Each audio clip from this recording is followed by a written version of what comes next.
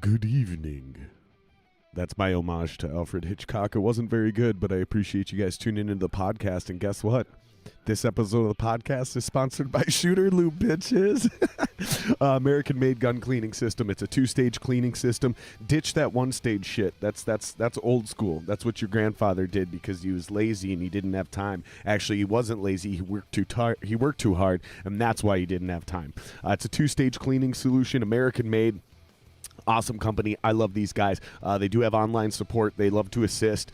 Free shipping on all orders within the U.S. and 100% satisfaction guarantee. 100% satisfaction guarantee or your money back. For $20 you can get the Shooter Lube combo. It is literally it's the cleaning solvent and the oil. And yeah, they also have like another thing where they got a cool t-shirt with their logo on it for $40. Regardless, whatever you do, doesn't matter. But guess what? If you use Singer as your checkout code, you save 10%. If you don't know anything about this shit, you guys, like I said, I do use it on all my guns.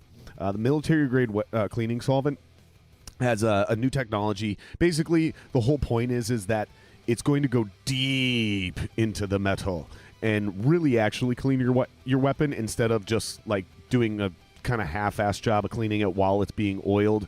It's odorless, no water, fully evaporates, leaves no residue, no hazardous ingredients per the EPA, high flash point, non-corrosive. It doesn't freeze and it's non-flammable. The weapon's oil is also fucking sick as shit because it's the same thing. It builds a bond with the metal in and on the pores of the metal. So it is biodegradable though, this oil. It's non-flammable, it's non-toxic, it's 100% synthetic, low odor, non-staining, offers rust and corrosion protection, and it reduces wear and friction. So you can feel good knowing that your guns are well taken care of. And in these trying times, you guys, where we got coups every other week, I'm just kidding, there's still only one coup. But it seems like every other week we're about to start the second Civil War. Make sure your guns are fucking clean and ready to rock and roll. Use Singer at checkout to save 10%. Obviously, this episode's also sponsored by my Patreon. Go to patreon.com/JaredSingerLive and join that bottom tier, you guys. It's only $3 a month. It's general support. Helps us keep the podcast going, maintaining and upgrading gear, so on and so forth. And then I also have a $4.20 tier and a $6.90 tier. So, yeah, go to patreon.com/JaredSingerLive and join that motherfucker right now. Today's episode of the podcast, I'm extremely fucking excited for you guys. I'm not going to be doing a lot of these where I have on virtually an entire band, but today's a special occasion because these are my buddies, and I wanted to have them on. So, Alexander Kelly, Daniel Koppy, both of these generous, gracious sluts have been on my podcast before. But they're bringing on their buddy Steven. They're bringing on their band member Steven. So we're going to have basically the whole fucking band on the podcast today, guys. I'm fucking pumped. These guys are brutal.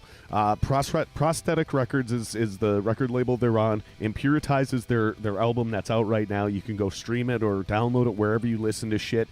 They have merchandise online. I believe it's reapingasmodeia.limitedrun.com. I believe that's what their address is. Either way, the link's in the description, so don't worry about whether I'm saying this shit wrong. They got the whole deal. Check it out. Let's welcome to the show, Reaping Asmodeia.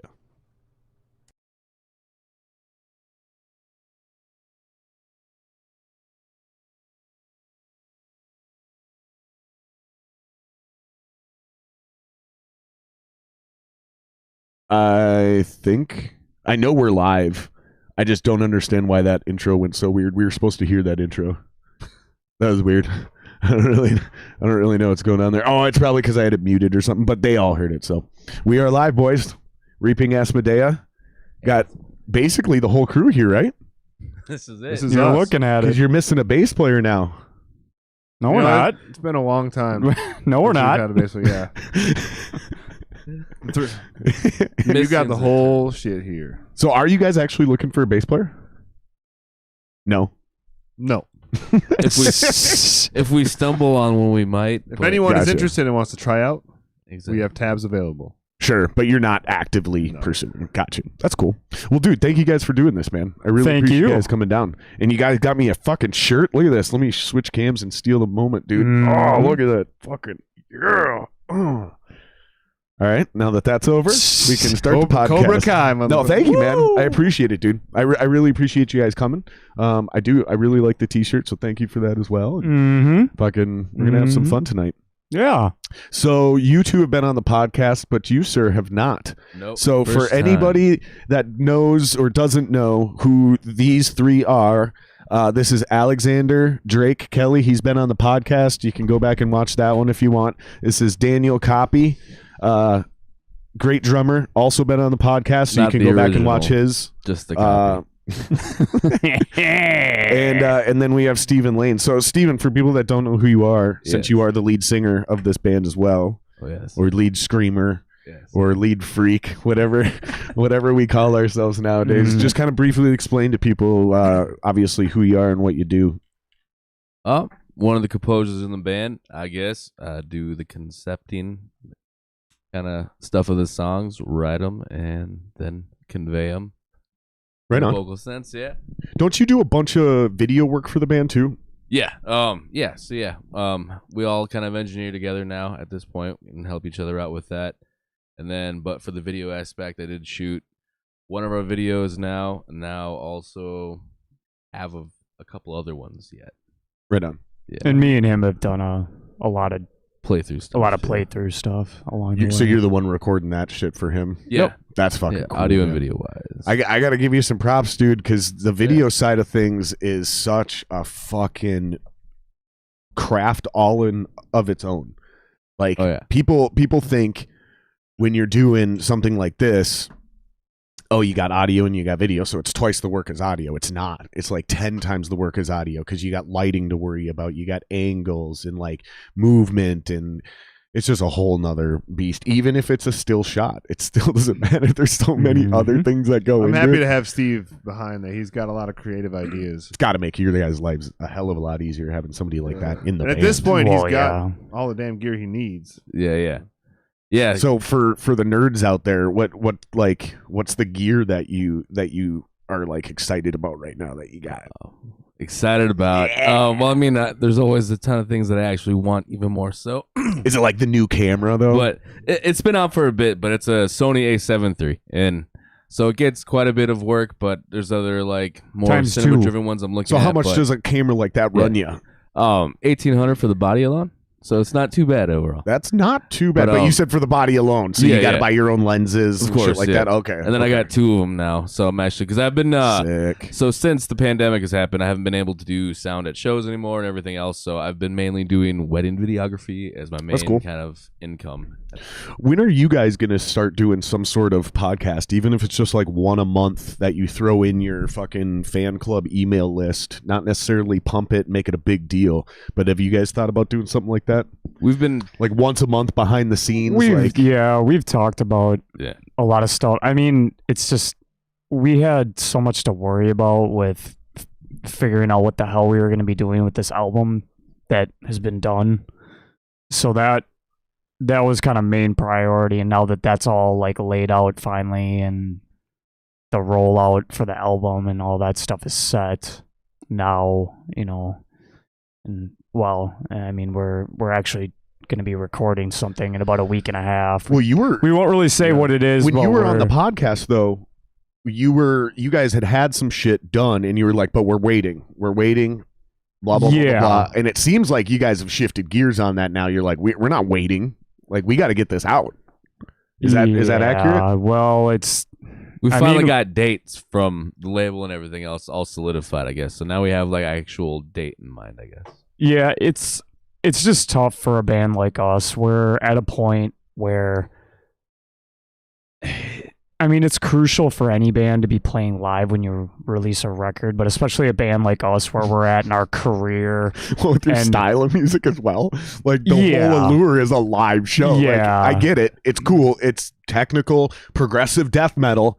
But like seeing your band live is a completely different experience than Yeah. hearing you on iTunes or Spotify. Completely. So yeah, that was It's like Kiss almost without the makeup. But seriously, like we basically were holding out as long as we could to hopefully be closer to a time period that would allow us to be like in some proximity, be playing some shows and doing some touring. So what can you announce? What can you talk about? What are the plans that we can get hyped about and get excited about as fans and supporters of you three gracious sluts? Yeah, I know we can't really tell you the dates, but like it's coming. It's coming and it's set. We've been saying summertime. I mean the record, a new album. The album, new Reaping material. Is there shows, video content? Well, concerts or tours that are being tossed around? Any idea? Music? I mean, it's gonna be out, this summer. Like Alex said, it's like we're not gonna really say the dates and exactly what. We'll be sharing a lot of stuff coming up really soon here. Now, it sucks that I hate that so much when bands and artists are like, "Oh, we're working on something huge. We just wait." It's like that bullshit. But we've had this record done. It was finished last year, with the mastering and the mixing and everything, and now it's like set.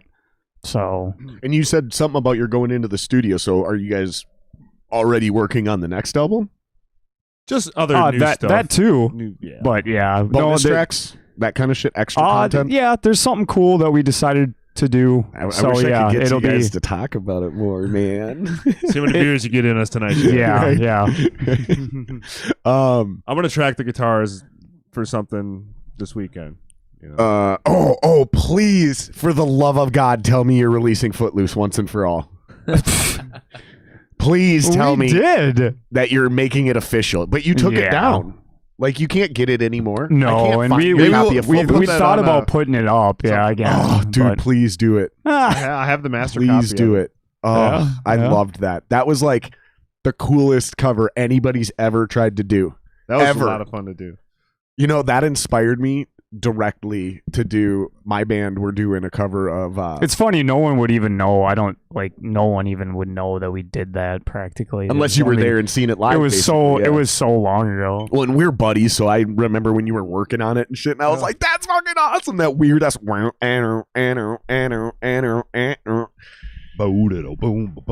it's so fucking dude, that shit inspired me directly. So my band's doing a cover of Let's Hear It for the Boy by Denise Williams. Let's hear it for the boys. Hear it for the boys. Yeah, dude, it's gonna be awesome. It's a hot track. It's gonna be great. I don't know if I believe you, but it's gonna be awesome. Because I got a buddy. He's a bit. You guys actually probably maybe know who he is. He was on The Voice. His name's Ezra. He's this big Samoan gay dude, and I'm gonna have him sing that song, and it's gonna be awesome because he's got like that really beautiful R&B like sweet voice. We're not gonna try to I'm not gonna let Jeremy cover that like in our rock band. Like, no, guest appearance, guest vocalist, bring out Ezra because he'll fucking sing that shit with attitude, man. You know what I mean? Like, it's gonna be fucking cool. I just got to figure out how I can get it to sound right, because the main riff's easy, and I'm sure you guys struggled with this with the Footloose thing.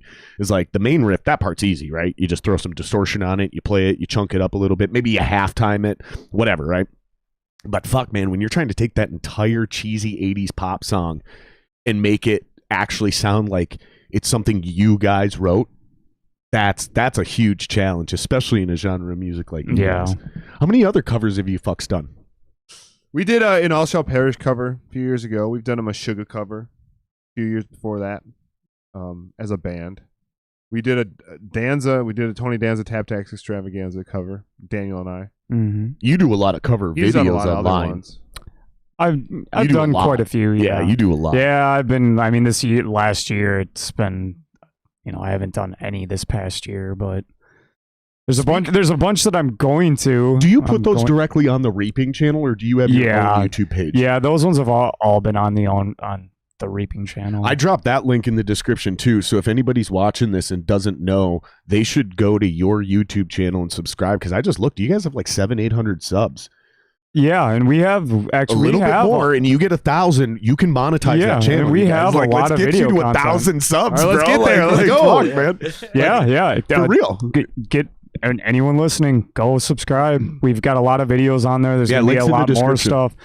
There's a lot of stuff on the Prosthetic channel as well. So like our music videos for the past couple of years and all that, that's all going to be on the Prosthetic channel. So subscribe to theirs and ours. Or not. Or just yours. I'm just kidding. I'm just kidding. I actually had a hard time finding your channel at first because when you YouTube your band, Prosthetics Records, their YouTube channel comes up first with you and all your shit that they've posted. And then there's some other people that have posted videos that they've taken from your shit. Like random old ones, but they have like 1 million followers on it's crazy. Some of these guys that have like 1 million subscribers and all they do is go to concerts and take snippets and put them up online. And it's like, whatever. But you're like the third one down there. So I put the description in there, man. I'd love to see you guys get to 1,000. That's fucking hard. People have no idea how hard it is to get to 1,000 subs on YouTube. It was a ball wrenching like grind just to get to 100. Yeah. Like it was fucking hard, you guys. Like I almost quit the channel. That's how hard it was. I was like, this is unrealistic. You've had it for a while. How do you even get to 1 million subs is what I'm thinking. I'm like, this is impossible. It's rigged. It's not. It's not. You just got to keep doing it. It's just like being in a band. You just have to keep putting out content and literally let everyone else quit. Like I swear to God, that's one of the biggest keys to success. Like if you're decent, right? You care about your craft, material, right? You care about your craft. Yeah. If you just keep going, because everyone goes, there's so many bands out there. Oh, you'll never make it. It's like, yes, there's 1 million bands that are started every single day. But guess what? Just all 999,000 of them break up a year later. So there's only 10 bands a day that are actually making it and keeping going. That's true. That's an absurd numbers analogy, but you guys get my point. You know what I mean? Yeah. It's like, fuck, dude. You just got to keep going. And especially with the internet, like you will find a following. You will. I mean, look at Cannibal Corpse. Look at how many shitty punk rock bands are out there. You know? And they fucking, that's all they do is they make money playing music. You're chuckling because you know exactly what I'm talking. There's a lot of shitty punk bands out there. They make a living doing it. You got a niche and you know, market yourselves right.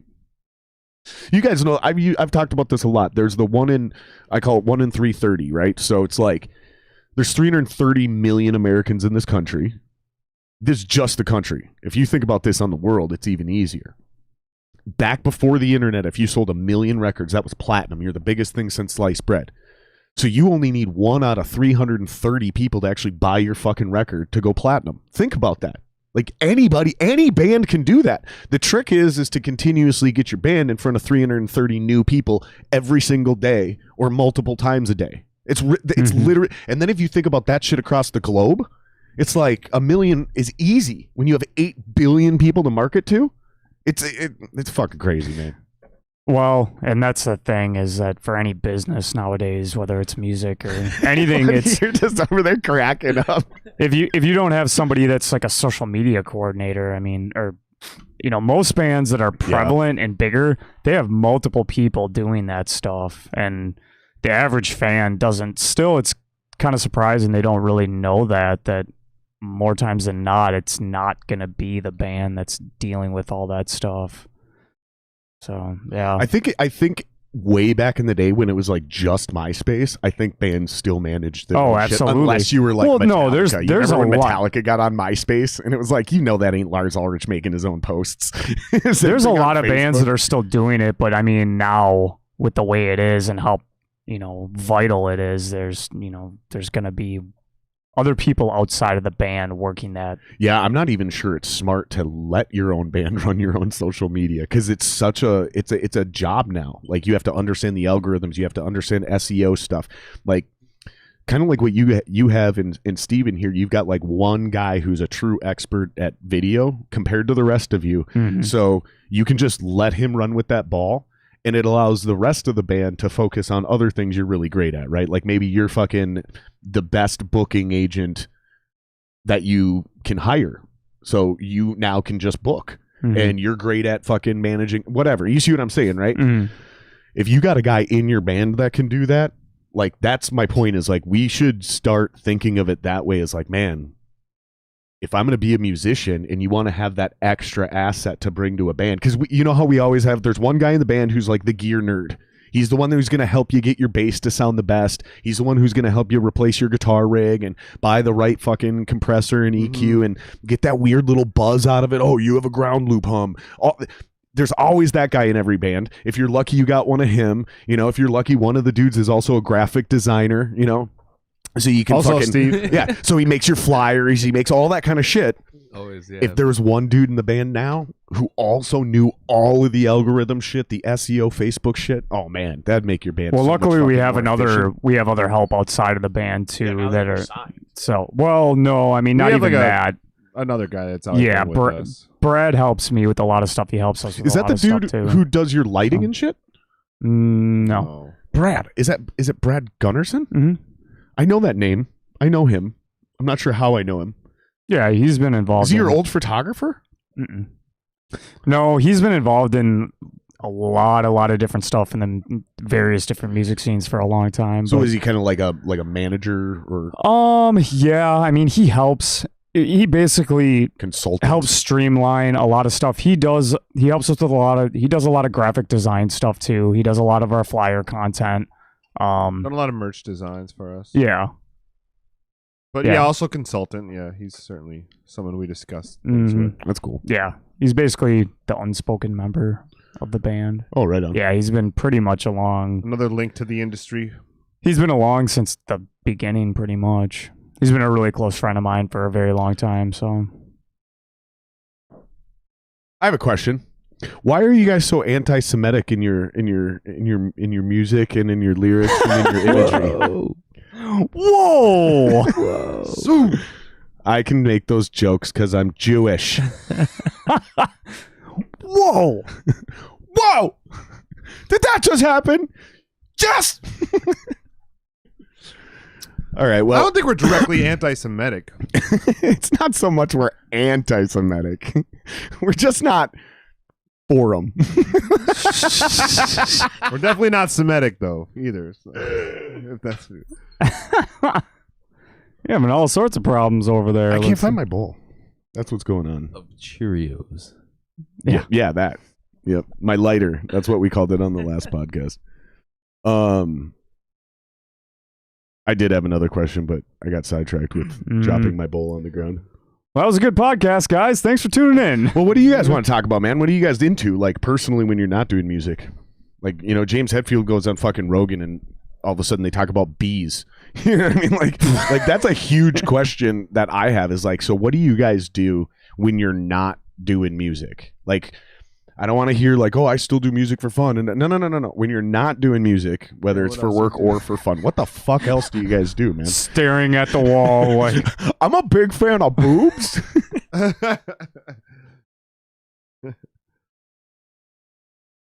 Alex, what do you do? You guys are huge fans of awkward silence.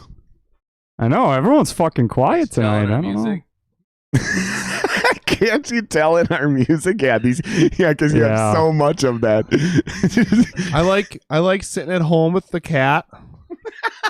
You fucking tool. You know, I have a cat now. My roommate moved in with a cat. Cool story, bro. It's fucking cool. Cool Obviously, story, it's big bro. enough. I'm going to mention it when you ask me the question of what do I do outside of the band. You guys dating anyone? You single? I got a cat. So you're getting some pussy. Whoa. Bing. What about I've you? had a girlfriend. I've had a girlfriend for about 8.5 years. Yeah. Serious girlfriend. Wow. Mm-hmm. Very That's a long serious. fucking time. Yeah. I kind of hate that term at that point.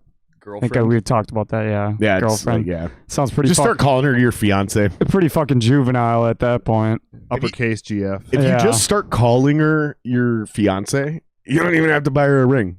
you somehow skirt around. That's it. the easy out. Yeah. I didn't do that with my wife, but I did that with a couple ex-girlfriends. Yeah. Yeah, you just start calling them, introduce them. Oh, this is my fiance, and they're like, "What? He called me his fiance." Yeah, it's meaningless. It means nothing. I ain't buy you no ring, bitch. I ain't making no payments. So Alex, you sit and hang out with your cat. That's so fucking. That's- you don't that's do all that. you You're do. Such a fucking. No, that's, You're such a goofball. that's part of what I do. I mean, I have a cat too. It's fucking huge, but I have a huge pussy. He had a cat before me. You got a big, And he had a big pussy. old First cat. cat named Merlin. The first cat ever made. I mean, I like dogs. I like animals. You know what? You like dogs? I like the winter time. I'm gonna go snowboarding tomorrow. I fucking love snowboarding. Getting some air, shred the gnar. Dude, I haven't been snowboarding in so long. I would love to get out and do some skiing or some snowboarding. I gotta say, I went sledding on last Sunday, and I haven't gone sledding in like I don't know, 5 years or something. I don't know, probably longer than that. I'm an avid sledder. And and I went to a place Steve recommended, and that was the most fun I've had since I can remember. Man, I thought a I was good gonna hill. die. I won't even I was say laughing where it's so at hard. on here. Right, Missed that was one. good. Yeah. It's disclosed. We'll go Mhm. again. I got a few bruises, but I believe I it. like to go explore, and I like to go on adventures and go hiking. And go When's the last time you've camping. been discing? Yeah, I was thinking about that. I haven't gone discing. I used to go disc golfing. We used to go every day. Fuck, dude. Every single day. Literally. One summer we went every day. Yep. And then I literally blew my shoulder out. And that's pretty much when I stopped. At Springvale, trying to throw him at the No, I baseball tore it. diamond. I tore it at my fucking grandpa's house. Me and my stepdad throwing a football like 60 feet in the air, 70 feet straight up in the air to try to knock a hornet's nest out before the bees came back. And This took is a it segue back. to bees. All right. There you go. Now we're on bees. Now we got a good podcast going. But yeah, no, I fucked my shoulder up, and I didn't know I fucked my shoulder up, and it caused a cramp that I didn't address properly, and I thought for the longest time it was a thing in my neck, and I think just now my shoulder's probably healed up and strong enough that if I stretch and do everything right, I could probably actually go out and play some fucking disc golf again. Because that shit was fun, dude. It is nice being out there, man. Like, there's something about just walking around in those There are parks. some new courses since you've been to, and since I even used to go. That there's one I went to where there's golf carts you can take around the whole course too. You ever gone to that place with the fucking, they call it the Honka House? Yeah, It's in like it's Wisconsin. in the top of Wisconsin. It's called the High Bridge. Yeah. I went there with Pat like 10 years with ago. Ruland. Yeah, we I wanna stayed, go there. we You stayed guys in the disc Honka golf? house in there. You guys disc golf? Not as much as him, but I do. I don't got time for that bullshit. No, I haven't. I don't have time for that hippy dippy won't find stoner. Dan Do I look like a loser? Loser. Dan Every now doesn't and smoke then. enough weed to I disc don't. golf. Yeah. Are you kidding me? But as you're talking so about actually, hiking, I'm the loser. that's like one of the things that we do when we are on the road. That's Smoke weed. Hiking?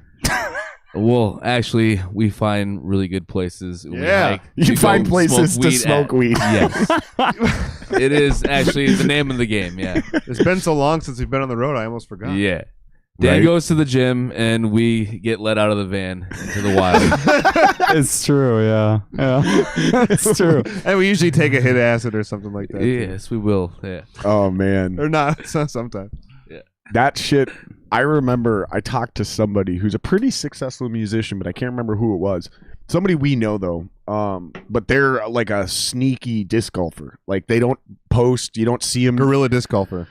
I can't remember what his fucking name actually is. It's going to bug the shit out of me. But he told me he booked an entire tour specifically around certain disc golf courses. So when he was on his off days, there was a disc golf course en route between where they were playing and their next show. So they'd put a day in between. They like doubled the length of their tour. So there was always a day off in between shows. And then they'd go disc golfing on that off day. And they were like, we don't care. So we would do that with national parks and dispensaries. And That would smoking be weed. that. Hiking, we got a lot of fun. Good Fun hikes. tree bridges we've climbed. I do like hiking. I do like getting out there and doing that shit. Camping too. I bought a fucking. You guys ever slept in a hammock? Like not like He the, brings one with. When not we're the on rope road, yeah. hammock. You know, not like the rope hammock that your grandma had. Like No, the sheet style one. The Enoch. the cocoon type. So there's Yeah. there's a Yeah. trick for that though. I don't know if you know about it, Jared.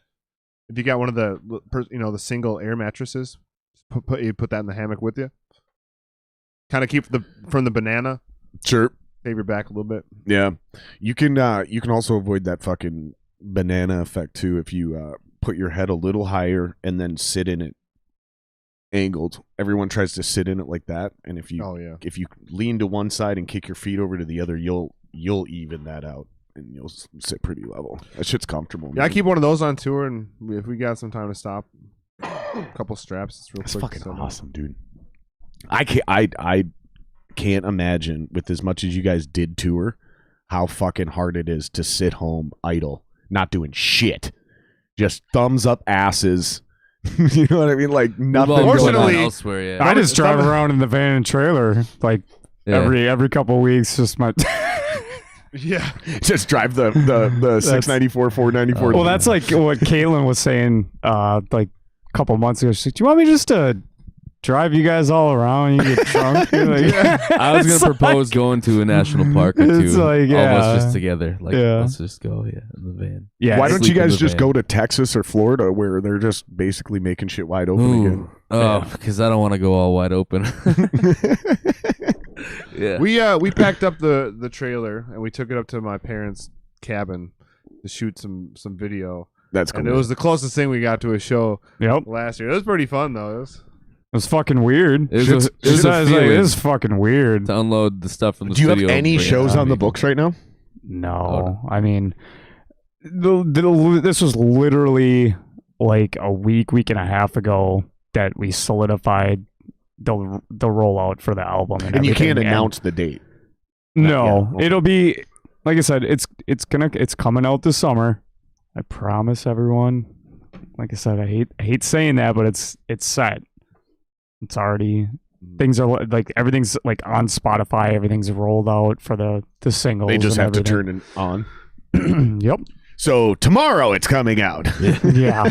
Say we're Surprise. Whether there's shows or not, then we'll be readjusting our approach on just kind of releasing content. Then we probably will do like a live stream then of an actual show or something. Someday, I hope that this least. podcast becomes credible enough to where you guys can come and make that announcement here. Like you can straight up okay it, like, hey, we want to go on this dude's podcast and announce it. Like that's where we want to like do our thing. Surround the ad campaign around that. That'd be fucking cool. We'll That's make gonna it take happen. a long time. Yeah. It's gonna take a long time before I hear those kind of creds, boys. I can say we're stoked on the artwork. Not the music though. The I artwork get turned out music. great. That's how I took it too. Artwork exactly turned out how I took it, fucking like- sick. I was like, Well, it looks and cool. I didn't I say mean, if anything it- 'cause I someone was can- waiting for a joke. I'm if like they can waiting see for a it, classic then, punchline. yeah. I'm We'll waiting get for Alex. to the music. Yeah, there's no punchline right now. That's it.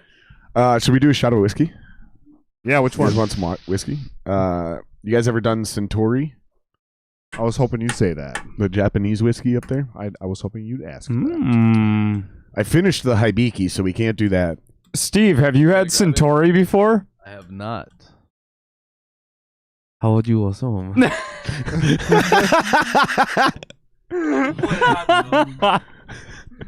But no, the other one.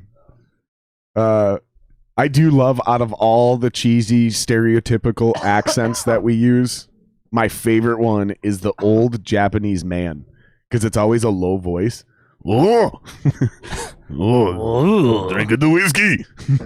You know what I mean? Though it's like that's not you're not actually making fun of an old Japanese man when you do that impression. Like he sounds tough as nails.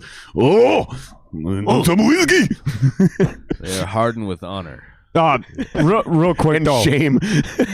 And both, yes. Real quick from what you were asking. Keep talking, I can hear you. The idea behind when the record is coming out was centered around hoping that there's going to be the possibility of stuff happening in some capacity. We're hoping that at that point, since it's still a ways out, that is going to be a pretty good possibility. So They do recognize that we sell more albums, obviously, when we are on the road. And Right. that we do sell a anytime we are on the strange road, yeah. amount of albums and it's good because we all hustle and we all we enjoy talking to our fans and we want to, and we want to be there. We're not just there to play the show and be done with it. We want to talk to the people that give a shit about what we're doing, and We're there to be a part of the show, not just to play it, for sure. I think that's really important, and that probably helps you guys sell all those records. we'd like to think so. I mean, we also kind of started the podcast off talking about like seeing you live is a completely different experience than just hearing your record. Yes. And I meant that as a direct compliment because, like, I mean, we've all been friends for so long, and I've never been into brutal death metal. I've never been into it. You know, the heaviest shit I was into is like Misery Signals, you know, which compared to you guys is kind of cookie cutter. I love you know? Misery Signals. I know. I fucking love. I think it's great. I'm also super into I love them Koppy too. so it's not like we're not like measuring, you know, heaviness dicks here, but You got me into Coheed. Did a I? bit back in the day, yeah. that shit, dude, is that's my favorite band. I mean, other than Metallica, I think Koheed. They're just so good at everything. They can get as heavy as they want, and they can get super gay, and they don't give a fuck. They will do everything in between. And the thing I love about them the most is they have their own sound. Nobody else sounds like them. Like, Yeah. you can try to sound like Coheed, but you're just not going to. They're like a Metallica. They're like one of those bands where they just have their own sound. Period. But what I meant by that, saying it's a different experience when you guys see you live, is because I remember seeing you live and it was like, oh wow, this is way different. Even though I recognize these songs because Alex has been playing them when we get drunk and watch football at my house, it's not the same. Like, oh, I remember being like, wow. So like, for me as a listener, I have a hard time. Like, I downloaded your album. I have it in my library, but I have a hard time. Like, yeah, I want to jam to some Reaping while I'm driving. But when I go see your guys' show, it is virtually impossible for me to not actually get into it. And it's not just because I'm your guys' friend. It's because you guys' fucking live show is awesome. It's the vibe. But it's also how good you guys are. And that shows live. You can see that. So I'm not super surprised that you sell a decent amount of records on the road. I'm really not. Like, it actually kind of makes perfect sense because, yeah, you're going to have a hard time selling records because you don't have singles. You don't have hits. You don't write, pop choruses that stick in people's ears and they're like, I need more Reaping in my life. Hey, Taylor well, you Swift. haven't heard the new you ain't fucking heard the record new then. one. God damn it. Okay, well, when you cover Maybe if Taylor you- Swift, come talk to me. Maybe if you're good, we'll play you a song. So, after the yeah. Cheers, boys. podcast. Hey. Oh, it's the whiskey. It's good. It's not bad. I still sip it. You guys can shoot it if you want. Oops. Yeah, that is good. I mean, I did say let's take a shot, but Well, yeah, and before we started, you said shots. I think. yeah. Right? And I'm a whiskey bitch, so I'm just now starting to appreciate whiskeys. I think I feel like I'm just getting old enough, That's pretty good. and my pal, I'm like literally just getting old enough and like quite literally manly enough to be able to just drink straight whiskey and like actually taste it and appreciate it.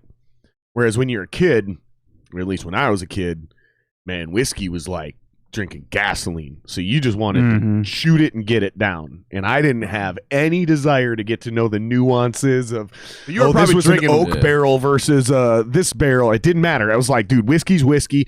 I've tasted $100 whiskey. It tastes like shit. Now, totally different story. Now it's like, oh, I can Tastes like taste shit. your bullshit Jack Daniels or your Evan Williams, and then you start getting to stuff like this or what fucking Tim Java brought, which is that Hibiki. He said that's his favorite whiskey. He came and gave me that, and that shit was like, wow, okay, yeah, now I get it. Like, I really actually truly understand. You like a Japanese whiskey? Is that your favorite style of whiskey? I don't know. I just literally, it's the same brand, and he bought me the Hibiki, and so I bought the cheaper version of it, which is what we're drinking, the Toki. It's the same distillery, Give us slightly cheap different stuff, flavor. huh? Well, dude, the Hibiki's gone. The Hibiki's straight up gone. Like, we drank that shit way too fast, and I can't find it. Like, I keep going to go buy another bottle of it and replace it. I can't fucking find it, so I gotta go on a where quest. he got it? You know where he got it from? Total Wine and Spirits. I think he got it from Kowalski's. 'Cause Maybe he lives like right down the road from me. does he? Yeah, I that's believe true. I believe they have it Yeah. there. So He's I a go fucking there. sweet dude, man. Like, I Yeah. had never met that Tim's a guy great guy. before. Mhm. I ran it. We told the story on the podcast, so I'll just tell a short version. But basically, he is now in another band called Elehu and Jefe. Mhm. And I met the singer of that band at my grandpa's metal shop when I was running the press break, and this dude came in to fix our shear machine. So he's carrying around wrenches that are quite literally the size of your fucking leg. Like huge wrenches, because he's got to like take apart a huge machine. Fucking bolts are like this big and shit. Like no joke. Wild. And I'm telling a story about Chum Fiesta and Major Rager, because I just kept saying Major Rager, like, yeah, fucking gonna have a Major Rager this weekend, you know, blah blah blah blah. And this old guy, he's like, why the fuck? What is this Major Rager thing? So I had to explain to him what a Major Rager was and the story behind it. And all of a sudden, I bring up Dead to Fall, but I can't remember their name properly. I keep saying something else, and all of a sudden, this dude stands up and he's like, are you talking about Dead to Fall? And I was like, yeah, you must be a big local metal fan too. And he's like, no, that's one of my best friends. And I was like, get the fuck out of here. So we exchange Instagram information. I reach out to Tim like a year or two ago, just like, hey man, I ran into your buddy, fucking blah blah blah blah blah, small world, hit follow. And then when I started this podcast, I hit him up in like September, and he finally came on in December. It was the first time I actually talked to him face to face, was when he got here for the podcast. Like even all the pre-shit was all emails. I was nervous. I was like, God, I don't know if this dude's gonna like be able to have a good conversation. I don't know if he's like gonna overtalk me. No, or, he's a super nice guy. Awkward silence, but I didn't know that. Yeah, well, I yeah. had no idea. I'd never spoken a word before. That is one of the nicest, most kind, sweet dudes I've ever met in my life. It was one of my favorite podcasts. We set the record for the longest podcast we've had. We went 6 hours. I was gonna say, because I listened and 6 watched fucking like hours. an hour and a half of it, and I think I just kind of forgot that. You know, it's like because it was on to the next one. Because I think a lot of them of yours, I end up listening to like half of them because they're long. Yeah. But, I mean, dude, I don't even take offense to that. Like, if I get you for 20 minutes, that's a legit win, for real.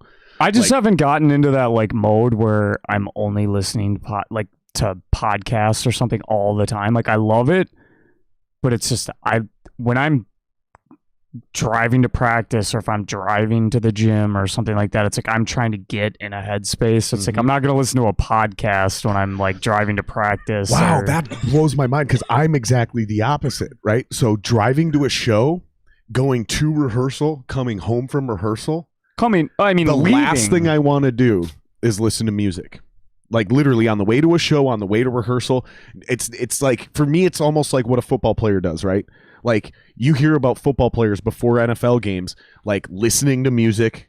Ray Lewis used to talk about how he used to watch Gladiator with Russell Crowe. Literally, he'd wake every morning, every game day morning, he would wake up, and at 7 a.m. he would hit play on Gladiator, and he had his routine perfectly timed out. So as soon as the credits started playing, he did X amount of push-ups, he did all that other shit, and he would arrive at the stadium at 11:01 or whatever the fuck time he needed to be there.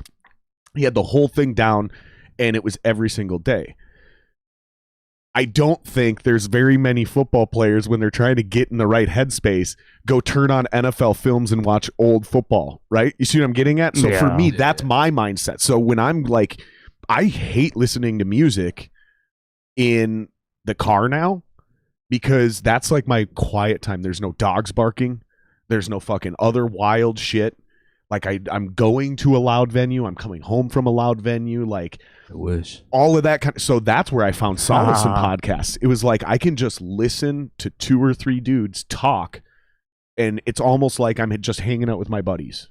And that's where I found. So that's kind of mind blowing that you say that. Like, well, I mean, leaving like when I get done practicing, or we get done like practicing or something like that, there's plenty of times I'm either driving home with nothing on, or I'm listening to something super different and somber, or maybe a podcast. But do you where do you listen to podcasts? Like, is it mostly YouTube? Is it Spotify, iTunes, shit like that? It's right now it's still YouTube usually. Yeah. And this is the thing, is like, I'm very interested in why you think this way, because my buddy I had on, I can't even remember which one it was. I have so many conversations now.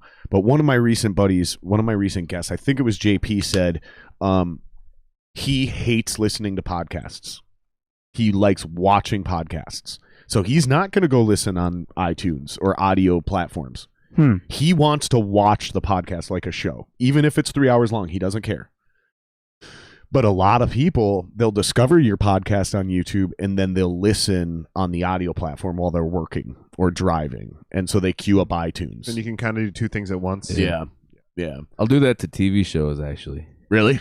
Yeah. Yeah, Like, see, you know, a lot of TV shows that go long run, and you can you get used to the whole characteristics. You can see what they look like when they're talking, their emotions and everything. And when you can just Pull that a hear little it, closer to you, bud. and when you can hear it, then you can kind of just tell. You already know like what the office looks like every time, what work looks like, what the city looks like. What So home are you looks like. saying in like a show you've already seen or even a new Just show? in the beginning? So like I'll come across something like that, and then I can listen to it while doing that. But I can see how the podcast would be a similar thing, just like that. Then I just think it's Where you'd see interesting it that and like then eventually yeah, it listen. was JP. I think it's interesting that my buddy JP was like, I want to watch the podcast. Because guys will talk about this too, like, oh, I'm thinking about doing a podcast, but I'm just going to do audio only, and like I would be like, yeah, don't do that. Like you're gonna get lost in the I think show. it's Because just you because have to do everyone video needs- now. I think you have to do video now. Even if you're listening, even Yeah. if 90% of your fucking listeners don't watch your videos, like if you don't have video, it'd be like, I was just giving you guys shit about this when we were booking the podcast. Like you guys need a real fucking website. Cause like you keep there's so many Yeah. other links. Like I bet you if Just Tim a were to hub. audit you or if my other buddy were to audit you, they'd be like, you guys are doing everything right except this one thing. You're basically your presence is scattered, right? You don't have your Mhm. own website to bring all of that traffic back to where you can start tracking cookies. You can start seeing how many people a day from what part cookies. of the world, because that's when you can really start using those analytics is you have a real website. So you go, holy fuck, you guys, we have like 80,000 people a day in Poland going to we should fucking go to Poland and do a show. Like regularly, like they may not be buying our albums, but they're listening to our shit. Like they're going to our website, they're perusing, like, and they're spending time on our website without a real fucking website. Cause I just heard this dude talk about this today. His name's Roberto Blake. He's the guy that all the other YouTubers and all the other SEO people listen to. And he's on my train. Like I've been talking about this for 6 months. Like social media is basically over. Like it was cool when MySpace and Facebook and Twitter first came out. And if you were on those platforms or TikTok right away, you could blow up. You could become a star overnight. But if you're jumping on those platforms now, they've all already been polluted and diluted. So the problem is, and why there's significance to what I'm saying is because those platforms are free for you and for your fans. So you're not in control of shit. You don't get to collect any data. You don't get to track any data. You're the fucking data. Like Facebook is making more money off of you by being on Facebook than you're making. And that's the fucked part is you gotta be on Facebook. You have to. But is what I'm simply saying is every single thing you post on Facebook should be nothing more than a thumbnail. And you kind of understand, if you're a graphic designer, you probably know exactly why I'm going down this train. An engaging thumbnail that makes people want to click it. And then everything just gets sourced back to your website. Even if it's just to push them back to YouTube. Yeah. It doesn't matter. You got to pull them to your Through the website, get that data, understand where your fucking customers are and your fans are coming from. I've been and seeing then some bands doing that. I'm telling you, that's the future, dude. Like, and if it's just like Facebook and MySpace. If you wait 3 years, then you're just going to be lost in that shuffle. Like, this matters if you do it now. If you do it now, you can actually like really track progress and see progress. It's like getting on MySpace that first month or TikTok that first month. That's the secret, is you got to get ahead of those curves. Because like if somebody's like, man, I've been hearing this Facebook thing's pretty successful.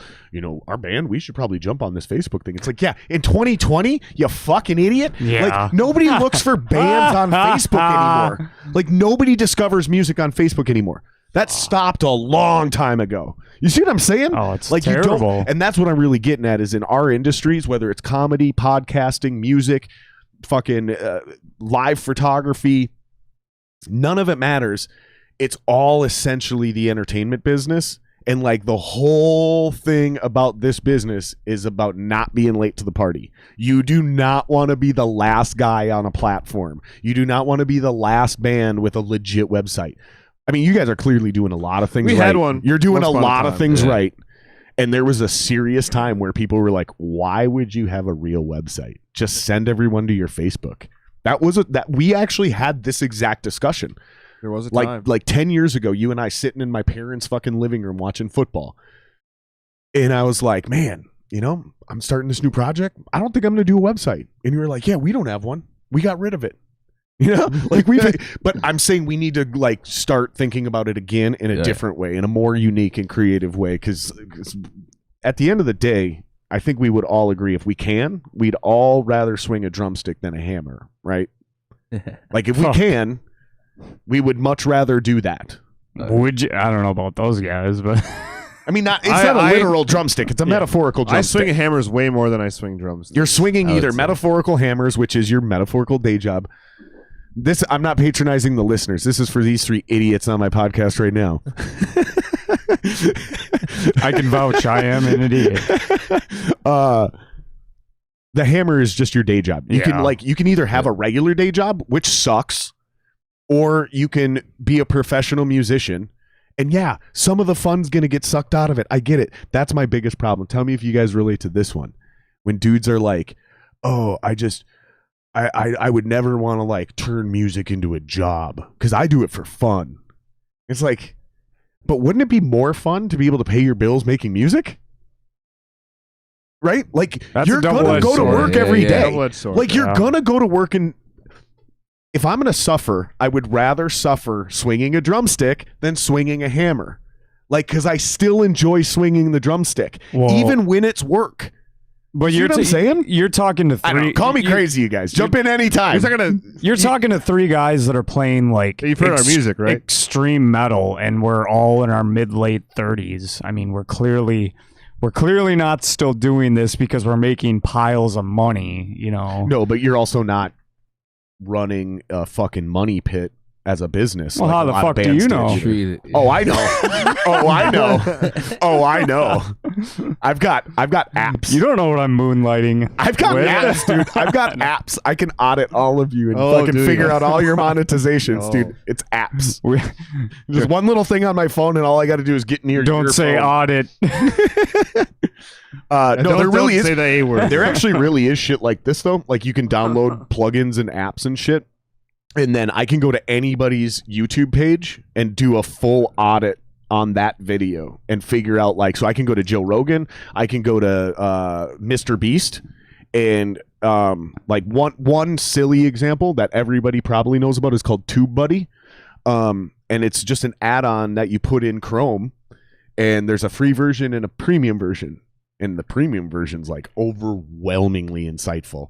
I could go to Rogan, and I do this. And I could see Rogan still only averages like a 15 or a 20 out of 100 on an SEO score. Like he's not even doing it right. Like he just got lucky. Really, he did, because he's doing pretty much everything wrong according to the internet. He's got a long form podcast, right? He doesn't do any of his tags properly. He's got 6 tags, the same 6 tags in every fucking video. I had you guys send me a long list of anything you're interested in that is even remotely affiliated with you. We should have put disc golfing in there. I ran out of tags. I had to pull my own tag. I did that real quick at work, back room. I ran out of tags. I had to pull my own tag. I have a permanent tag in every video called Jeremy Blake jerks off too much. And that's not true. He said he'd be watching us tonight. It's just because Jeremy Blake. Oh, he is watching. But when Jeremy Blake was on the special, he kept every joke was about his buddy JP jerking off. Like it was just over and over again. So JP and I flipped that. When JP came back on this podcast, I put the tag in there. Jeremy Blake jerks off too much. We do have some questions. Should we jump into the chat here? Oh yeah. So Jeremy Blake, just talking about you, buddy. You are in the chat. Thank you for watching. Man, I love Merlin. LOL. That cat rules. Ask Alex if he remembers teabagging that guy at my he said okayed. I think he means Old Townhouse. And then we all went disc golfing with him while he was trying to figure out who teabagged him. That's hilarious. Do you remember that? I honestly don't remember that. Good. That makes it better. That sounds like something. That makes it better. That makes that story way better. Because it sounds like something I would do and I wouldn't remember. But here's the thing: is that also sounds like Jeremy's the one that teabagged him, and he's just blaming you. Like we can also roll with that story. I would believe that. There we go. Does Dan Koppy still have small calves? You fucking know it. What They is, gotta that be is small clearly but explosive. okay. how it That's has to clearly be. an inside joke. Explain yeah. that. What's the inside joke there? Let my fan base in on it so we can keep that's this whole thing going. Well, that's Tiny calves. Is that like tiny DB. hands? Oh, that's son Is of a small bitch. calves like tiny That's hands? a buddy of mine that I used to work with, and a couple of the guys used to always give me Oh, shit. DB? because- Old DB? DB? Old DB? Oh yeah, But, I go way back. They used Yeah. to, Helped they him used to rob a give me plane shit one all the time. time because they knew I worked out and blah blah blah, and I'm a skinny dude, blah blah blah. I got small calves. I don't know. You're kind of jacked though, dude. Like you and I have the same build, but like if I take my shirt off and a little flab, I remember one time you took your shirt off, and Julian Savage. and it was at a show. You took your shirt off, and you went on stage and guest vocaled in some other dude's band, and I was like, "This dude's a singer too." I was like, "What the No. fuck?" I thought this guy was a drummer. Hardcore frontman. Yeah. Yeah. Hard You pseudo did it. frontman. You fucking did it, dude. And I was like, that dude is ripped. I think it was Body Beneath, actually. I think when Probably. That would've been the only when time Eric Kais was singing for Body Beneath and Pat Rulin was playing drums. Mhm. I'm Yeah. almost 100% now because I vaguely remember a That discussion. was probably at like the in end of it. St. Cloud or something. No, it was at the Rock in Maplewood. Yeah. Yeah, I think the Body Beneath played, Mhm. and Eric Kais was singing, Pat Rulin was playing drums, and you came walking through the crowd, and I think you had this like really tight, form-fitting shirt that had like a skull, like, but the whole shirt was a skull. The Punisher. Like, no, it was like the whole shirt was the skull. It So was the a eyes sleeveless were like- something. Yeah, It was- yeah. But that's here's all the we thing: is you know. took that fucker off and you went up there shirtless, and I was just like, Jesus Christ, he's better than me at I don't singing, remember too? that. No, God damn it! All right, Justin Boney jumped in. I think I said his last name right. He was on the podcast too. Shout out to Justin. My brother runs one of the biggest disc golf tournaments in the state. I think that means that we might have to sign up. I think that's what that means. I think Don't that means have me that on your we're gonna sign up. That does sound fun. You know we're gonna suck now. You know what? I decided we're stealing this chain gang. Like we're the chain gang. The chain It's either gang. that or we're the ace holes. Ace. It's one of the two. We were gonna create I a. remember when we were thinking about Alex the name. only knows what I'm talking about. So for the listeners and for you two, we disc golfed so much every day. We wanted to create our own like NASCAR team, Our team. so we could all join tournaments, and then if anyone from our team won, we won. Right? You see what I'm saying? So we'd have like basically 6 guys in the same tournament, and instead of us all just being buddies and going for our own glory, the idea was like we'll all join and we'll be a part of this chain gang or ace holes team, and then if any of us win, we're all winners, Bunch just of like ace NASCAR's. holes. Yes. Chain gang was not ours though. We found that on a disc golf course. That's what kind of put the idea in our head. yeah. We were like, And Ace Holes was the best thing we had. Yep, exactly. Like Is literally. disc golfing as big as it was? Like, I think it's bigger. I think it's bigger. I think really? I just well, think, just because I remember, like, I mean, I just think I the remember hype- when Alex would go all the time. Like, you know, I mean, that was But that was years like ago. 5, 6, 7 years ago when you used to go. I just all think the the time, hype and but- publicity is gone. But there's actually probably more Yeah, I people suppose. disking than ever. and more places to Yeah. go. Yep. Yeah, because the industry is not shrinking. Like There's none still of a those big parks are line struggling. everywhere all the Yeah, time. exactly. Because at that time music was life, but disc was life also. Do you remember me and Jason? What was that? Do you remember me? We had all these stupid sayings. Do you remember me and Jason? Disc golf around the world. Like Yeah. it was Jason made me just some- me and Jason that were into this idea of this stupid phrase, but it was like we're gonna disc golf around the world. And so, like, even when we would just go to Brooklyn Center, we would super like disc golf around the world. It's like 4 minutes from our house. Jared, you are one pathetic loser. Oh, I know. Yeah, no, this is 100%. Nope. I have some promo photos Jason made of me. I won't even argue with that, I'm just kidding. but I will the beat disc. most people in a fight if they say it to my face. Huh. Except if you're on my podcast, then you can say whatever you want to me. I get the exempt. I can say you're a loser. Yeah, there's no rules. No, it's here. fine. I'm a loser. It's about too. making you guys comfortable. And if you need to talk shit about me and call me names to be comfortable on my podcast, then let's do it. I don't feel the need quite yet, but Give it a little time. I'm sure we'll get there. Even Jew jokes. You get to make Jew jokes by proxy because you're on a Jews podcast. That's hard to say. Jew jokes. Yeah, Jew jokes. By proxy. You can say whatever the fuck you we're want. on your turf. Yeah. I'm giving you a temporary card where you're allowed, like we're playing Magic the Gathering. You all have a card where you can play for like, when you activate that card for the next 3 hours, you're allowed to make Jew jokes. Why we enabled the Japanese jokes earlier too. Yep. It's by whiskey. Cheers, fellas. And again, thank you for coming on. I really appreciate you guys coming here, man. Like, we have fun, we chill, we hang out, we fucking bullshit. But no matter how I try to rationalize what we do on this podcast, I appreciate people's time, and I understand it's a big ask to get you guys to come down here and hang out in my studio for 3 hours. So I just can't say thank you enough, and I just want you guys to make sure you guys understand how much I Cutting appreciate into you my being here. practicing time. I think it's boy. nice to see how far you came along with this, Jared. Thanks, man. You've I appreciate definitely taken it, took it a step further than when I was here last time.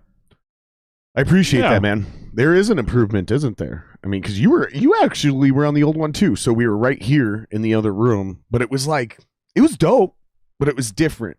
Like, I felt a little cramped. I mean, Your lighting in here is good. maybe a little better. Yeah. I mean, I've listened, like I said, I've listened to a handful myself. You listened to a handful of podcasts, including yours. yourself. No, I don't Listen typically to a like. handful of I don't podcasts like of listening to myself. myself like most people. So. Dude, yep. I had to stop listening. No. People ask me all the time, "Do you listen to your own podcasts?" And I go, "Not anymore. I can't." Like, fucking hate the sound of my voice. I already know all the mistakes I make. Can imagine how much. I much hate your people, voice I too, know. Dan. That's what I was gonna say. Every People time fucking you talk. God. God, if you just shut 13, the fuck up. 13, during 14 years rehearsals. later, though. Still hating his voice. Well. Still hearing it.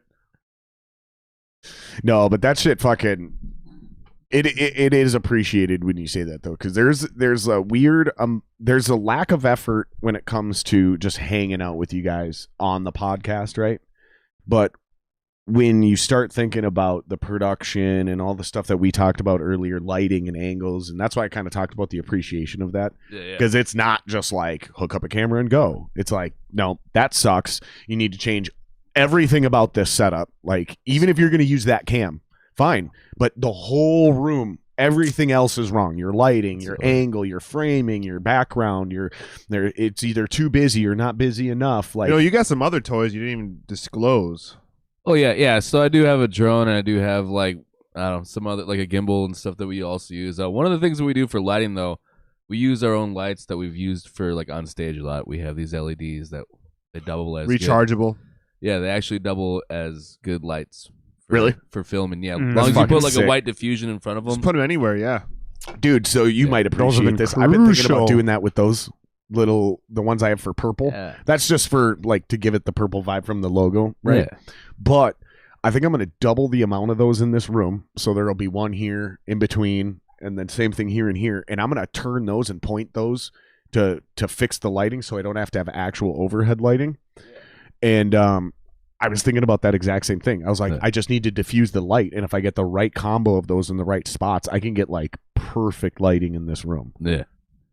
Purple and reds, though, are hard on the flesh tones. Yeah, they are. Yeah, it doesn't. The old Like red. this camera angle seems pretty good, but if I switch to like this one, or if I let you talk, so it switched, Oh, hey. Hey. you can see that purple on the back of his Oh, that chair looks a little bit. terrible. Yo. Well, right now, look at this. Your face. No, you're that lit up shot like on fucking- Alex. Me. Alex just looks terrible. Look at your fucking face in that shot, though. Oh, I'm fucking white. Yeah, dude, He you're is glowing in the blown dark out. like Casper. But on this one, you're not as bad. But again, this is my amateur. Glowing like Casper. This is my amateur hour. The fuck did you do? I called you the whitest dude in the room. That's what I said. I probably. Well, Why do you think I got my hat on? And that's sake. with a ginger I in the know. room. I was gonna say. That's with the I probably am soulless the ginger in whitest, the room. All right. Only from the chin down, bro. Back to the comments. Thrash Metal Studio. That's Andy Oltman's. Hey, yo. He says, Hey, Andy. He says Hey, pretty ladies. Fucking dude, Andy, what the fuck, man? Did you just assume their genders? That's not cool. Did you assume our that's not complexion? That's not PC. That's not appropriate, bro. That's highly offensive. And you've come into our safe space with mean words, and we don't like it. DB, this is also the longest I've seen Koppy not eating. Hey, Tim Java jumped into the chat. The Habiki! Yeah, dude, I'm a huge fan. You got to tell me where That's you got to what you get need. that. Some snacks. You do the drinks. You need snacks. Fuck you. Yeah, fair enough. Bunch of crunching in the microphone. He just said, fair enough. He just said, fair enough. Point taken. Fuck you. No, it's actually No, that's a terrible idea. I thought about that because no, it would be nice to like munch on something, but no, dude. Oh, no, that would be microphones. terrible. Yeah, Maybe that would like be Werther's terrible. Originals or something. Some Somebody you could suckle ASMR or on. whatever. Dude, in fact, that someday would be when I get a terrible. real board, where I can like digitally create a new source for each mic for the cam switching, but it's still all on one board. Customize a gate. If we start doing fucking like wine and cheese and shit, like I'm muting your ass if you're eating cheese in the mic. Like I want to be able to just mute your fucking mic. Like Well, at that. this Just point, boom. who the fuck is eating a piece of cheese with their fucking mouth up against the mic? Well, Listen to any podcast. probably this guy. Not once. I Not believe once. that's a different category on Pornhub. ASMR. Proxima cheese. Proximity. cheese. I'd watch it. All right, we're not going to get out of this podcast alive if we don't address the puns. Like, this is something that has been going on with you for 15 years of me knowing you. I love it. The problem is I'm so stupid that I never catch them in real time. It's always like a couple minutes later where it finally hits me. But so many people in our scene, in our industry, fucking hate the puns. And between you, Alex, Kelly, and there was one more dude that started to really get in on it. I can't remember who the other dude, but it was you, or I'm sorry, I just said your name. Yeah, it was you said me twice. It was you, Kyle Skoldquist, Yeah. and one other dude. I can't remember who Kyle that and third I. dude was. Kyle kind of helped. Kyle started the whole between goddamn Kyle thing. and my father. That's who groomed me into this life that I live. With the puns. I believe it. It's relentless. Yeah. Like when you get on a pun run. I really, you know. Oh my god! Pun run. I almost hate to be even bring it up these days. I just forget that I say puns. You guys want another beer? I'm gonna grab a beer. You guys want one? Yes. So good. I'm good right now. Yeah. You want one? I'll take one. You want one of them? Let's check. Let's do a beer check on Steve here. Oh, I'm still good. I'm just seeing if he drank more than 3 sips. Oh yes. Jared, you know what? Open one of those jalapeno creamy ones, and maybe just gonna say I'll have some of that. All right, so I bought us something special, boys. I bought us because there's 4 of us here tonight, so I just got a 4-pack. But this is a smoked jalapeno cream ale. So my knowledge of brewing is there's definitely going to be non-fermentable lactose in here. So if you're lactose intolerant, you're still going to be fine. If you have like some weird dairy thing, you're fine. It's not how that works. The non-fermentable lactose is going to give it that creamy vibe. If we were to pour this into a cup, it'd get that really nice, beautiful, thick, white head of foam at the top.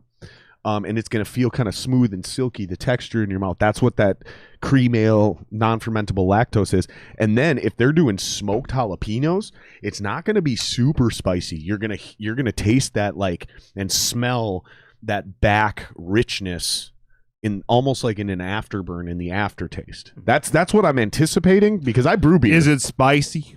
I'm It might have a little bit of I'm gonna spice. try just a little bit because I'm not really drinking like a lot of that kind Do of you have stuff any right now. glasses down here? Because I might. I'm gonna I'd be like a to pour one of these bitch. into tree glasses.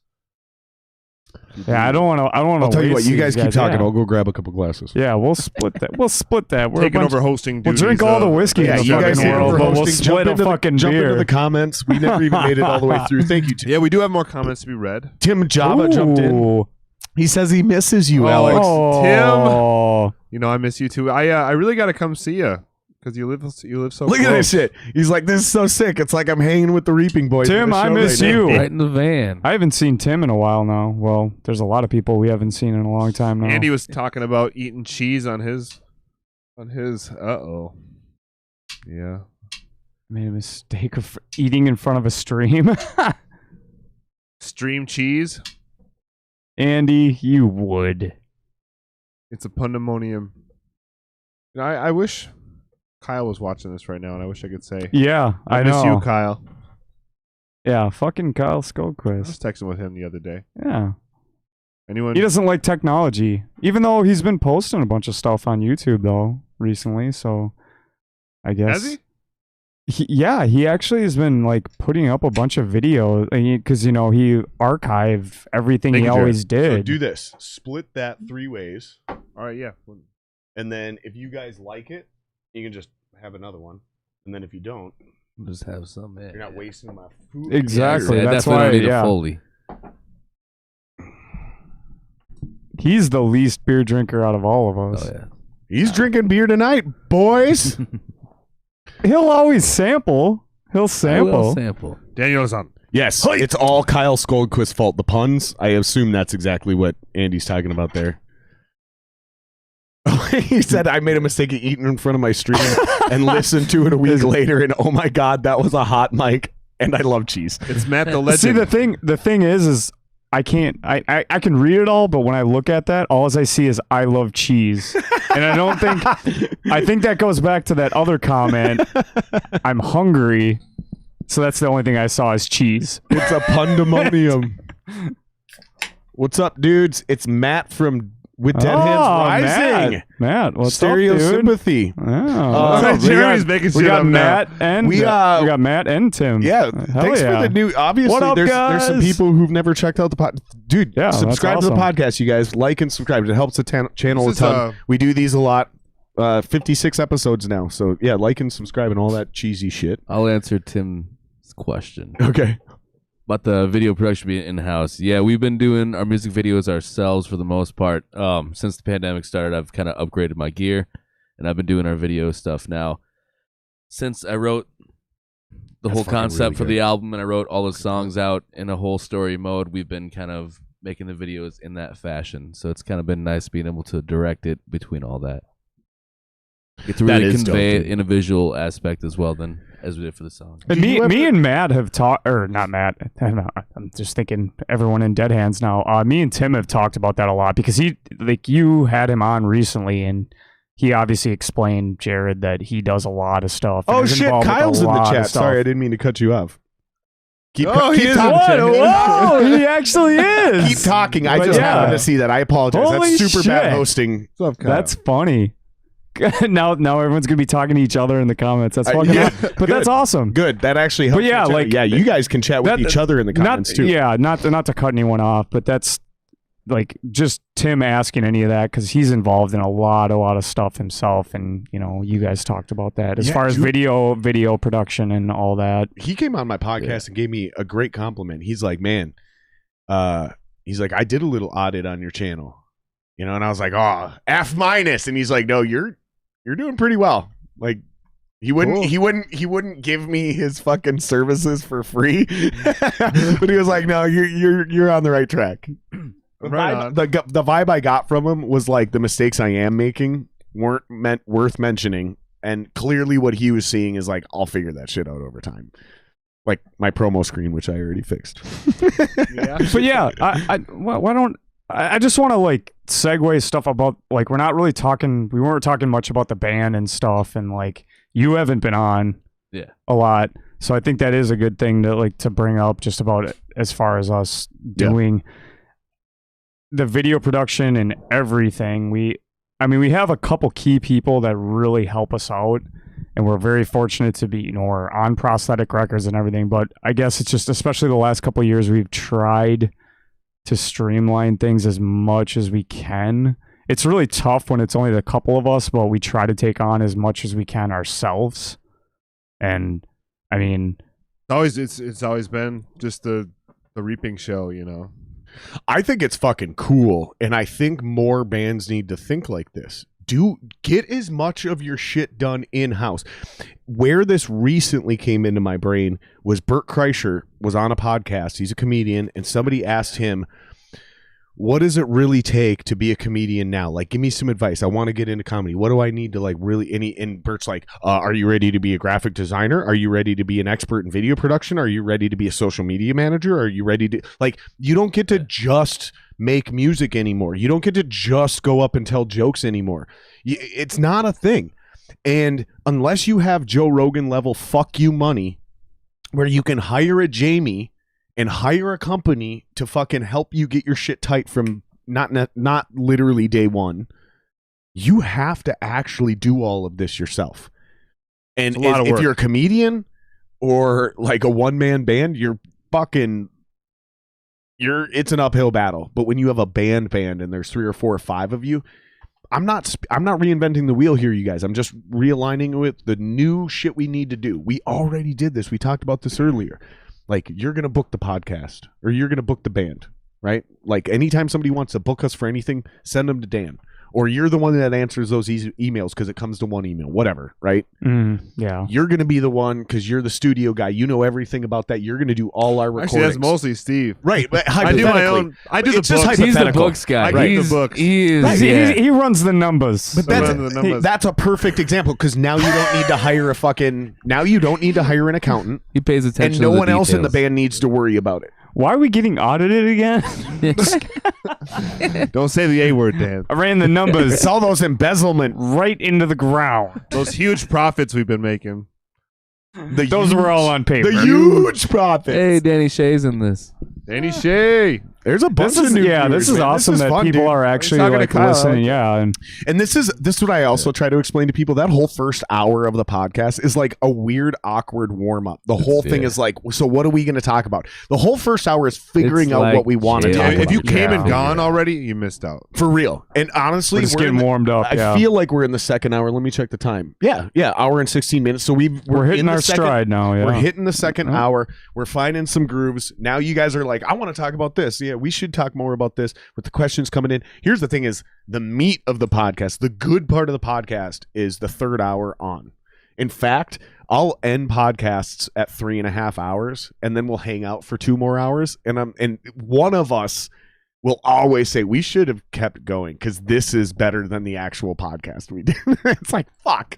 So yeah, hang out with us, spend some time, throw us on in the background, start fucking cleaning some shit or working on your Danny. car Yeah. or whatever. absolutely. Is that hardship? Miss Oh, all yeah. y'all Yep. boys. So who's Danny? He Goes on the is road a with us. really good really good friend of ours. Yeah, he comes on the road with us a lot. Very He's got a really sick hardcore band called Hardship Yep. from Iowa, Real the big in the- Waterloo area. Should we Waterloo. plug hardship? Should Let's we plug do it? Hardship. Plug the Dude, shit out of should. them. All right. Absolutely. Here's what we're gonna do. All right, hold on. Here's what we're gonna do then. I gotta move this from here, and we're gonna move this over. Yeah. Yeah, he's definitely looked out for us over the years. Okay. Now we're gonna pull this down here.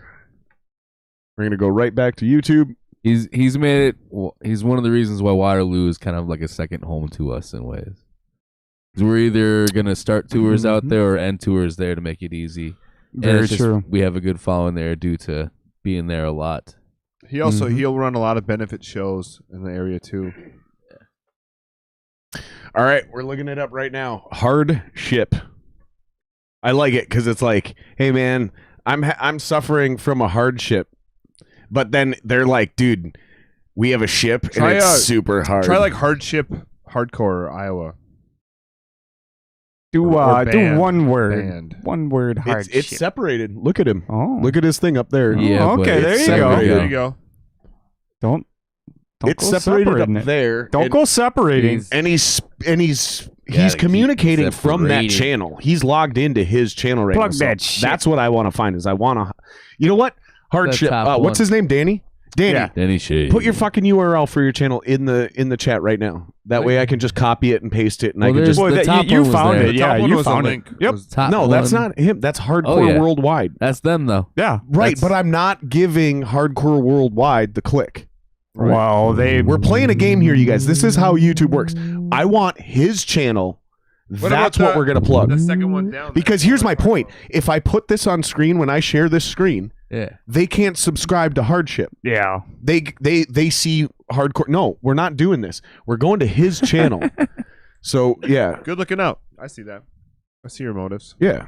I'm trying to fucking. If we're I gonna plug see- the guy, I let's do see it the you. right way. You know what I mean? Like if we're gonna do this, let's do it This the right is your way. 56th podcast. You know better by now, I suppose. I have learned a thing or two. 56th in what? 1 month? 2 months? No. You're doing what? 5 a day now? Oh, I see what you're saying. No, not even close, dude. No, I'm You sarcastic son of a bitch. No, but we talked about this before the podcast. Right. And it, you know, So you've been busting ass like you've been How to saying like beat 3 a week. Charles. Sometimes. I don't want to go back to work, dude. I got laid off for COVID, and it was the greatest thing that ever happened to me. I don't want to go back to work, dude. I just want I my don't. job back. Yeah. I don't. Like, I don't want my job back. Really bad. Dude. I don't ever Yeah, but want mine to was go nothing back but to work. live shows. Why don't you That's guys all it fight was. about this? Why don't? Oh, Big Whoop, you want to fight about it? I don't want to work. Do you remember that? Do you remember that? I think it was Family Guy. Oh, Big Whoop, you want to fight about it? I think that was, yeah. I Just love keep that saying shit. that.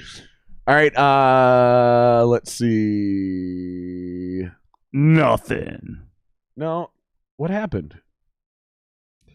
Hard shit. Yeah, he said plug away, dude. I need your URL, Danny. Well, I guess Mm. just We'll check back. we're wasting airspace here. We'll check I know. back. You better give him a little no redemption or something. There's Yeah, precious you're in about the to lose title, your plug, COVID. bud. Let's try this. Let's just try the one word thing. Yeah, that's not better. The only stuff that I don't even know. I guess maybe those videos that they have are only on other people's channels like No, that. he's commenting from Hardship. Yeah, but Yeah, but I bet that's his just own Gmail. All right, well, fuck it then. Fine. It's Go to Danny bed. Shea, Well, not the hardship. It's come and gone. You should have fucking shared it. there it Here is. we go. Oh, look at the backdrop of the video. It was a reaping backdrop. That's That is a good one. You picked the That's right one. right. Yeah. This is S. McCauley. That's a double plug. I don't know why we. Rest in peace, McCauley. Yeah, no shit. Well, they've been doing live streams actually during this time. Yeah. And hopefully they'll be coming back. That's definitely a gem in the Midwest. That place is an awesome venue. They have really cool Nintendo studios. Rest area. I really care about music. Just running about. Try to cultivate. Right. The red sweatsuit.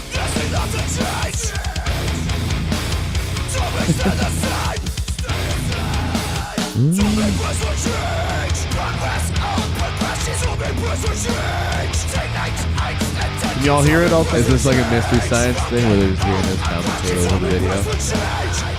Okay. Yeah, we've heard it. I mean,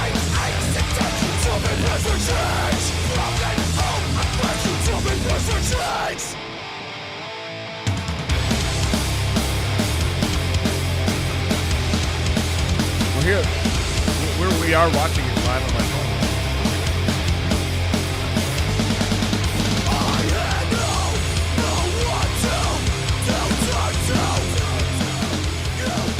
Can they hear us too? Like that? Hey. I don't think they can hear us though. Oh, they can hear us. Yeah, it is Mystery Science Theater. They can hear us, yeah? We've confirmed it. Can we get a little silhouette action in the bottom corner and like comments over videos? Yeah.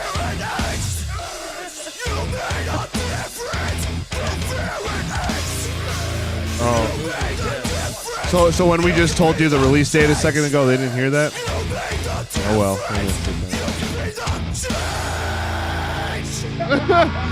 We got about a 15-second delay there, boys.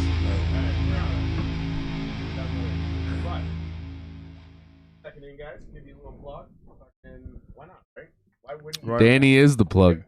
If somebody's gonna check into your chat and they Whoop. why wouldn't you plug them? Plug it. You do that, right? Plug it. Unless there's 20,000 people in your chat and you can't. That's why you don't. But when we're Plug at it. this level, come on. It is nothing but friends in here so far, yeah. And we're just getting started. We're only about. All right, we can bring all this shit back. So you got laid off, Jared. Yeah. When did you get laid off? Was it back in March? Yep. And what were you doing? I was running Press break. my business. So you had big wrenches too. And my deemed this, but I had left my grandpa for weeks. But I was the newest guy. I ran a small segment of the. That was the cool. I basically wasn't a manager. Hired me as a manager. I was the only guy in my. So I only really communicated. Fucking awesome.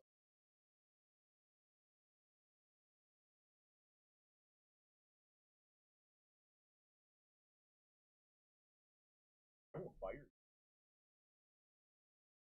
Allow me. You know, that's how those conversations would go. But I loved her. I respected her so much. And then my actual boss, who like,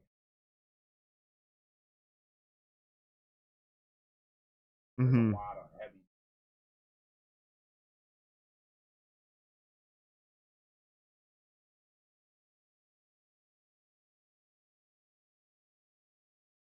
Anymore. Fucking great. You know?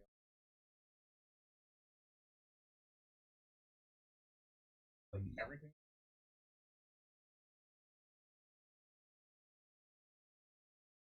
Oh yeah. And there was other guys that could spot on because they were like just a guy that would do. Sure. All our customers were.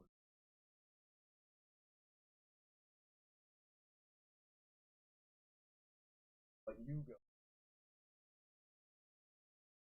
Those jobs ran so far. And yeah. In other words, unimpressed. Unemployed. Unemployed. Unemployed. No, the reality is my job just never came. Like they told us 2 weeks.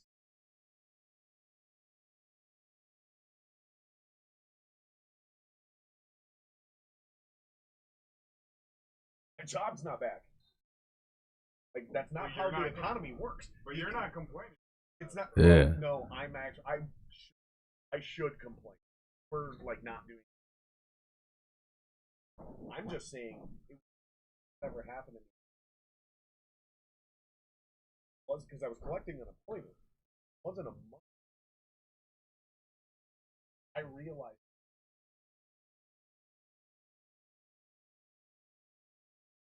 So what?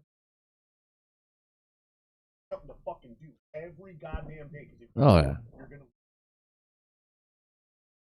You had aspirations of a podcast before that happened, though, because I remember hanging out with you when you first started trying to do something. So, but it's good that like that really kicked it into notch for you, though. Yeah, I shut that podcast down within 8 episodes because I faced on every podcast, all death metal music. And I was like, I'm not a death metal podcast, and I'm not a drunk. I was like, shut it down. Yeah, and we revamped that whole thing. I wish I would have kept. We talked about that. Think about this. Casting and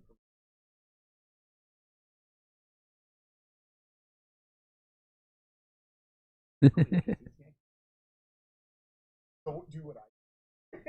That's a moral. You can't wait for the next pandemic to start your Whatever you podcast. start, whether it's a band,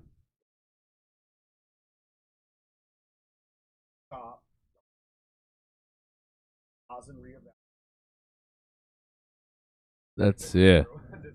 We already took a damn year off. The pandemic forced that on all of us. That's the reality. But that's not your fault. What I'm referring to is my fault. Like, it was my decision to shut down my podcast. I was just saying in the band. Yeah. Got some other questions? Jared, your mic is out. My mic is out. Thanks for the heads up, Stereo Sympathy.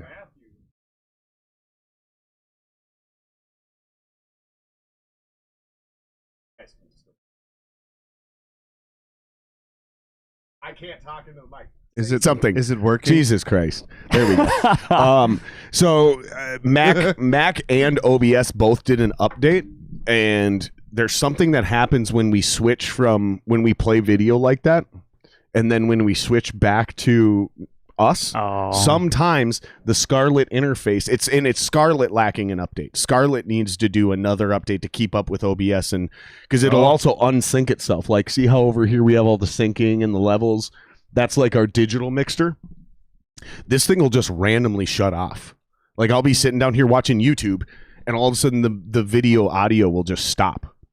Well, the video's still playing, but the is audio everything just stops. is everything going to be good then now? Yeah. Because Matt just said my mic wasn't working then. Yeah, because you and I are in the same interface. Oh, Yep. Operator error, Oh, that's perhaps, right. Steve? Yep. Thanks for the heads up, guys. Thank you. Seriously. Yeah, though, that's we awesome. caught Bet that one strikes quick. again. We caught that one quick. Yeah. Thank you, guys. I appreciate it genuinely. Oh, that's awesome. Focusrite stock's about to peak. Wall Street Bets strikes again. Or plummet. Other side is out now. No, it's not out. That was me fucking with you. I got someone. Tim fell for it. Yeah.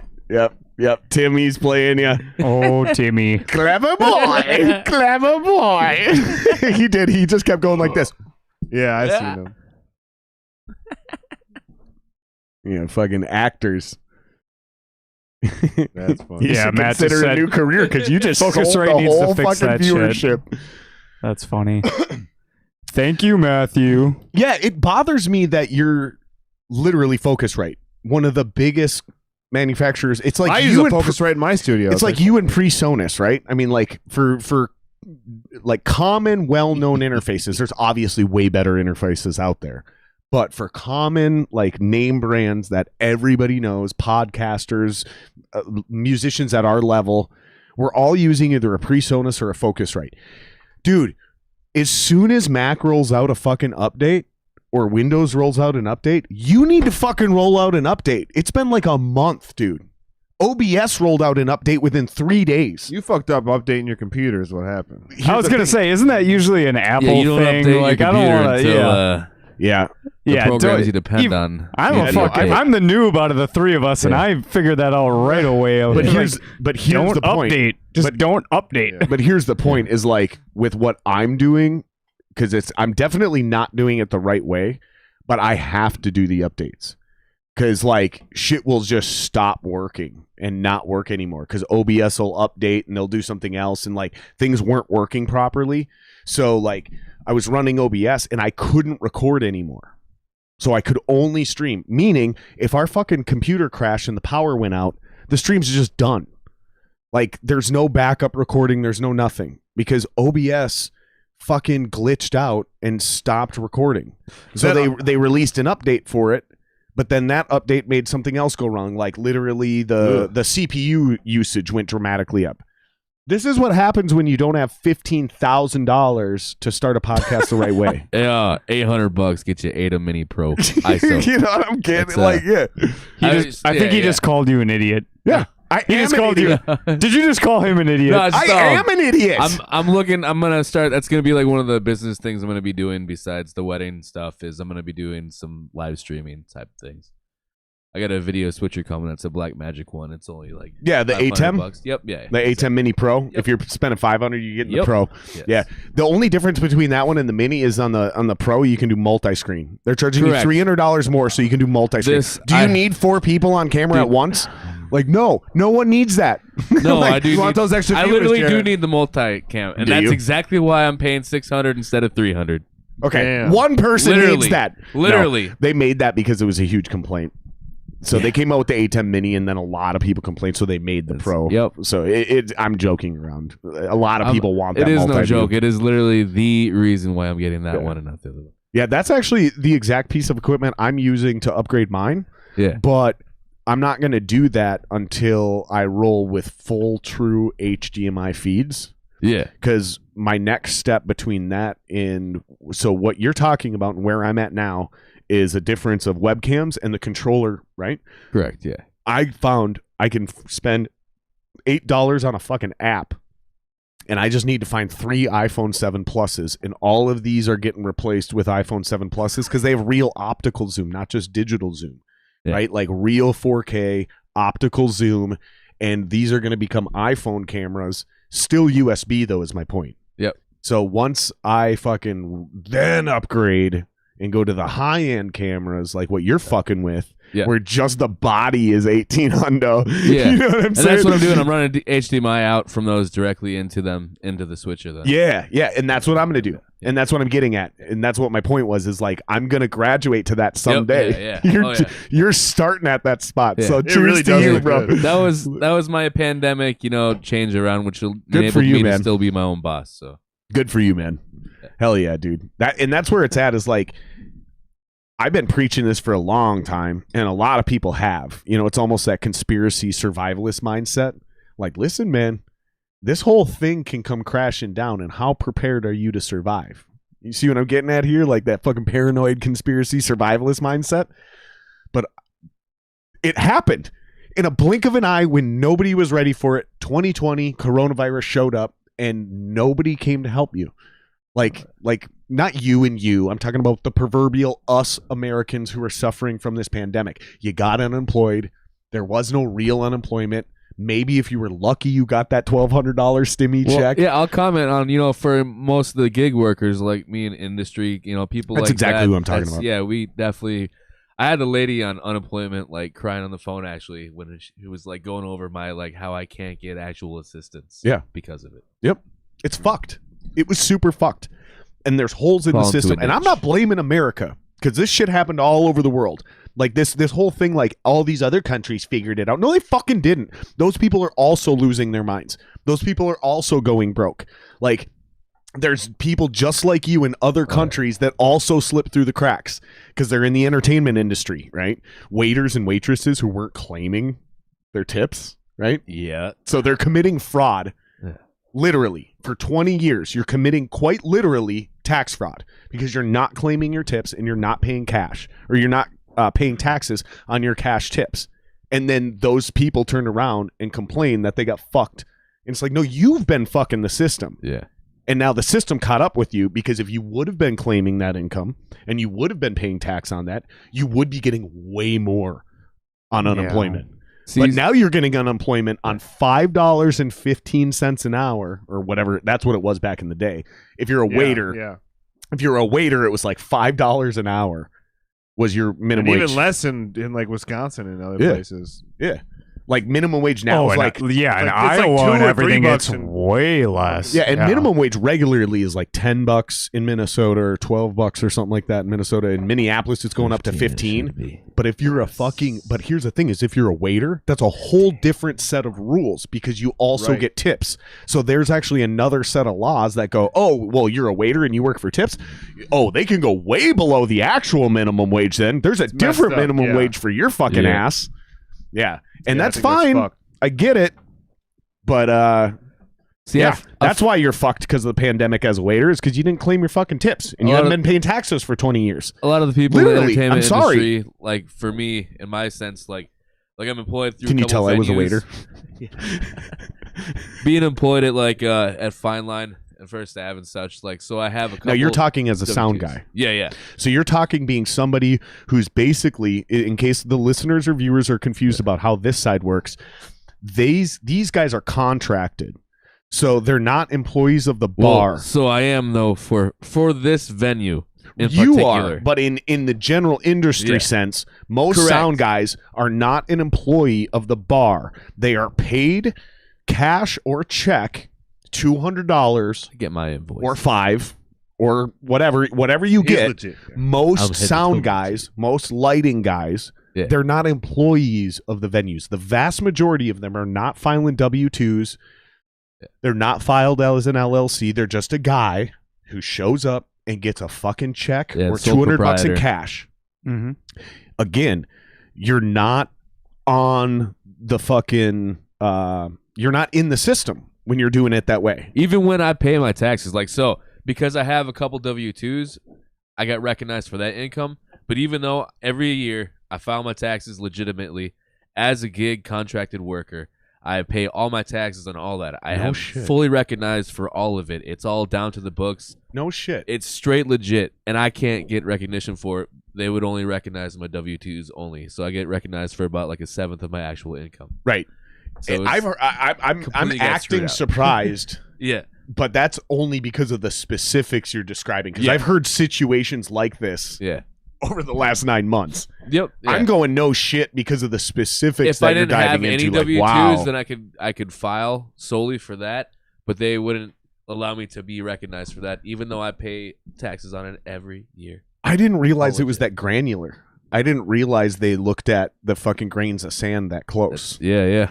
At least that's how it was when I filed for mine. At least That's insane, dude. so. And fucking Trump was bragging about So I how had his no new choice, tax but- plan was going to be simpler. I had You no know, choice but to fucking, start I've my own never been thing. Yeah, confused paying right. taxes in my life. Ever. It's always been easy for me, right? I get married, first year, it's fine, right? File taxes, now we're just married. Look, we can save money. Look, it's right here. And then all of a sudden, Trump's tax plan comes out, and it's supposed to be simple. I've never been more confused in my life, and all of a sudden, Kate and we lost our tax return. Like, that was it.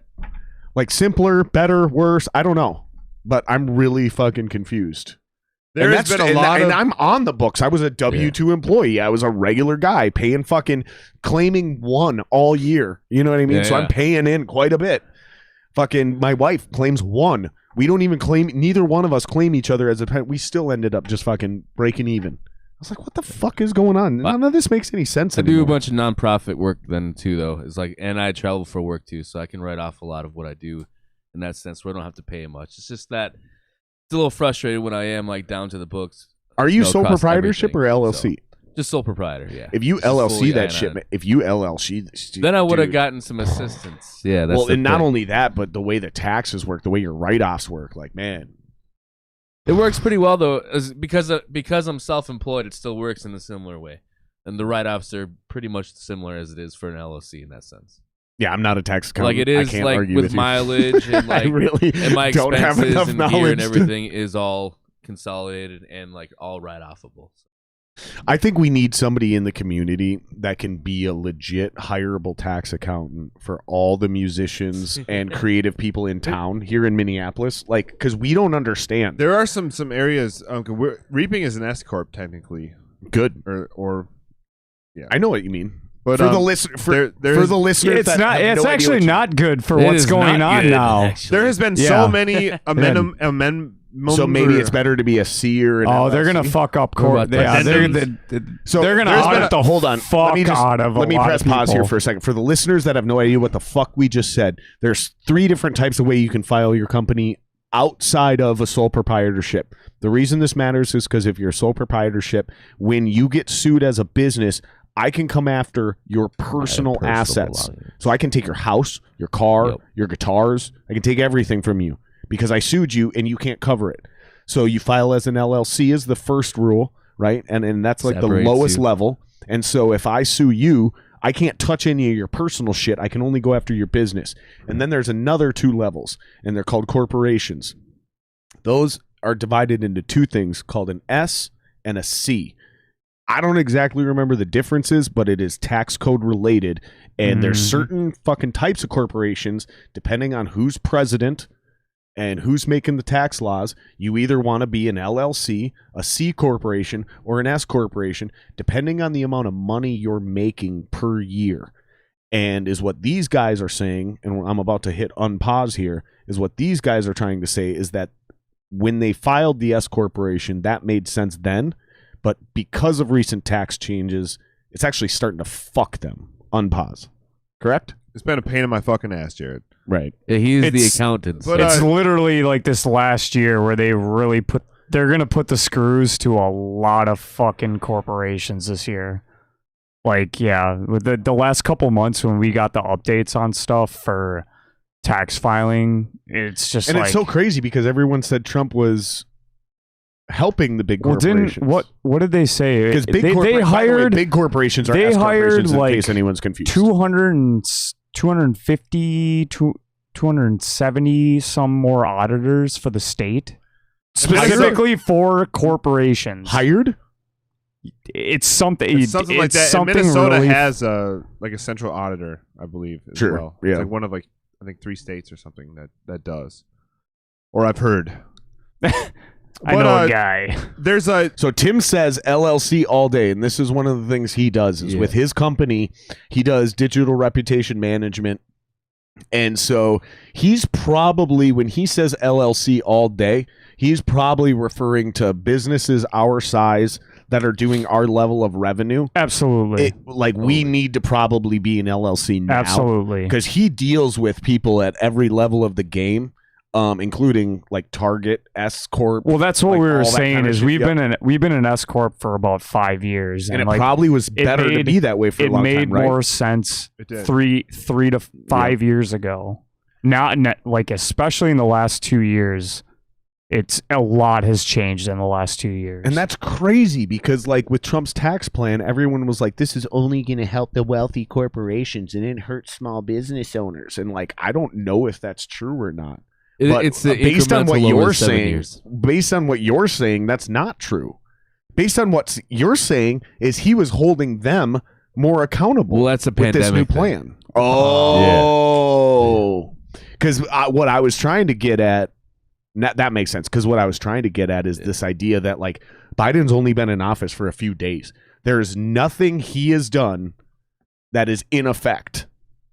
Correct. In regards to how we've been filing taxes the last 2 years. That's all a resolution of things that happened under Trump. That's what I was getting at there. But I never thought about that. It's a different game when you factor in the 2020 pandemic Absolutely. in an election year. So you can look up on the exact plan though too, but Trump's tax plan over the next several years comes out to where it does keep chipping away for the corporations, but it keeps coming back to where the middle class pays. Middle class will end up paying in the end, and it keeps giving the dividends to the wealthy, to the corporations. That's interesting because I had a buddy who's way smarter at this than any of us, and he was like, it's a wash. The whole thing is a wash. If you do the math, the entire fucking new tax plan is a literal wash. Like, it comes out to, we give these people a break, and then we give these people a higher tax, and then I think he said 4 years. You said 7. Maybe he said 12. Trump's I don't know. Current one that was already But in like, effect. he's like, if you do the math, this is a fucking wash X amount of years from now. Yeah. He's like, it's cool for now. Yeah. It's basically Reaganomics. Is what you're doing is you're just influxing more money into the immediate economy. Correct. With no long-term actual. It's a Yep. wash. So that's What he exactly- just kept saying. He goes, it's a fucking wash. Like, he wouldn't give up on it. He's like, it's a fucking wash. Except the tax breaks still come down to for the richer class in the end of it, and for the At the end corporations. of the day. Yep, like I believe it that. was a current like relief for everyone, but incrementally every single 2 years by 2027, it was going to end up being around the same and going to be up again, and that'd be for the middle class, and it wouldn't change for the wealthy. All right, so let's jump back into these comments here. You're a bastard, by the way. Yes, You've been called a bastard by Tim Java because of your silent movie act you did Yeah. because you tricked him. GG's, man. Good that you go through the motions, though. I have no idea what you're talking about, Oh Tim. wow! From when I was talking about all my all the filing stuff I do. Oh, yeah, Even being for legit sure. to the book, still sure. not getting any recognition through the tax to be able to receive on. Fancy that, how that would work out, right? Tim says he's trying to figure out more. He's trying to figure out how to set things up for himself. He'd like to hear more. Dude, we're not fucking experts. We're speculating from our Yeah. experiences. Would you like to know more? Well, but he's already saying it. It's like, Yeah, It's the still- most it's protection still- you can. This is the for key. smaller This is it. businesses This is right it right now, here. This comment. like, Who wants to Yeah. read this comment out loud? It's just the most protection you can buy for your idea. That's the key. yeah, Is like exactly. when you're filing as an LLC, it's cheap to do so, and it gives you the most value for just a couple. I think it's $178. For some reason, that's the number that sticks out in my head. I might be wrong, but I feel like it's less than $200 to file your company as an LLC. And the protection it gives you is millions and millions of dollars. See, I've only Yeah. known LLC for it to be the entire time until these guys. I never knew what the S Corp would actually do for a band and the benefit. For I'm them. wondering if right now any band or comedian or podcaster or entertainer should be anything more than an LLC. Probably not. I'm curious. This isn't my. I don't know. I mean, I have like, a good attorney I could call right now, but he's an attorney. He's not a tax accountant. You know what I mean? Like, fuck. We need more experts. We need experts on speed dial. I'm curious about this because the industry's at stake, and it's more important than ever that we talk about this and we figure out these problems now, because when we say the industry's at stake, is what we're really talking about is like the record labels will be fine in the long run, right? Sony, which record labels? Depends on what platform they operate on. Which record labels? Sony makes TVs. You know what I mean? Yeah. Speakers. They're going to be fine. They're going to fucking figure out a way to keep putting out music. Well, yeah. I believe the artist It's is what's us. hurting the most right now, actually. That's what. Thank you. Because the revenue comes from Cheers, the because shows. that's what I'm getting at, right? Like, we need to figure out how to survive. The question is, if you're a band, what is the risk you're ever going to get sued? Right? Because we run this as a company, but as a business, we're not doing construction. You're not coming onto our site there's where no you could liability. potentially exactly right. If we get in a car accident, it's just on the driver. It's on us. Yeah. And you have personal, because we live in Minnesota. By law, you have personal Insurance. auto insurance. So that issue covered.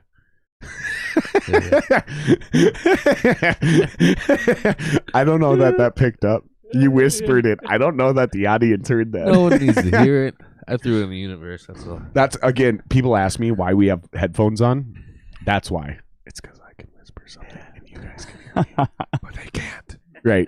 It's if I want to, I can whisper something knowing that I'm going to cut below the noise gate and they can hear me perfectly in their headphones, but none of the audience can. And then here's my greatest thing is when you guys are about to say something and you're like, I really can't say who it is. I can't. And I can go like this. Hold on. Mute.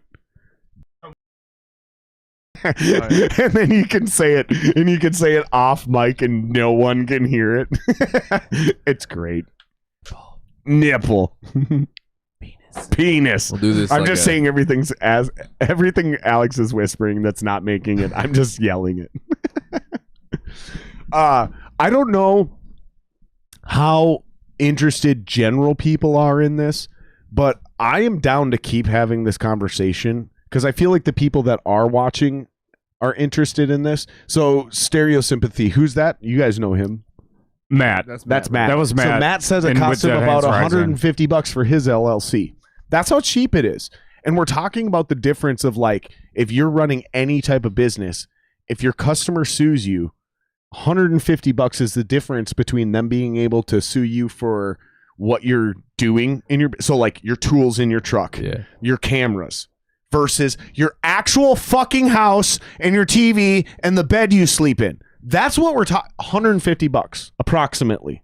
That's according to Matt, and I think that's the number in my head's 178, and I don't know why. It's less than 200. Honestly, bucks. That's the real it's moral of the less story, than 200 right? bucks. Those are yes. Wisconsin numbers. The down payment, I mean, that's fucking neither here nor there. It's just the Yeah. fine print is what really fucking matters. If you're Yeah. starting a business, you're thinking you're going to make thousands of dollars. $150 is a That's fucking nothing. drop in the bucket. I'll spend that on lunch. That's a week of groceries, though, you know? Sure. But guess what? You're also talking about a lifetime of not having a fucking house to live in Yeah. because you didn't spend $150 on an LLC. Well, that's if I'd have a house if I had $150 for I actually need to, like, I'm glad we're having this conversation because I actually need to tackle this. I actually need to file an LLC for this podcast.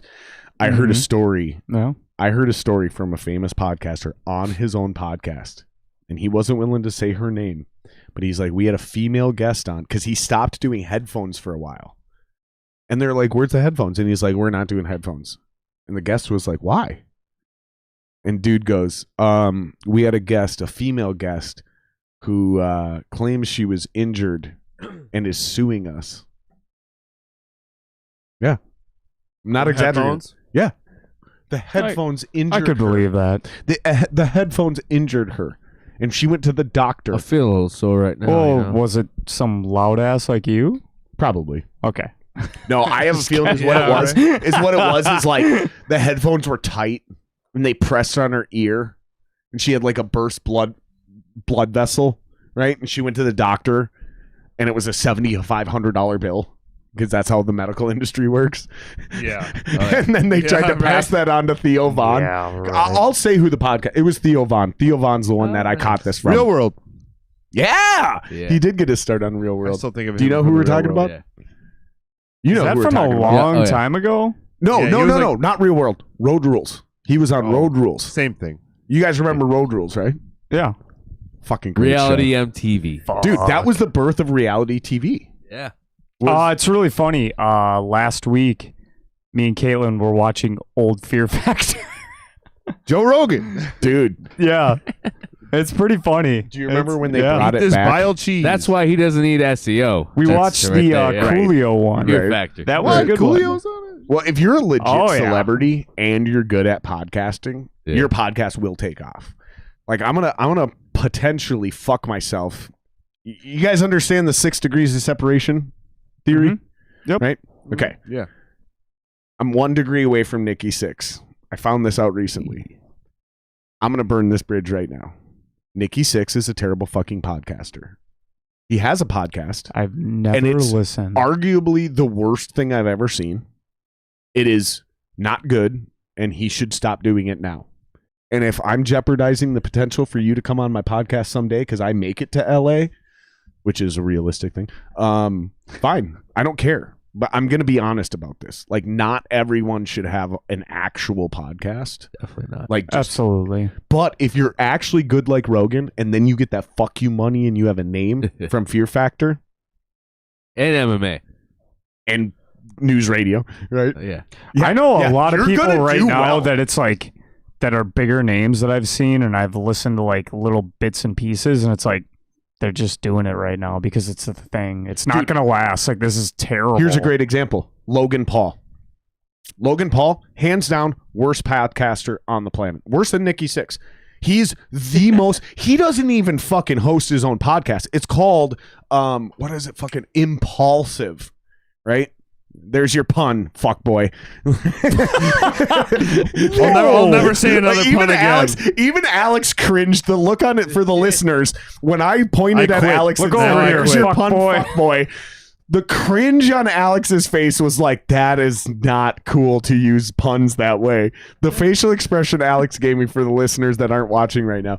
But He's not impressed. Rewind and pause. he's the worst podcaster. He's got 2 other dudes on his podcast that do more talking than him, and it's his name in the title.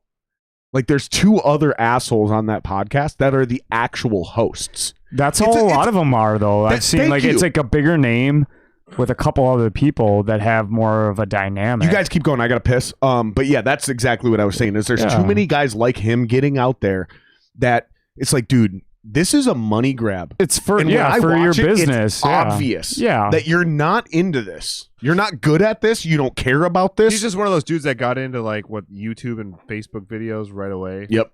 Just- Yeah. And, Now and I was reading about him, or not reading, but I saw a headline about trying to fight. it's him and his brother. There's 2 Pauls. Right. There's yeah. Logan Paul and I think it's Chris Paul. I don't. And now we're I don't talking know about much the Pauls on him. the Reaping Asmodeia podcast.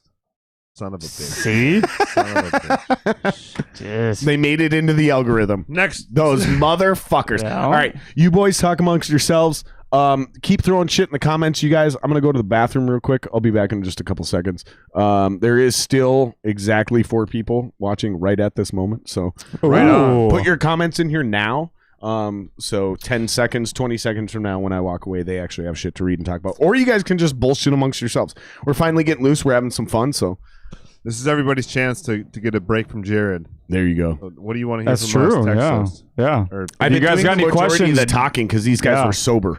So now that they're loosening up, I've been talking a little bit less. How do you know we weren't all fucking hammered when we walked Because I know in you all here? personally, and I can see the white in your eyes. Until there's some red going on in those blood vessels, y'all Mine may have motherfuckers been are sober. dilated. better watch that. I'll sue you for a high blood as vessel. Shit. May have not- All right, I'll be right back, guys. Tim, Don't fall in. I'll try not. I'll try not to That's so fall in. awesome Tim. that Tim and Matt are both We're like, still watching the yeah. I'll try not to fall Enjoy in. the piss. But the weight of this dick might pull me in. I don't think that's good. That was get That's- the fuck out. Ask your fiance. Oh! I got You nothing. You got nothing. I We got all know nothing. that I really that do. word means nothing, Jared. I've already been through it. Let's bring us back. Bring us Dan, back to don't the drink, beginning. it says. Because we don't know you drink, Dan, says Timothy Java. Ooh, I know. I don't drink at all. He always drinks with caution. I drink. until you can drink. Yeah. Me and Jared talked about that. Oh, like so many people think I don't really drink that much. It's just like, God, that blows my mind. Yeah, you do drink. I fucking yeah. You just don't I got more Dan faced all the time. Like, Yeah. you don't really still get Dan faced. yeah, like I mean when I get fucking super goofy, then I'm pretty drunk, but I think I just have better composure. Maybe. I don't know. Maybe you've just been drinking longer. Yeah, well, Lager fucking, or longer? Both. Oh, that's exactly what I was gonna say. Steve's just sitting here giggling. Ooh. Alex, what is your favorite guitar to play right now? Since you got a fuck ton. I got a fuck ton. I've been posting pictures on Instagram. I gotta admit, I got a lot of really cool guitars in the last year, but I've been playing the shit out of my Jackson 6-string Warrior with the licensed under Floyd Rose bridge, Ooh. but it's set up like a butter popsicle, and it is fucking good. And I Matt- might be playing it. I can't even play guitar, and I might be playing it for something I'm recording soon. I can't play guitar, and you let me fuck around, Reaping- and I was like, "Fuck, this plays great." Reaping without Awesome this shirt looks, dude. an 8-string? This fucking Cobra. Yeah, it did. Let's see here, Shit, dude. It's so fucking cool. Matt. I'd like to hear the story of Dan's facial hair. Yep. So how'd you end up? Okay. V All for right, Vendetta. I knew Let me somebody rephrase was this yeah, question. I thought Let me you- rephrase this question. So, Dan, why do you look like a pirate? And do you have that same design downstairs? Yes, yes. Next question. He has a landing strip. So you have your pubes. I thought- you have your pubes carved Yeah, into the I know. exact I'm not same gonna shape. say like like the Tesla logo. So like not his dick, but like the brow. No. You know? Like he's got the like curved top, Looks and then like so that's the Snuffleupagus. muscle. no. The chin strip Two is my eyebrows. And dick. the chin strip, it's the Tesla logo. Dan's pubes look like the Tesla logo. There you go. See, It's not And battery there it is. operated though. I'm sorry if I. Just I thought that Jared was gonna say something right away, like, "What the fuck You mean is you mean on your that?" facial hair. Yeah, I I like thought it. you were gonna be like, Oh, you mean fuck? Daniel No, Price? I like it. Daniel Price. "All right, Matt." I don't get it. So it What am I started. missing? Okay, Vincent Price. the facial hair. The facial hair started out as a joke. How can they even see your facial hair behind the microphone? I've had my face in front of this the whole time. Right. Yeah. You've been I'm telling him looking to- at the screen. We can monitor. We see what you guys see. How did you see the Vincent facial Price hair? is right. There you go. You've been telling him to make out with the mic foam all night. So Vincent. That makes it harder to see. what if these are also VR?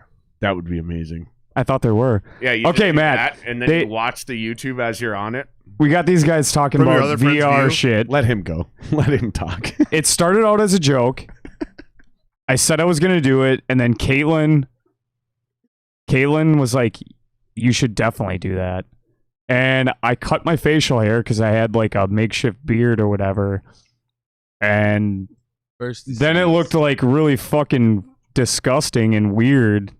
So it kind of just stuck now for the last like 4 or 5 months. I don't know.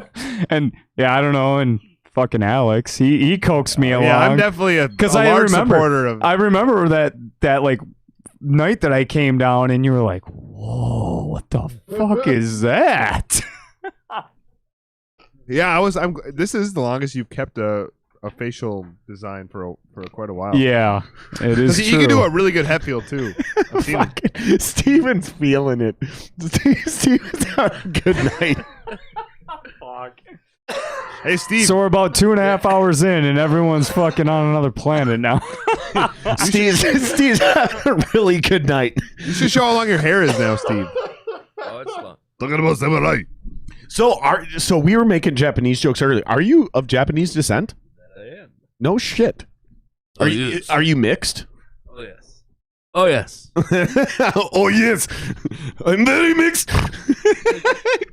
Let me show you how long my hair is. We were making jokes earlier in the podcast about how you can't insult Japanese men when you do a Japanese. Asian men, yes. You were making that Japanese comment. men, Yeah. no. This is my belief, but we had this discussion about how, like, when you do a true Japanese insult, or I'm sorry, a true Japanese accent, it can't be taken as an insult because you don't. There's nothing about an actual Japanese accent that is mocking. Like, they sound like the toughest motherfuckers in the world. Like, you know what I mean? It's like trying to make fun of, like, Clint Eastwood.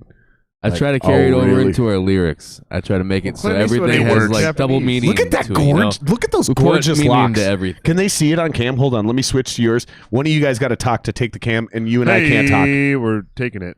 Oh. Maybe you could do like a 360, Steve. Look at those locks. Just gorgeous. Man. I will say There's that something about that, man. I think we have as far as aesthetically, with the way the way we look, we have a very interesting dynamic going on Yeah. right Well, now. Because it's like This he is has the this most long. hipster you've ever looked. You've never looked He like a looks hipster about 5 before in your PBR life. deep. Let us declare. Oh, Never once have you ever looked like a hipster, and it works for you. Here's the thing: It's like the black and white long sleeve. no, dude. Is Here's that the it? thing: is like it works for you. It works. Like it works because you don't look like a hipster. I'm saying this is the most you've ever looked like a hipster. You still don't seem like a hipster, but that even with the mustache. I get tired. That's just my personality. Like, I like to change things up. Me too. Like, I'm constantly. I think that's another thing Kaylin was saying. I think that I realize that it's like with facial hair and stuff. Like, we have like the ability to change our appearance. So I think that's kind of cool. Like, Yeah. because I'm like always cleaning and reorganizing and shit like that. So I'll do the same with my facial hair. I think you and I are really similar in that way. Like, I'll rock a look for a while. Don't get me wrong, but I remember in high school, dudes started calling me the male Madonna, like literally, because every 2 months I'd like stop wearing facial hair at all, or I'd let it completely grow out, or I'd cut my hair, or I'd do something, or I'd throw a hat on, and like people, this actually still happens in the scene. The podcast is probably going to change all of this because people will see me current, but like I'd come to your guys' show and you guys wouldn't even recognize me for hours. You'd like look across the room, we'd make eye contact. no, I was just And ignoring we saw you. you. Yeah, Yeah, I we was seen ignoring you. you. Fuckers. I did give them a pass. Let's be honest. I did tell them they can talk as much shit as they want about me once they're on my podcast. That's why you should come on my podcast. Is if you've ever wanted to talk shit to me or about me, I'll not let just you behind come on your my back. platform and That do is it the free for to all. my fans. You can mock me and just tear me down a notch. That might be a good shtick. That might get some followers. If you could stay doing dumb shit enough where people can keep talking new shit about you. What do you guys think of this fucking Wabasha thing? I thought it was pretty good. There's one more if you two want to split it. If you guys aren't into it and you want to go back to light beer, I'll drink it with you, or I'll I figure drink the it more myself. you drink, the lighter the beer. I'm just saying, man, I'm really into this. Yeah, Because it's it not was. spicy. Yeah, I yeah. thought it was Exactly gonna what be- I described. I Yeah, thought yeah. it was going to be heavier the way you described it. Yeah, it is Yeah. pretty actually light. And Yeah, that's it's what I was really trying to say. good. Like, it's a silky, It's smooth. got a little zing to it. I probably fucked Good. up in my description. Like, I should have described, because it's a cream ale, it's going to be a light beer. I pictured because of it being creamy that it'd be like all thick. Yeah. Yeah, no, it's what it is. If you rub your yeah, tongue, no. if you take a sip of that beer and you rub your tongue, you'll feel like a silky, smooth texture on your tongue. Here, rub mine. Rub mine. Somebody else asked, I don't think you guys got through all these while I was gone. Somebody else asked another question up here. Don't fall in, it said. That was to you to not. Did you fall in? Yeah, you look dry, so We never did mission that. accomplished. my dick's super Escaped wet. all right. Enjoy that piss, bro. You ever? No, I have- thought somebody said something else about, or maybe it was Jeremy up here. Hold on, let me scroll back because I think Jeremy said something and we skipped past this comment. Hold on. Here it is. Alex, remember when we would do that game where we'd have people give us high five up? High five Up high. high, and then down low. But when they go down low, they look to see we had our balls hanging out. Okay, let me reread this. I read that awkwardly.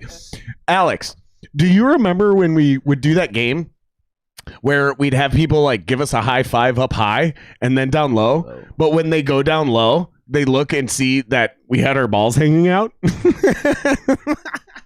Now let me nip this in the balls real quick.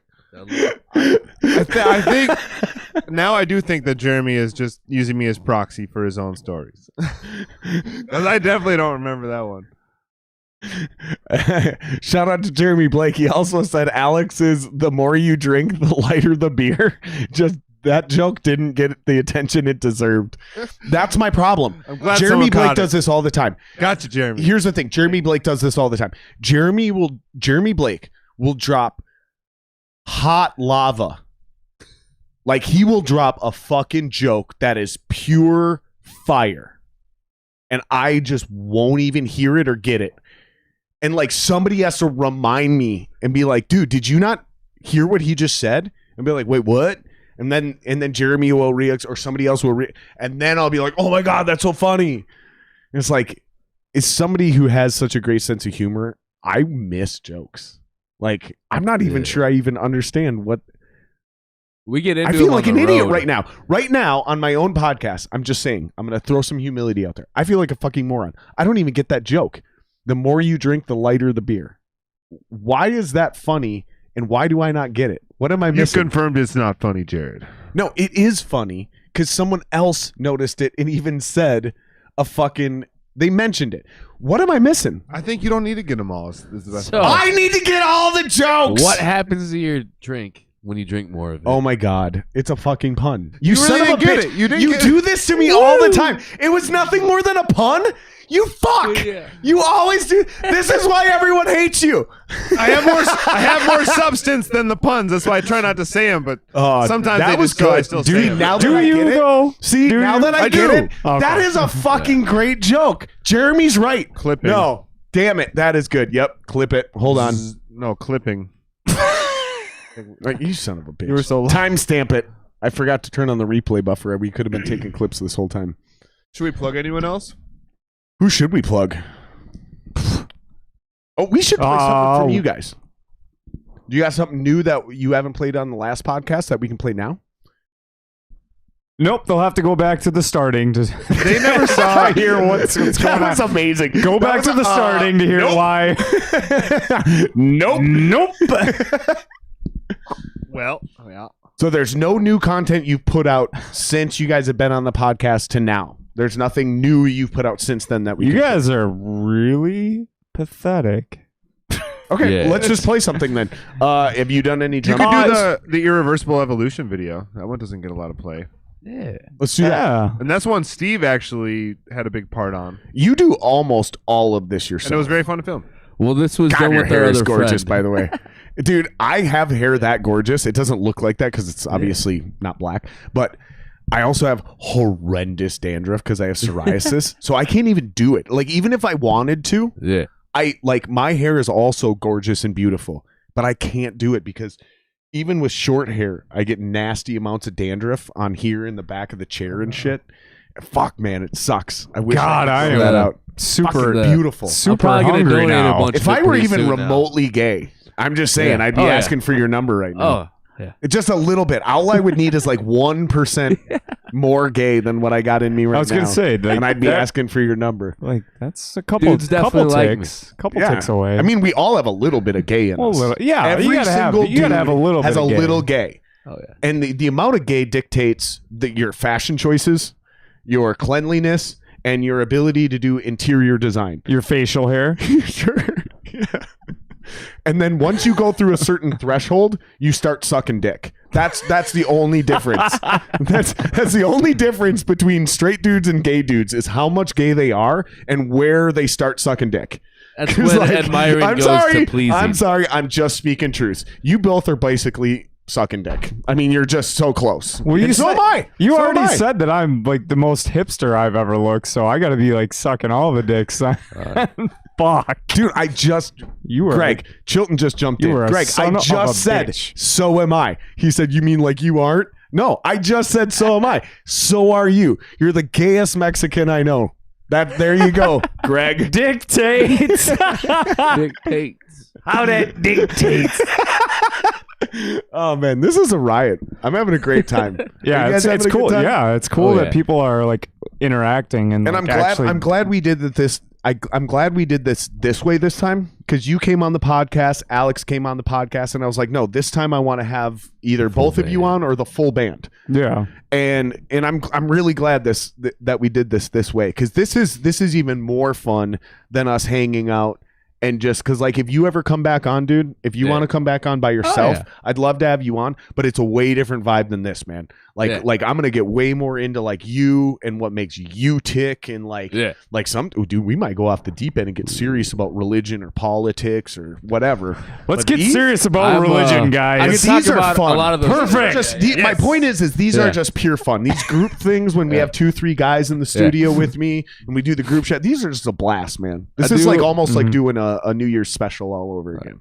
Yeah, Again, just thank absolutely. you guys. Thank you guys for watching. And I do a decent amount of activism and have ideas. I thought you were and going to other say things. acting. I do a Oh, decent amount of acting. I swear to God, that's where I thought that sentence was going. Yeah, no, dude, I'm definitely I'm driven by a bunch of things for sure. I'm definitely the gayest dude in this room, by the way. So let's play something from you guys. Let's throw this shit up here and throw this back up here. I didn't used to have to switch these like this, but I do now because we share that monitor up there. The last podcast didn't have to do that. Yeah, but if you look behind you on that TV, right there. Ooh, stereo video. So they can see the same thing as what I'm saying. They see it back on that screen when we do it this way. So what should we play? You said you have one video that's not getting a lot of love, so let's play that one now. we need to get some love, yeah. I mean, it's getting love. It's just not getting anal. You know, it's not getting the kind of love it wants.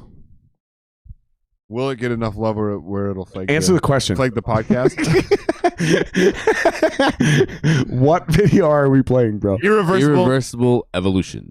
It It's the second last track that I wrote for the album Impuritize. Evolution. Irreversible. Well, look at Evolution. that. And look at Steve with his short hair. Oh, look, I already Short watched hair. it. You guys see that? I already Yeah. watched Oh it. yeah, the I see red the red goes all the bar. way. I already watched I it did in see full. God. Man, what a supporter I am. 3 years ago. Man, that's when you posted it. That's not when I watched it, you fuck.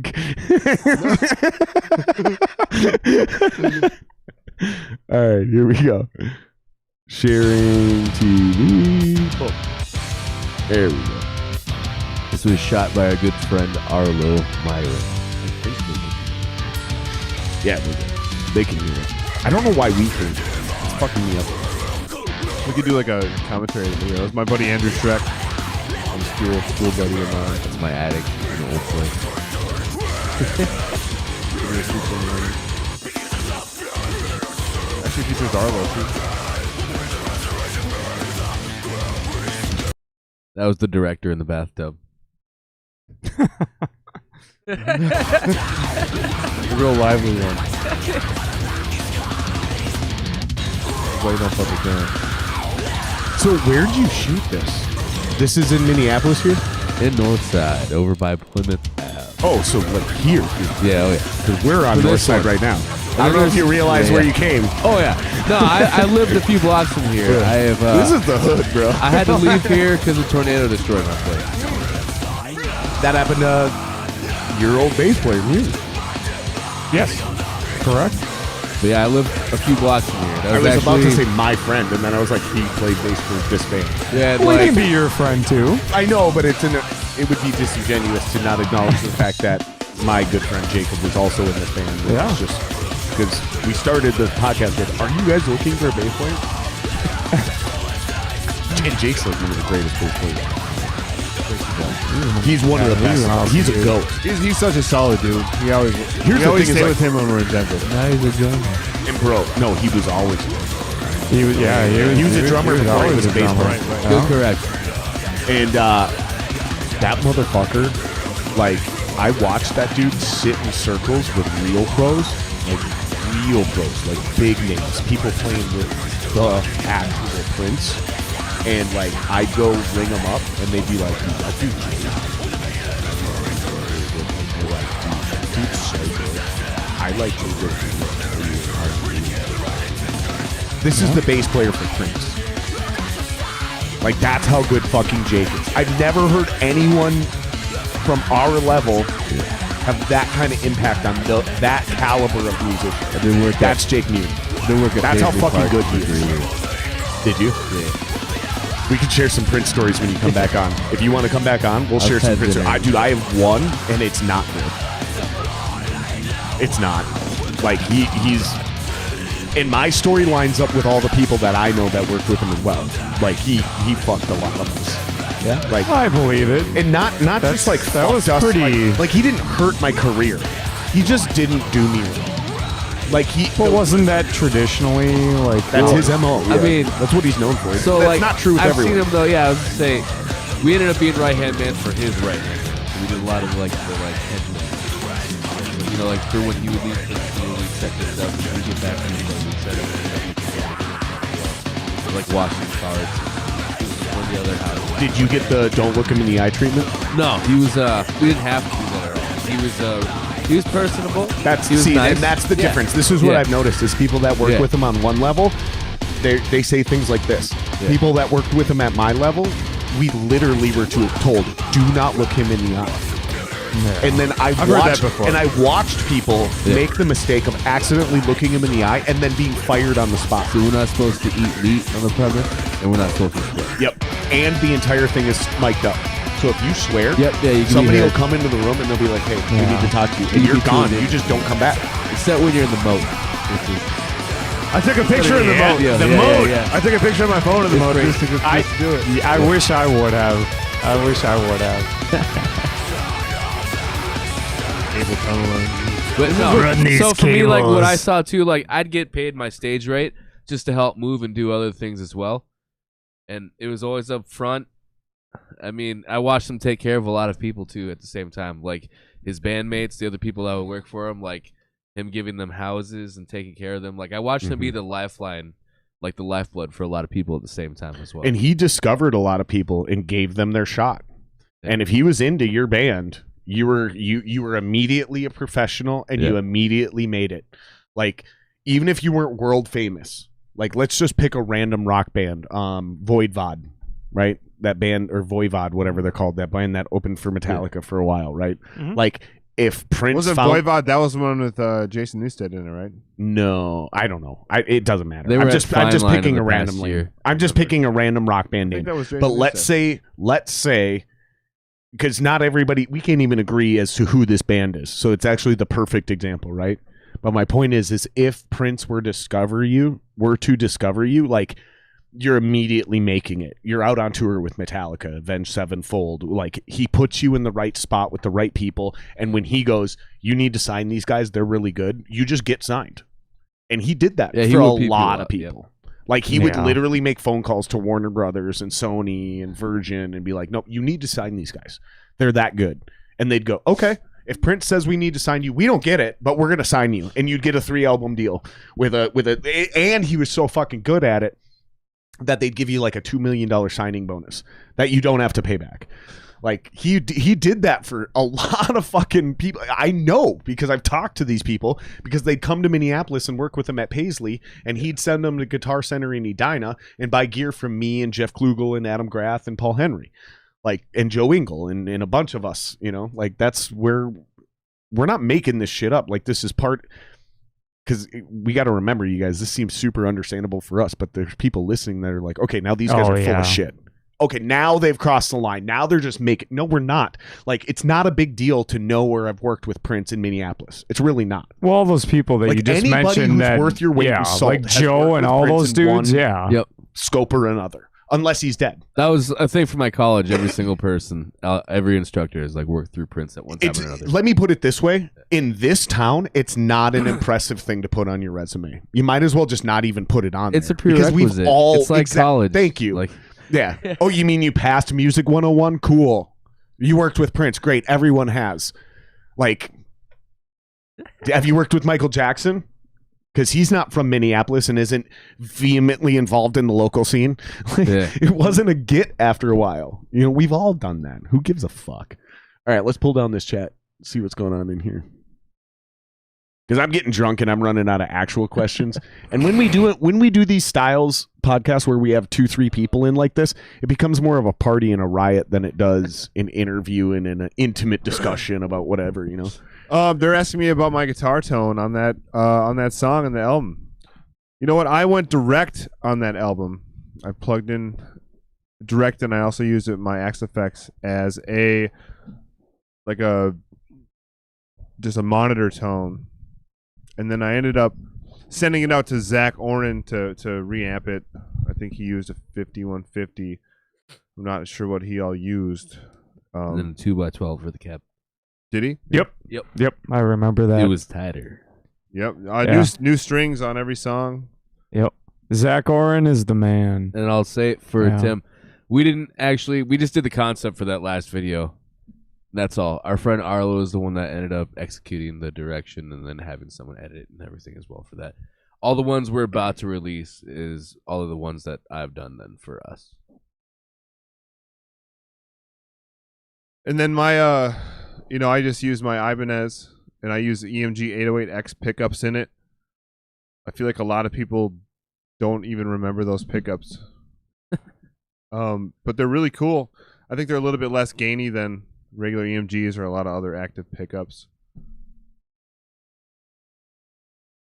Guess it seems like a lot of I mean, I'm not a guitar player, but it seems like a lot of people I see aren't even using EMGs. like you know what I mean? Like A lot of people don't. Yeah, like Fishman's and like there's so many other ones. I've never even tried a Yeah. bare knuckle pickup. EMGs are so 2010. Yeah. I'm not actually serious when I say that, but also kind of am serious. It kind of makes sense. Yeah, like they're so 2010. Like, because you can agree with me more than these two. EMGs make all guitars sound the same. Like, it doesn't matter what your wood is. It doesn't matter how fucking fast wood. Yeah, none of that. As soon as you put EMGs in your guitar, it's like a digital processor. You could have the warmest tube amp in the world, but you put it through this digital preamp, and it's gonna make them all. It's just, you're not gonna get, like, once you put those EMGs. I tell you, in I there. downloaded. I have 2 Axe Effects. You know, and I got fucking amps and all this. You mean other, 2 different Axe Effects or Yeah. Axe Effects 2? I have an Axe Effects 2, and I have another Axe Effects. Yeah, that's that I so use you have for one of bands. each. That I use in grave So you have dig. 2 Axe Effects, and you have one from each generation. Yeah, and I have, well, not from one from each generation, but I just have 2 different ones. There's like 7. But I have some other amps, and I have this plugin I downloaded, this Neural DSP Nameless Suite, and it's like $100 plugin, and I just pretty much exclusively use that at home if I'm playing directly into my Scarlett, into my Mac. It's got a couple M Audio M5B monitors, and it's just fucking ripping, man. Like the technology of plugins now is sweet. And then The I amps live have in come a long way. I and remember I that. live in an I remember apartment. that starting about 10 years ago. I remember working at GC, and I still am of this school, but I'm not as religiously dedicated to this philosophy as I once was. Which is, I don't give a fuck how good your technology is. You will never truly recreate the sound of my tube amp. And then I heard an iPad plug-in for Logic, and I was like, that completely destroys every argument I've ever made. However, I've only heard one guy be able to take one plug-in and get it to that level, because I can still hear the difference to that day. My point is that you are correct. The technology and these plugins, Incredible. if you know what you're doing, you can do exactly what I just said you can't do. However, the vast majority of us still can't. Like, I can dial in a tube amp and get some magical, breathtaking tone. You put me on a fucking solid state amp or a fucking plug-in through Logic or iTunes, and it sounds like poop. Like, it literally sounds like an amateur 14-year-old kid plugged in his fucking Boss DS1 distortion pedal and hit record. It's a completely different skill set, you guys. Like, understanding how to I get will great say guitar that's one tune. thing that I really hate. Tone. And then, like, we've had a lot of friends and people close to us, it's like, that are so reluctant to utilize technology. And, like, it's just, there's too many things out there that it's like, yeah, there might be something that's more of your strong suit that sounds best to you, but there's always something out there that's going to be able to be utilized as far as like music production and everything. There's just too much out there that could help what you're doing with writing. It and, used to and be everything. for writing, but now the plugins and the sims are getting good production enough value. to where they're being used in actual album Yeah. productions Yeah. for professional. I just personally like hate that when we hear friends, saying it's like, I don't use this, I don't want to use that, and it's just like, You know what? It's an ignorant view to just not even want to. Yeah. Who are you calling ignorant? ignorant. Think about all the stuff that we don't even know exists that could help us. Yeah. But it in wasn't there, umpteen not even a ways. decade ago, even 5 years ago, it wasn't there. Like you still had amp sims, but it's like nowhere near the way that it's come in the last few years. Yeah. I remember having for me, pod farm for and me some the shit point like that. I'm making is it's Yeah. still your ability to get those amp sims and plugins to sound know what, Absolutely. Jared? Correct, yeah. Absolutely. This nameless one, I opened it up and it was like, no shit. Really? Yeah. Like out of the gate, it's good. Yeah, out I of was the gate. like, I was Yeah, like yeah, out of yeah. the gate, and so I think Steve was sitting with Yep. me because he was the one who like told me to fucking download Yeah, because you could do Really? a 7-day trial of it, Dude, and 'cause- then we tweaked it. Dude, there's an old England. We might be preset. talking about the same plugin that because sounds my real. boy Dalton, the guitar player from my group, he was a guitar player for -3, and Johnny Rook, elite level it's guitar become player. a staple. I think you weren't in Dead Hands at the point. And actually, I think Dead Hands it didn't turn into. Some members from Dead Hands eventually started the Body Beneath, and Body Beneath was on tour with Johnny Rook. So like, there's a mutual connection. You were on tour with him. That was a fun. You were failed tour. you but- know Dalton. yeah, I know. Yeah, him, like this infamous Blizzard I party. was in Body Beneath. I was at the in. Well, in yeah, Alex Mauston, was in Body Wisconsin. Beneath. That's what I'm getting at. Yep. Yeah. So there was Yeah. like I knew there was some evolution there from Dead Hands. Only hijinks. Because you and I have, when we talked about this on our previous podcast, Mhm. you and I have a weird connection from Dead Hands because Correct. of that old rehearsal space. Ah, yes, yeah, cooler. I have a Yeah. tattoo. No, not cooler. Yeah, did you see no, his not tattoo? cooler. He's Not got cooler a sound. Wooder tattoo. I have That a Dead other Hands space, and Java and I talked about this on his podcast. Oh, Midtown Sound. It's Midtown Town, Yeah, where you had to Midtown. go up Yeah, that yeah. staircase, and Yeah. you went up the staircase and you took a left, and the first door to If your Matt's- left, if that Matt's was re- Joe Engel's rehearsal space. If That Matt's was Joe listening, Engel. he'll remember that place. And then at the Midtown end of the Sound. hall was you guys in Dead Hands, and when you took a right and went down the hallway, all the way down the hallway to the left was my first band, the shittiest band I've ever been in. I wrote all the music. I'm owning Salts how and bad. Ashes? No, 7 months of nothing, bro. Oh, all right. We shared a fucking building with you, and Joe Engel came and hung out with us one night. I fucking love Joe. He's the man, and he came Yeah. on and hung out with us one night and decided to record our band as his fucking music tech project to get a That's grade. awesome.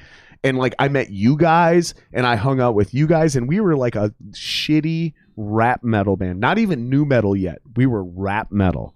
And then there was you guys, and then I saw your band. You weren't in this band yet. This was way before you had joined yet, but we still have this connection from that because you joined the band. That's when I was I was Yeah. filling in for them and learning the music. Yep. Because I remember, and I don't think we really talked about that at all, but it's like that place was fucking weird. It was so And he's still listening. Matt remembers that, like, because I remember He said he going there. definitely remembers that space. Yeah. Matt, let me ask you, do you remember my shitty new metal band down the hallway, 7 months of nothing? Because we hung out together. Because we came and hung out with your band. And like, my drummer was obsessed with all of your drummers, whether it was Tim, whether it was the kid who came from out of state to audition, that might be you, or Dan. My drummer Matt was a bass player. Obsessed with every drummer that was in your band. And he's this Italian dude. He's got a goatee, and I looked just like me, but with no facial hair, short hair, no glasses. And we were that really obnoxious, bad nu metal band down the hall from you guys. That's how small this town is. I just remember It's so how many. fucking wild. Oh, He does said remember. he does. He does remember. How many rooms were Now, actually? now at I that want you to place? put in the comments. Be honest. How bad we were. Because let's just get it out there. That band was really bad. Like, Damn. I wrote all that music. I was 16. I wrote all the music, the drums, the guitar, the bass parts, the lyrics, the vocals, everything. I was 16 years old. That was my first band. Mm-hmm. He said that was Kevin from Illinois. I fucking knew it. We have been debating this for dozens of podcasts. Me and my old drummer Nick came on the podcast. The guy I'm talking about right now. Him and I talked about this. Me and you talked about this. I told you it was Kevin. And we couldn't. Did you? Yes. But I told we- Was it you that. Flaundo? But nobody was 100% certain. No, they're talking about the Nobody the was drummer that he's 100% talking certain. about. But we were so young. I was 17. And we were blown away by the idea that this band could get somebody to come from out of state to audition. Like, we were like, wow, whatever they're doing, we need to be more like them. This was my intro into the music scene, was watching shit like that happen. And then that kid didn't work out, and then you started filling in. And somewhere also in this chain, Tim Java shows up.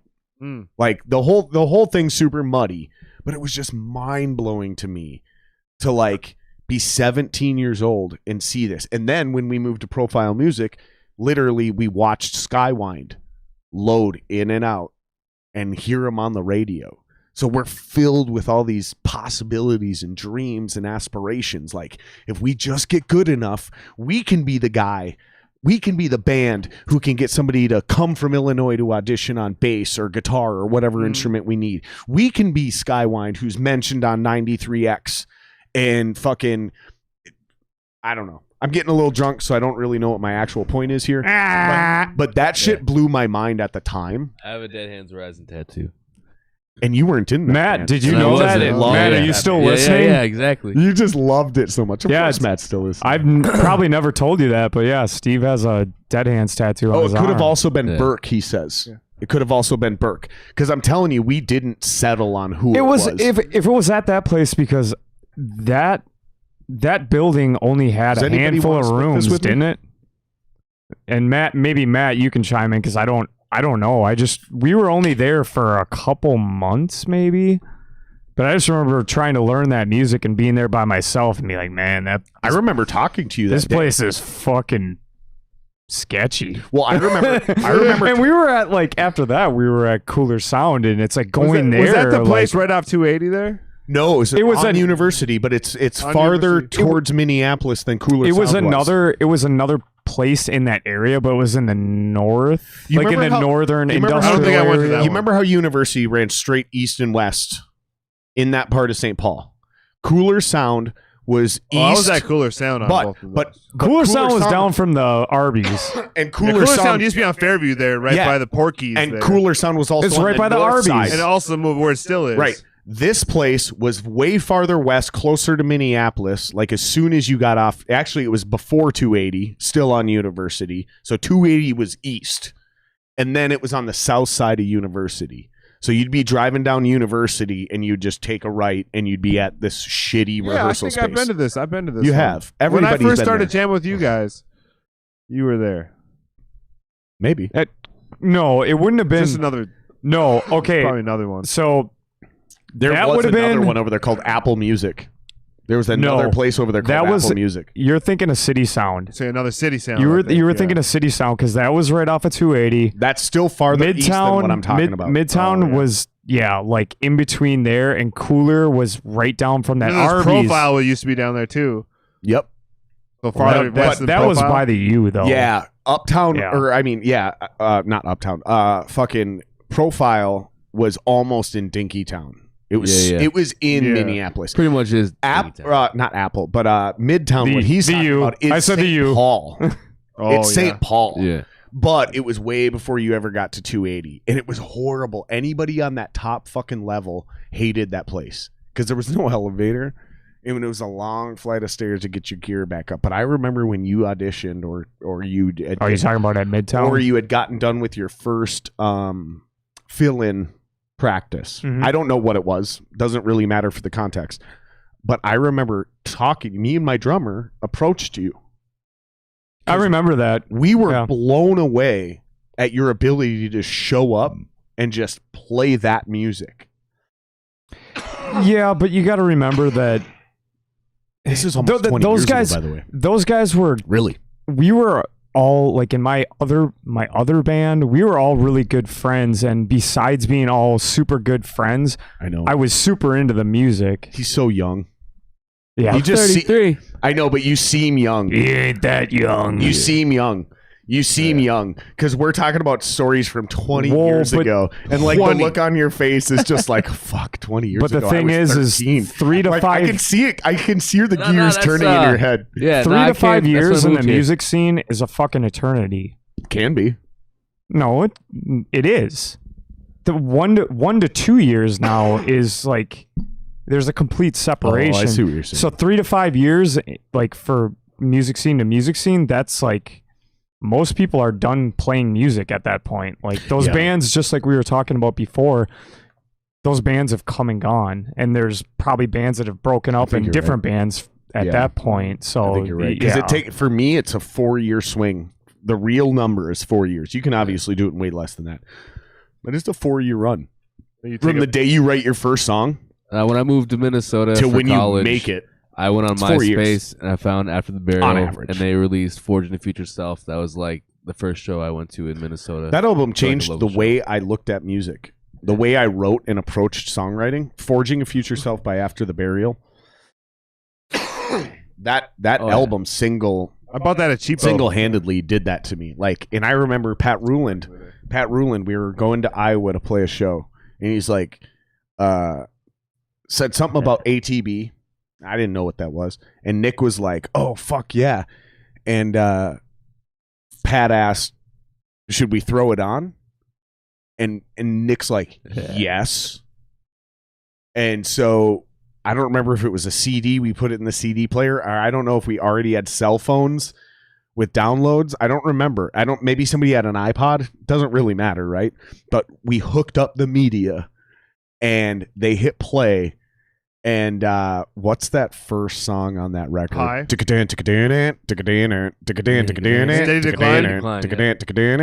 Yep.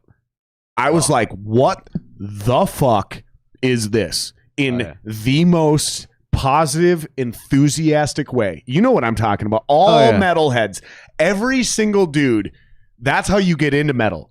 Is somebody played you something at one time and you went, what the fuck is this? Yeah. And it wasn't like, what the fuck is this? Turn that shit off. No. We're saying what the fuck is this? That's what ATB. And I was already in Solace and Ashes. We were already making super heavy music. But when I listened to ATB, it was a new sound. It was like, oh, these guys have completely reapproached the way they're thinking about metal. And it literally introduced me to hardcore. Because they were like, they're not a metal band, they're a hardcore band. And I was like, what's hardcore? And then I got a schooling from kids who were younger than me. Because I was the old guy in the band. I was 24. They were all 20. The thing is, the execution was just on point too, and the guitar tone they yeah. achieved was The only was reason really that sick. they like anyone would say they were a hardcore band was because of Nick at the time. Well, Because Trent and Justin were metal. They were It's fucking actually- metal. Like well, yeah. come on. As a drummer, let's get into drumming theory for 2 seconds. Those are all hardcore grooves. Other than the blast beats, they're all hardcore grooves. Like, that is not metal drumming. I'm not it's sure hardcore who, I'm drumming. not sure Well, who yeah. programmed the drums. Justin probably, yeah, did for that yeah. for that stuff. Yeah. They're not programmed, by the way. This has been settled. Greg played those drums. No, they were The programmed. sound programmed. replaced them. They Greg were played all, those drums. He There's here's the thing. Greg's coming on the would- podcast. yeah. Greg with his new band is coming on the podcast, and we're putting this to bed because Pat put this to bed on the previous podcast that never aired. In fact, I think that is the only. Well, it's not episode. discrediting Greg or anything. Greg's I sick just drummer. yeah, But a no. lot of people think those drums are programmed, and then Greg joined the band, and Pat was like, "No, dude, that's Greg on drums." And then fucking Justin went in and sound replaced everything and quantized it so fucking hard that it sounds like an actual He machine. did well. He did that on the demo. That's he probably did- what I'm talking about. He did that on the demo, not on the record. On Forging a Future Self, the actual Yes. record. Yes. Clarify what you're saying. On their demo stuff, he went in programmed. and no, he replaced stuff. Okay. We're talking about like But their on the three. album, it's programmed. I mean, all their albums are programmed Are for we up saying programmed until or sound replaced. they were programmed. So you're saying no drummer stepped into a As- studio. Dan, there was some stuff.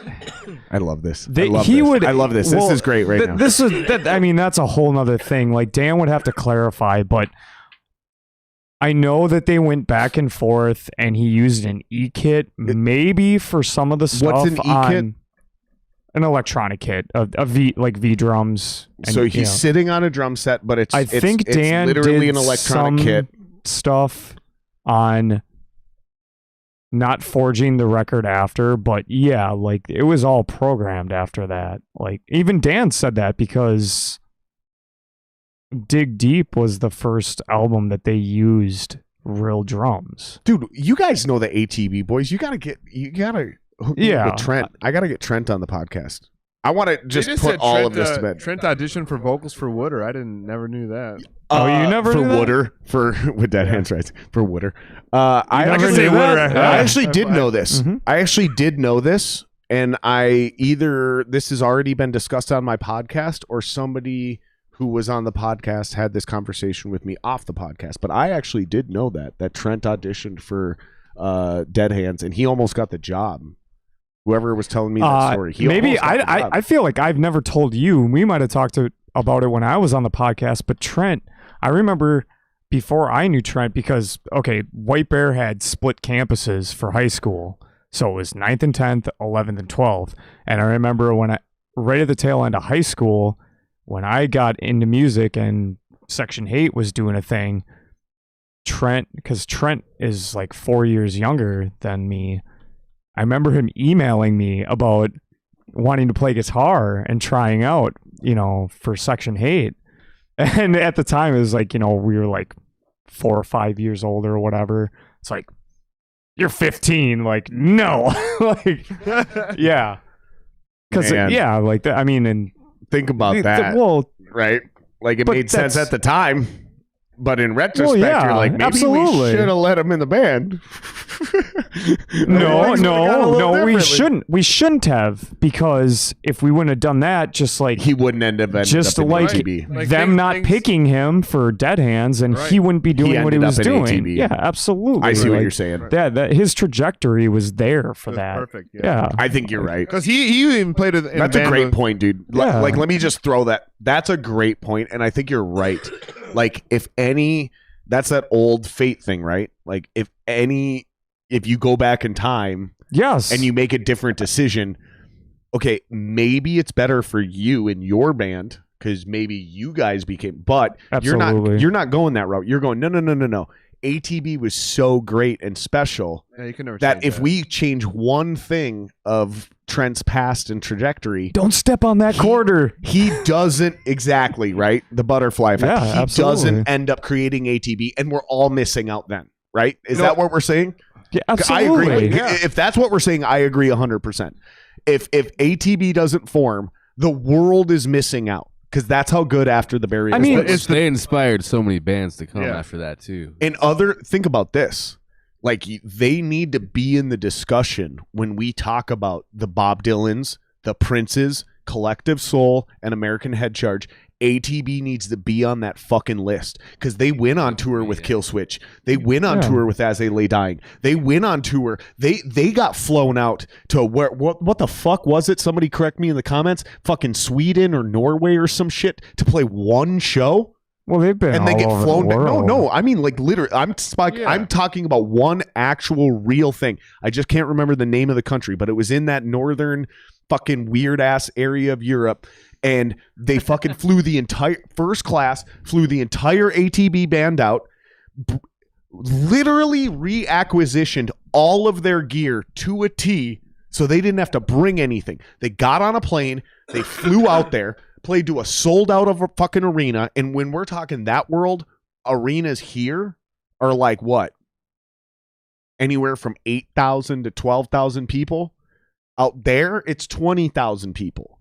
They flew out there, played to a sold out arena, and then came home the next night. Like, that's how fucking influential that band was. That's some Bob Dylan level shit. Like most bands, I don't care how big you are. You're talking about them like they're dead. You're not showing up in another country. You're talking about them like they're dead. No, I'm saying they are. That's how influential they are. Did I say were? I'm going to keep giving you Did shit. I say were? I'm going to continually keep Did I say giving you- were? Yes. I thought I said all. My bad. And the contrast is funny when you've like been in basements and hanging out with them and everything. Yeah. Yeah, and then that motherfucker recognized me and knew me by name. And it's like, dude, I've met you 3 times. Like, they're great human beings. Like, I remember walking up to Trent once and being like, dude, I'm a huge fan of your band. I don't like any local bands, but I'm a fan of you guys. You changed the way I think about music. And he's like, what's your name? And I said, Jared. And he goes, it's really nice to meet you, man. Stay in touch. And I was like, cool. And all of a sudden, 9 months later, he fills in for another death metal band. He's wearing gauntlets. I remember this. He wore gauntlets and fucking After the Burial. But he was wearing gauntlets. He did that shit for a while. And I think it was your band. No. Then it was Body Beneath. Then it was one. It might have been Body Beneath. Yeah. And he filled in, and I remember I don't know walking if he did or backstage, not, but- and he No, turns I don't around and think he he goes, did. Jared! And I was like, how the fuck do you remember He my name? wore I met you gauntlets in once, After dude. the Burial a handful of times. Yeah, at the He beginning. I did. remember him He wearing did. gauntlets in After Yeah. Burial back at the old days. Yeah. So- In case the listeners Trent, don't know if you what ever we're talking listen, about, you should. like literal, I'm gonna like tell him to literal bring the forearm gauntlets back. with like 3-inch spikes on them is what, for the listeners that aren't watching, we're talking about. This guitar player, Trent, wore like forearm gauntlets with like literal 3-inch spikes on them. They were actual 3-inch metal spikes that stuck out of that fucking gauntlet. Sick. Maybe they weren't 3 inches. Maybe they were 2, but I know nothing about that. They I'll were- do, they I'll were- do a little like a degree of like affiliation thing in a way, but so I did help. Like I brought Justin in when I was going to IPR. I brought Justin in, and he helped produce Monsters there, the band there. Like Frankie Palmieri came, but also Trent came there then too and did some of the vocals for In Dreams. And then they're still that doing release, shit now. That release show is when I was at that show and Reaping played, and I did merch for Reaping at that show, and that's the night that I met my ex-wife. That is now my baby mama. Wow. Let's talk about that real quick. You just Was brought that up the night something of the great. snowstorm too? I'm not sure about The that. ice, the freak ice storm. Let's that's a great Whole bunch of segue. stuff Let's happened touch on tonight. that real quick. So Yeah. let's get into how you ended up in Reaping, because you're not the original singer for this band, Yeah. but you are the only dude who's been able to deal with this guy and this guy without quitting. It's a whole thing though too. They got to deal with me as well. We all got our quirks Yeah. and things. You know? Yeah, it's a fucking. That's a We whole should hit some of triangle. these comments. Yeah, go scroll up here once. I don't Wooder. Wooder. go up. First of all, go back. Matt was asking about your triggers, Dan. He's triggered. Dan Holy is triggered. fuck, man! I turned away from the screen and had a conversation with you, You guys are for 5 just minutes. not And on your Jeez. shit tonight. Here's the thing: is this isn't usually part of the podcast. We don't usually Yeah. have this many Yeah. comments, and nor do we ever care to chime in this much. But this is so That's- much fun tonight. yeah, but We're going to that's- keep doing it. That's fucking awesome. It's a bunch of but friends I've in here. never been. I've never below been this. overwhelmed. So yeah, let's catch up here. Tone sounds great. Love the idea of a DI and a reamp. Obviously, DI works and rehab well. is just crucial. We have a mix of our whole last album with the Axe Effects. Oh shit! Here we that go. Steve did and is sick, but the reamp is But I'm no Zach Oren. So. Nameless is awesome. Hey Dan, are you adding triggers into your drum setup either for live is or recording? triggered. Please don't. Oh, he's triggered.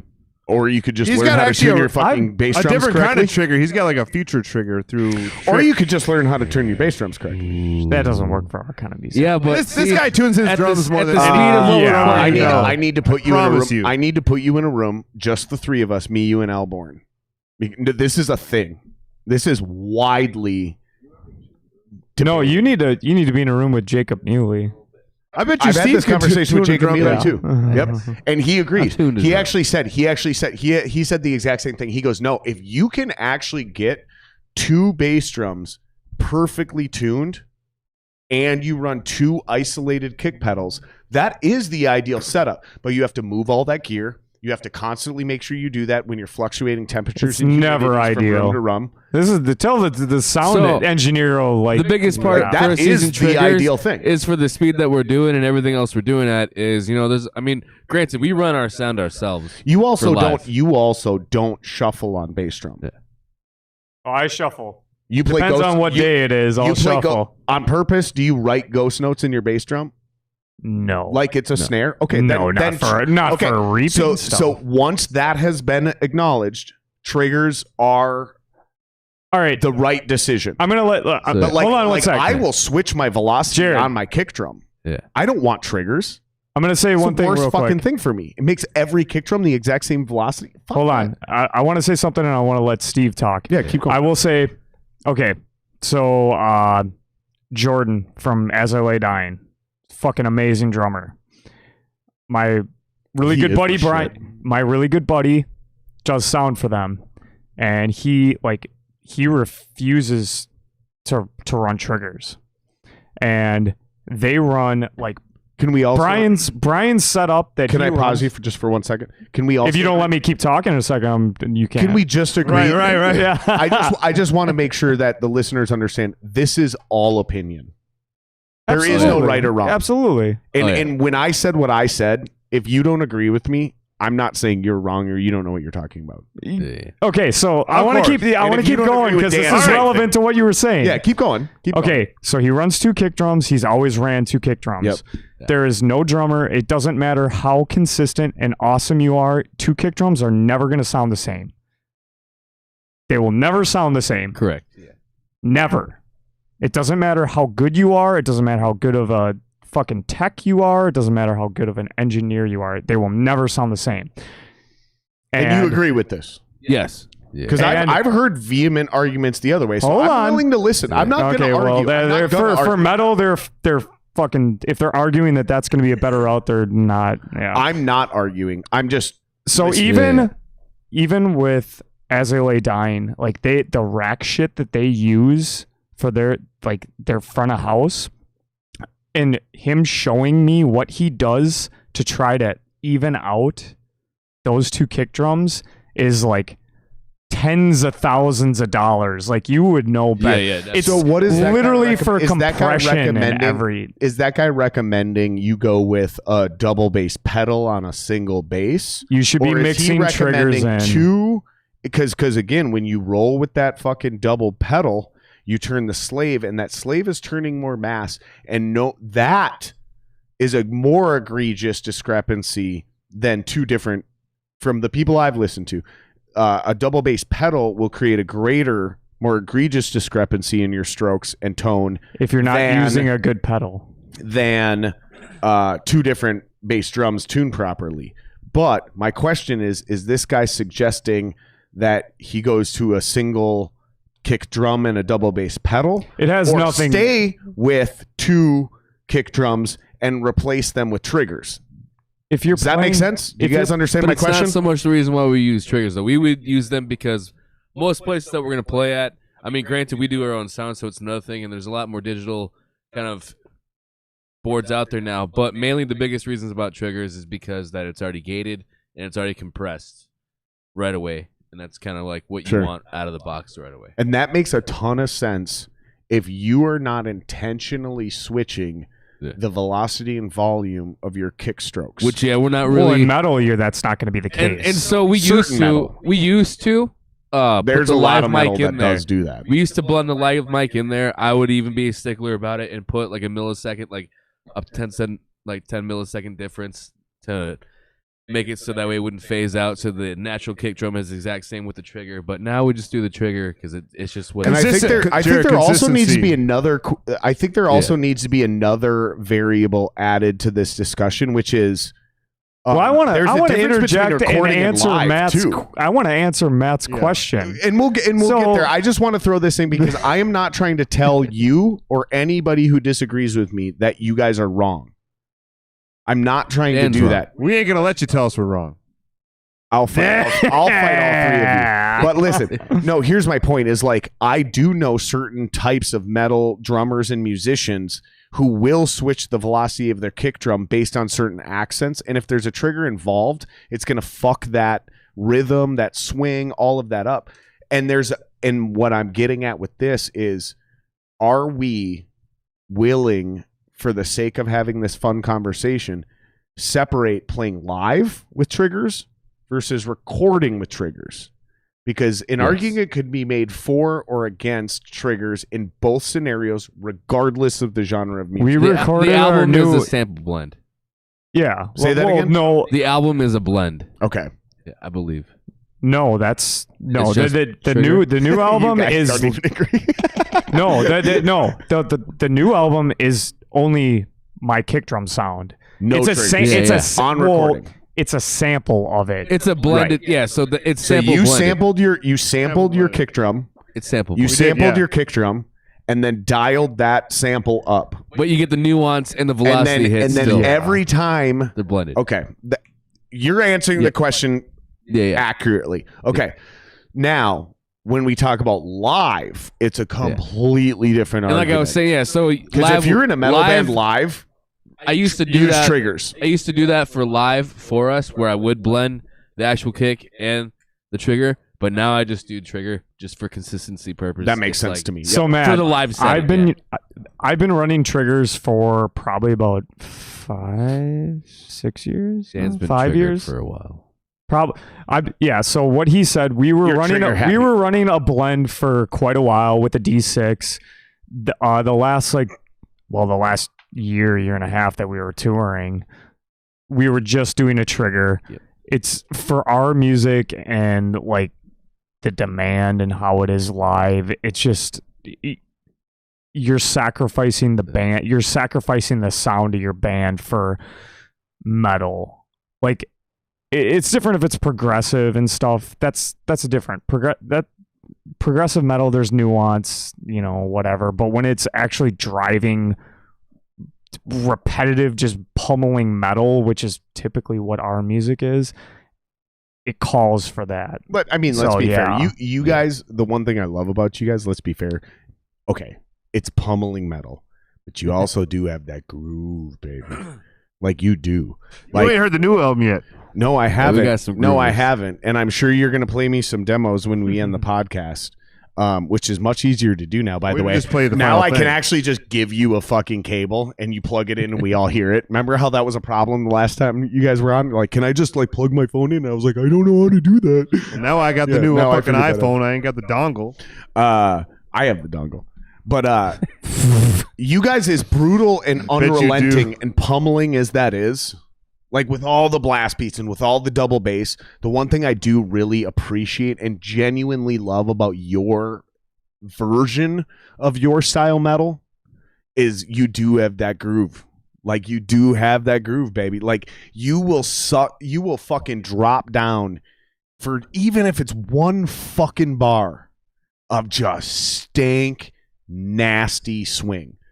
And, It's a lot and more you of that as a on this drummer, that matters more what I'm saying, because your style, the music you play is not lending itself to swing and groove. So Jared, And your ability to pull that fucking moment, because I know you record to a click. I know you play to a click. Mhm. he goes crazy to a click. It doesn't matter. I literally went Last crazy night. last Last night. night he went crazy to a I click. went But it crazy doesn't- last to a night. metronome. But it doesn't matter. Like you're one of those rare metal drummers, bro. You're one of those rare metal drummers who has the ability to go, okay, my click has zero swing in it. and we're banging on eighth notes, and you'll go down, like some weird fucking, like we're on my not only is my head bobbing, but my rib cage is moving on the opposite swing note because I'm trying to feel that. You're standing worm. Yeah. That's what it looks. So the new stuff, The Jared, listeners are fucked right now. Instead- if you're watching, you kind of see what I'm trying to say. instead of 1 time, it's 4 times. Oh, 4 times the swing. Yeah. What about it's 8 times the swing? Because Sometimes drummer's it's only 6. counting 4s. So that was part of the aim on the new album was like we tried to remain technically proficient as before, but we did focus on more of the songwriting aspect, which inquired some more grooving. What on pushed parts. you guys to do that this time? Is it boredom from doing the same thing over and over again? Do you guys feel like you're more First of mature? all, we ain't doing the same thing over and over again. Hold on. Shut up. Here's what I'm asking. I like how everything's getting aggressive and everyone's cutting each other up. Listen, you piece of shit. I'm gonna keep cutting you I'm off. gonna get my Jared. jabs in. Like, I love it. Here's my question, though. Were you guys bored with the same classic tropes of how you were writing music, or was it more of one of those things where it's like you guys are maturing and you want to just do something different that you didn't do before, or Always want to progress. or the third option is, and I'm asking you to try to keep it to one of these 3, even if it's not accurate, just for the sake of the quality of the podcast. Or is it more of that one of those things where it's like, we want to flex some songwriting muscles, so we don't really care about the flash or the shred anymore? Which one of those 3 is the closest to the motivation? It's the blend of it all together. Yeah, being able that's- to it's a like blend of all 3. we wanna so make it- option D, yeah, all of the option above. D. We wanted to be Well we played. wanted to be Well on the played. flash. By the Yeah, way, yeah. you should run for office with an answer like that. Let us elaborate though. Like, Yeah, we wanted to be able. That's the whole point of like. That was the whole focus. Like, so we've become technically proficient, and we write technical music, but we really want to be able to then like really focus on the songwriting aspect as well. How much We say wanna did make it you get memorable. on this album as a vocalist? How much say did you None. get? Shut up. Yeah. How much say Yeah, did you get in when you were like, here's the thing is I have this vocal part for Alex's guitar riff, Yeah. but this drum vibe is kind of like fucking this groove, or vice versa. Yeah. Like, listen, I got this badass vocal part for Dan's drums and the rhythm he's playing, but like you decide to go halfway through this part, you go off the rails, Alex. Like, how much say did you have on this album when it comes to the music as a vocalist versus previous? Yeah. Because normally a vocalist only has influence on their vocal parts. Yeah. So I'll talk about Dan says none. from from an original standpoint. Like they'll write some things For a together. moment, the face None. just Next made you look like question. Conor McGregor. Like a brief moment, you look like Conor McGregor. Go. All right. Steve, keep going. So from one aspect, it's different than the last one. I'll touch on that in a moment. But mainly, more than anything, fight all transition three of you. wise, I'll just, there's a lot of like we did realize like we should get this part. Like what I'll say is like I'm not gonna come in Shut vocals up. right away. Shut up. I'm gonna Give wait him to his come in. moment. I can see it in your eyes. You're just waiting to jump in. That I can see you both. Your vein is You're popping still out of your talking. forehead. you're the one interrupting. motherfucker. You're going. still Keep going, talking. Steven. Keep Yeah, okay. going. Okay. So I'll definitely offer up transitional and like how long like the structuring of things and like that, but it will like the main kind of melodies will definitely stem from Alex, and then like they'll both write different But did parts they of songs finally in give general. you a little bit of like equity where you could like be like, hey, And I that got part that on the sucks? I got that one on the last one a little bit more even, but I mean, and on this one it was even more so. The main thing about this album is that I had a story that we're gonna do for a concept. And then, like, the cool part about this one that was And they different- indulged that. yeah, that were as into well, it. yeah. So the biggest thing That's is cool. that Good on you guys. I want to say for the writing Thank that you, makes guys. this one different. As a former vocalist, that's a big deal to guys like us. Like, there's too many guys that write drums and guitars that are like, I didn't really like that. It's like, dude, you're not fucking writing and singing these vocals. Well, it was. Fuck off. It was the complete opposite for this record because so- he was literally telling me, like, because it was a Conveying a concept feeling, yeah, record. yeah. So you almost this wrote a whole concept album. Yeah, Yeah. this whole album was an actual concept album. Can we talk and it's a about whole what story. the concept album is about without blowing the load on? Oh yeah, totally. On your But I'm gonna finish up rapping about the Yeah, whole keep writing going. process of it. What makes this one unique is that even though this whole album was one whole story, that's like you can't just be like, well, I'm gonna make this song be to this one and that one. Like we actually had to structure our whole album out then, where I'm like, you know, I need him to write something more ambient at this part.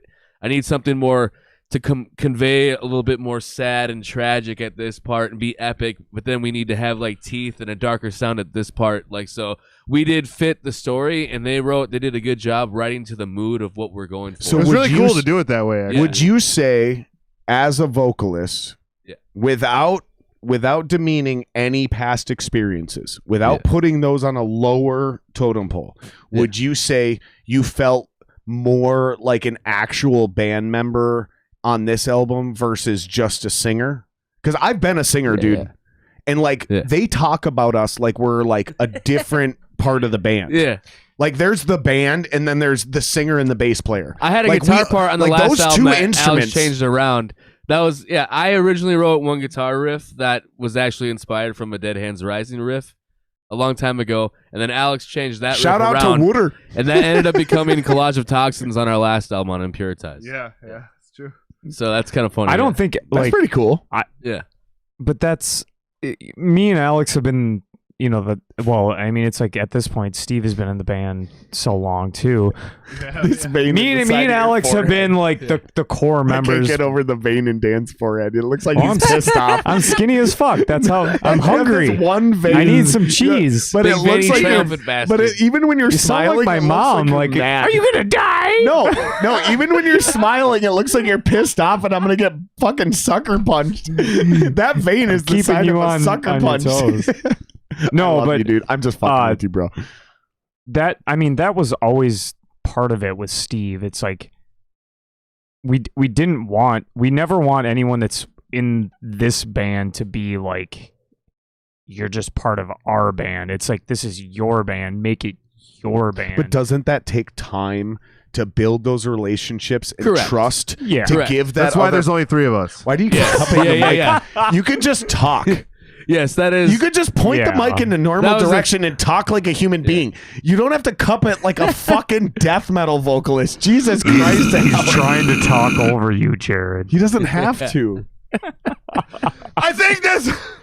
But that's my question, though, is like, because I've been you, and I've also been you guys, right? And this is something, and I apologize if the viewers aren't interested in this. This is me indulging. Like, I've been both of you. I've played all of these Nobody roles. is listening anymore. There's actually plenty of people still listening, believe it or not. No, we're still paused on the chat. We're catching up. Yeah. But I'm really interested in this, and this is the point, is it's my podcast. So when you guys say something really interesting that fascinates me, I'm going to decide, no, we're gonna fucking going into it. And you guys are fascinating me on this aspect, because I've been the new guy in a band. I've been a singer in a band. I've been the drummer. I've been the guitar player in a band. And it's always interesting when I can vouch for that, by the way. When the new guy tries to join the band and has a lot of creative input.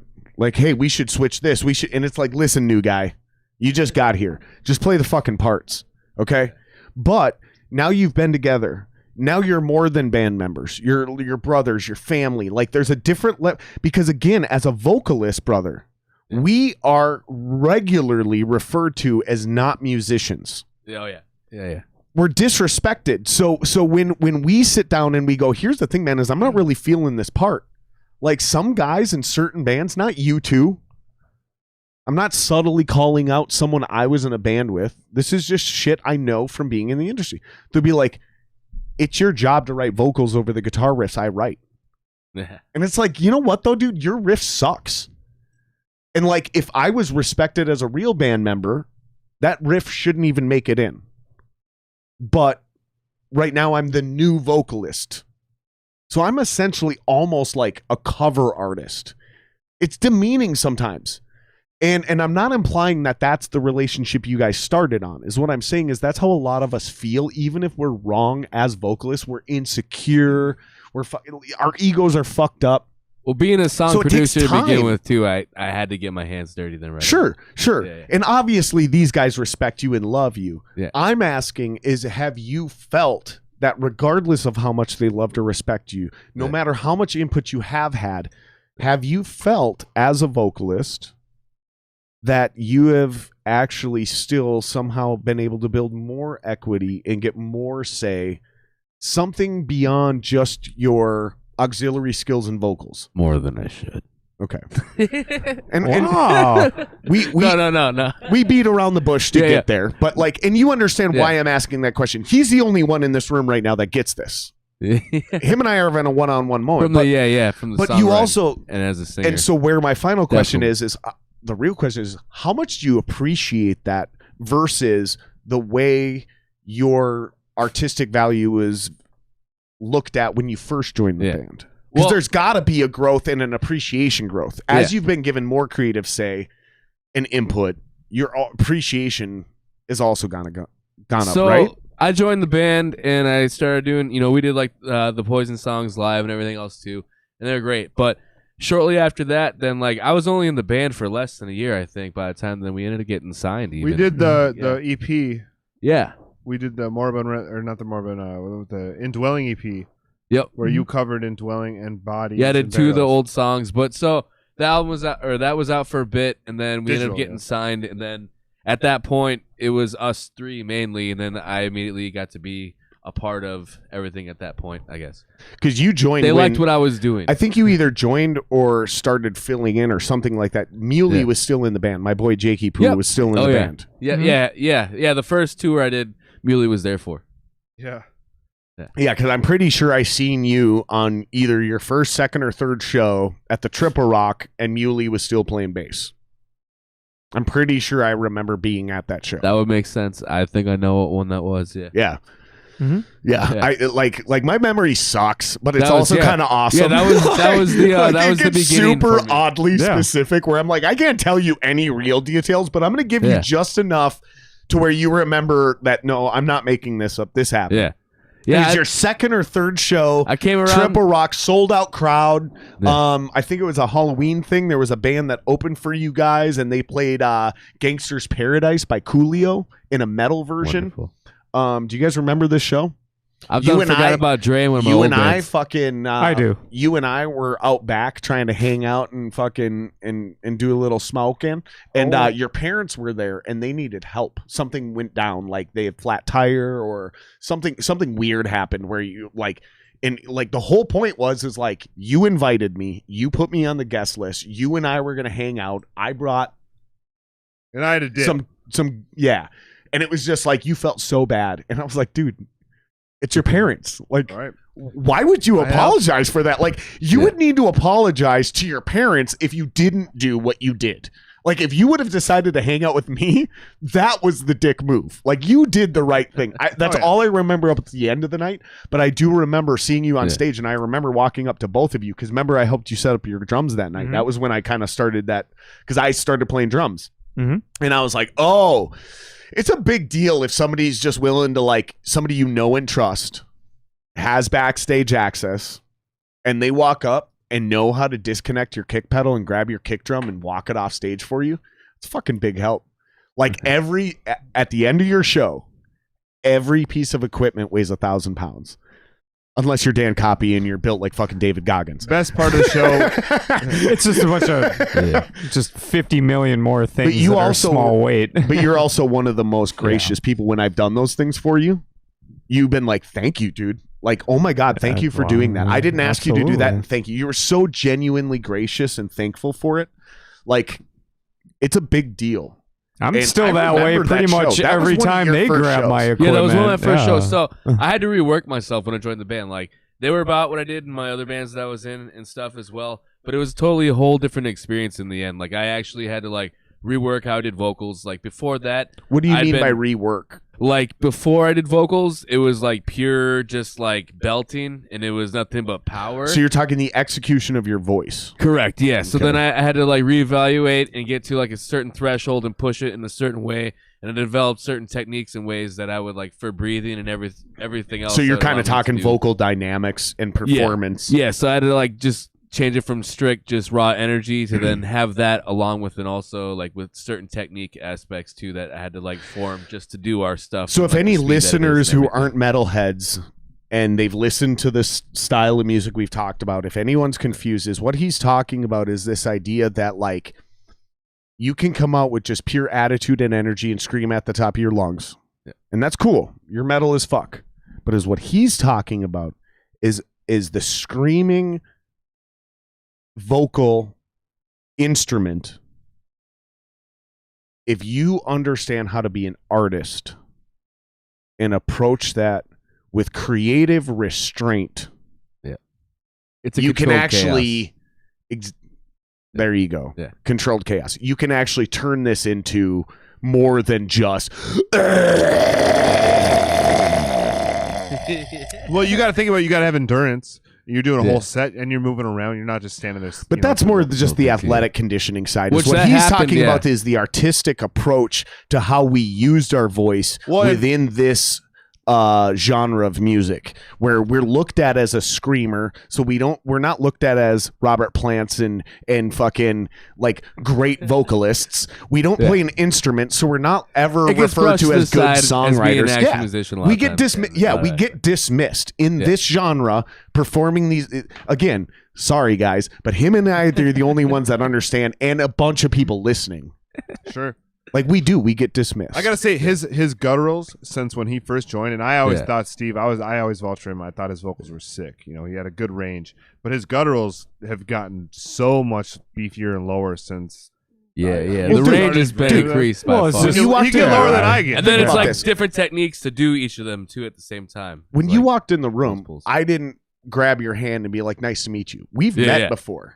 Yeah, Like yeah. I've told you how awesome you are. Yeah, We yeah. may not be buddies. We Yeah. may have just become Facebook friends today. yeah. But like, no. At that show I'm referring to at the Triple Rock, when Yeah. you were the newbie, I walked up and I was like, "You're the man." Later that night, Yeah. where I brought this up while as I'm moving your drums, I walked up and I was like, "He's the guy.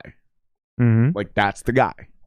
Yeah, and they I had to work up to it, like I said too. Like I wasn't like there right away too, but they believed in me. They've seen me like my presence before with other bands, with performing, and then what I could do range wise and stuff too. So they like Alex knew exactly right away, like what I could end up being in the end. And You saw the potential. Yeah. I knew it had to be Steve. Yeah. Yeah. We did try something. and that's how the writing then ended up happening. Like it just ended up. So being a that's really where good it fit started. together. Yeah. And then where my question was like appreciating. There has to be some level of appreciation in that journey and growth where these guys let you into their band. You were a fan. You have a tattoo of his yeah, old I know, band. right? Yeah. right? And so you start off on one level, and at some point in time, there was Yeah. a transition between your perception of being a fan of that band, and then you were a member of that band, Yeah. but you still looked up to these assholes. Yeah. And then all of a sudden, Oh, yeah. someday, you were like, "I'm a peer. I'm an equal." Yeah. And that's what I'm. That's and what I'm. that's what I bring to the about. table when I write like vocally. These are a couple people to match for as far as like instrument like proficiency and everything else, and that's like what I have to do vocally. Then that's like and that was their whole thing is they want to have a vocalist that people look at instead of just looking at them for what they do and everything as well, being able to be on that level with Right. them. Yeah, Yes. that's We fucking, we that's want awesome. somebody to. We want him to take the focus away from us. I mean, and that's just traditionally that's what the front man's job is. I mean, it's only gonna push both of us. His level of execution is only gonna push us that much more, and I mean, that's pretty much why we work well, I think, with our dynamic. Yeah. And then obviously with everything else he brings. And in this last record, we didn't really touch on this, but we implemented a synth kind of element. I'm out. An electronic Podcast element. over. I'm just kidding. More of like a movie soundtrack. I know. You know? I'm just Think fucking. of it like that. It It's a was concept already album. there. Yeah. It was there. We did put a little Kinda bit of it more. in Puritize. Like, so if you listen to Yeah. Puritize, there's some other elements that aren't just rock band related. There's a couple other like symphonic things, which I did get to like write and help program a lot of that. And like And because that's I what do I'm play getting piano and guitar as well. And that's got to feel great. Where as a vocalist in a metal band, you finally actually get to like be involved in the music. Yeah, right. yeah, like, yeah. and these guys are like, "No, man, we've always appreciated him the whole time." But Yeah, yeah. you're getting it right now. You're like, Yeah, yeah, no, yeah. like, and I sensed this as Yeah. we've been talking about this. Is like it seems like somewhere between, because this is Impuritize, the record that's already out now. Mhm. That's your third album, right? Or So second? album. Okay. And that's my full length Okay. with them. Yep. Okay. So that I misphrased that. Sorry. That's your second album. The one you're recording currently is your third album. Which So is all somewhere recorded, about to release. Somewhere between the beginning of the second album and where you're at now, this artist feels like he's an actual musician creating this art with you versus a vocalist who has joined your metal band and is just adding his lyrics on shit you guys have already done. I know that makes sense to you. Does that make sense to you too? I feel like I felt that way about you for a long Yeah, time. I got a lot of my. I got a lot to. This has not conversation. ever been about you guys not giving him respect. Yeah. This is about him understanding his value and feeling like he really is a real. I got to do that right away. Even in the Impuritized one, I got a lot to say. I got like stuff to say. We made that very, very clear. They made it very open to me, and for my aspect, like, you know. But did you let him change music, any riffs? Like, the tools you know what I mean? with. On that first record when he first, I mean, no. Like let's be realistic. Ideas here and there, though. Ideas and shit, but it's different. He literally wrote one of the riffs, at least half of it. I mean, you got to remember that this kind of music is the dynamic and how we write is so different. Where it's like we're not a rock band, we're not. I mean, I think that me and Alex. You're all at. Jesus Christ. No, let's also acknowledge that. Me and Alex have talked a lot more about trying to jam more, like on like upcoming material. Because like natural, unfortunately, I got this riff. Let's see where it goes. Unfortunately, for our music, you can't do that. You just you can't. It's very composer. It's not a way we've ever done. You can't just say. I mean, you can, but for how? Do you think most people understand that about your genre? No. Not if it. I mean, if you're the actual fans, the fans understand that. Like the fans of your band understand that. But, correct. But do you think most metal fans understand that there's certain bands that it's composed, it's not jammed, it's not improv, like figured out. So it's not that. This kind isn't of band. jazz, man. You know, like that kind of vibe. We had a night. Do you think most people understand that? We had a night where we just jammed and we just kind of had our computers with us and we kind of just were coming up with riffs and making parts, and I actually came up with like a lot of cool stuff, and then I can go back and elaborate on that. Right. Yeah, it's something definitely for the next material that we're going to be utilizing. But as far as like Steve was saying, I think that I always made that apparent. Alex was always right there alongside me. It's just he was never brought in to be just a vocalist. Right. Like there's too many other attributes that he has. I never meant to imply that. Yeah, but I mean, was more traditionally like because I've been in your shoes quite literally, and it takes a while before you feel you're really a member of the band because it's not also. This really has nothing to do with anything you two are saying or feeling or acting like. It's really how other people treat us as metal vocalists. You know, they look at you as the songwriter, they look at you as the musician, and then they look at us as like the guy who stands there and yells. Yeah. It happens. I mean, so traditionally, much. I would. But there's only three of us, so it's got to be. This is quite literally one of the major reasons why I quit doing that. It was because like nobody understands. No one ever looks at me on stage and goes, "Wow, that guy's a great songwriter." They have no fucking idea how much like equity I have in the real product here. Like everybody suck. Like even when I was in any band, even ones that didn't make it off the ground, where I'm writing all the music, every part, and then people are sucking the dick of the guy who's performing the part I wrote, and I'm like, that bothers me. But isn't the cliche the front man gets all the women, Jared? Yeah, there's some credit. Yeah, I think you're right about that. And I still quit the job, so it wasn't worth it. You know, like just getting laid wasn't clearly that wasn't my motivation. Like, I can say that I probably wouldn't be playing metal music still at this point if it wasn't with the people that I'm playing it with, because the tools I get to work with the people that I'm with. When you say that, do you mean like just though like you would have already quit by now, or you'd still be doing it, but you'd have gotten burnt out because these are the only two assholes worth working with? No, it's a proficiency. Like for metal, I feel like it's about like I keep calling you guys assholes. I hope the listeners understand that in our world that's a term of endearment. Huge I hope the asshole. listeners get that. I just get to work with really good musicians, and that's like the whole part of metal for me is about like what you create, how epic it is, how it hits and everything too. I just don't know if I would still play metal in general as a vocal in general. Like maybe you switch genres? Yeah, like I might do something else, I guess, if anything. But being with these people, I get to make it to this extreme. It's been really nice. Like you get to push the boundary in the envelope, I feel. That's fucking cool. I'm super excited for you guys. I'm super excited for you guys. I've been so fucking proud of you guys in the work you put in and the journey that you've been on. I mean, we used to really talk about this back when we were disc golfing before you guys got signed, before fucking any of this happened. Like it was all hopes and dreams, you know. And I had just started playing guitar again. You remember that? I was really not good. You remember how bad I was? Oh, it was hilarious. And I was actually I always thought you were a very tight guitarist. Fair. I'll take that one. I'll own that one. Yeah, I'm tight.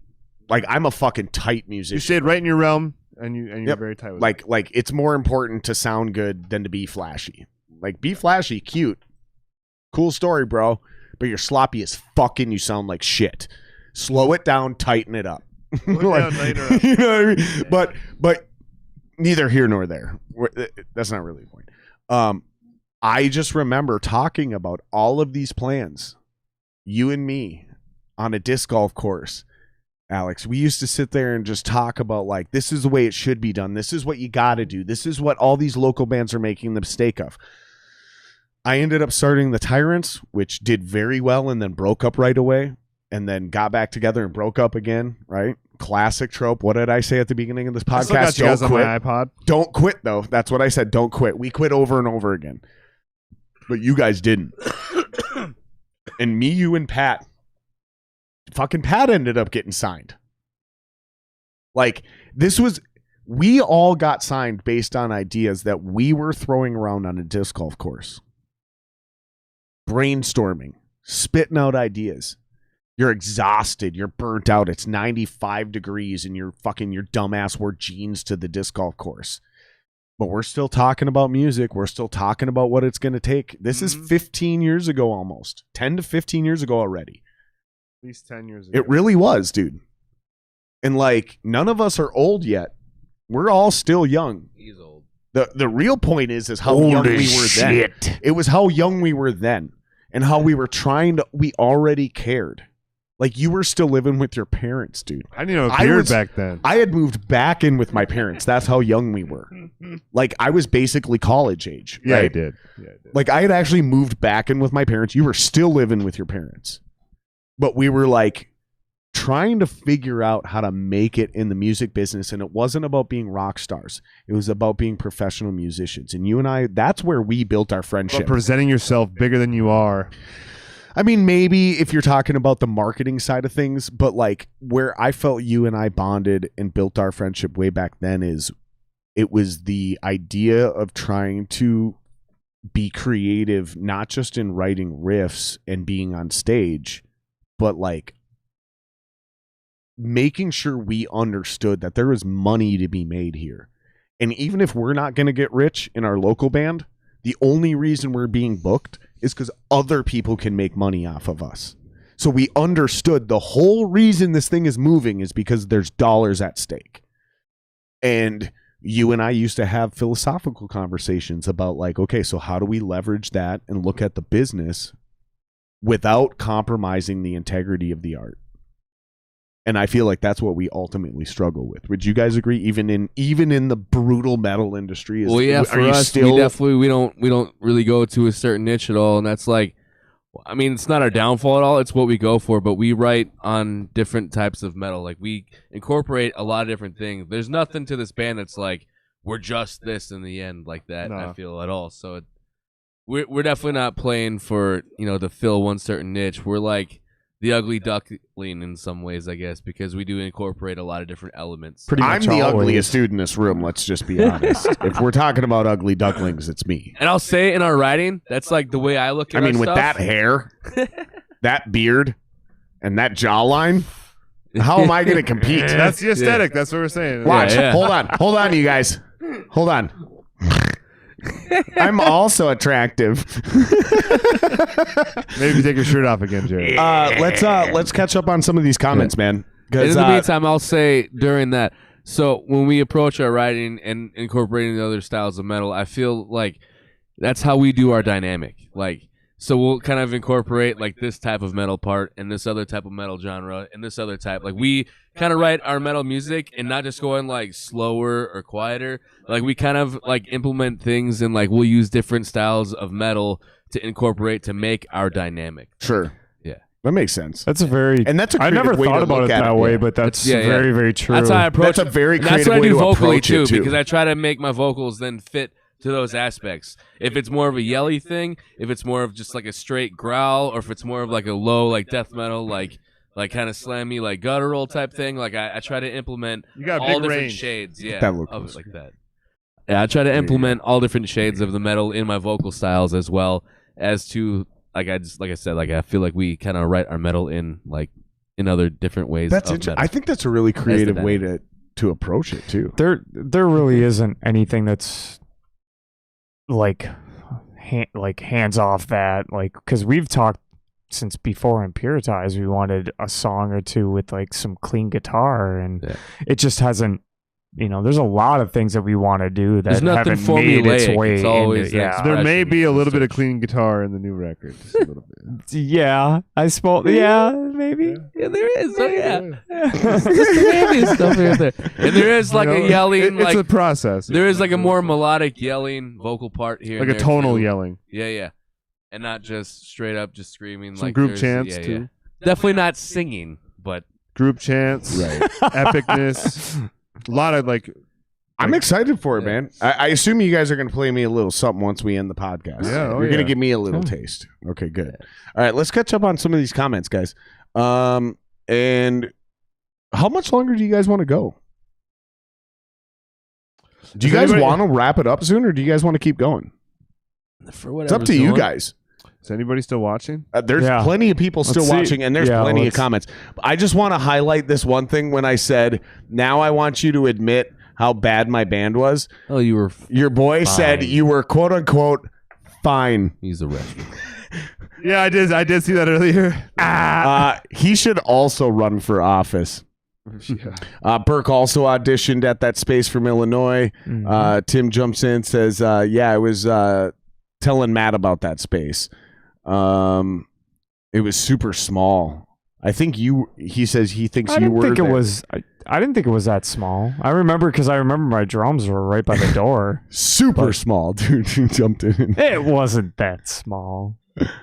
Uh, Small Okay, compared are we to our talking next about, room. Tim's getting drunk. Talking about Dixie or room size? Ah. The tiny joke.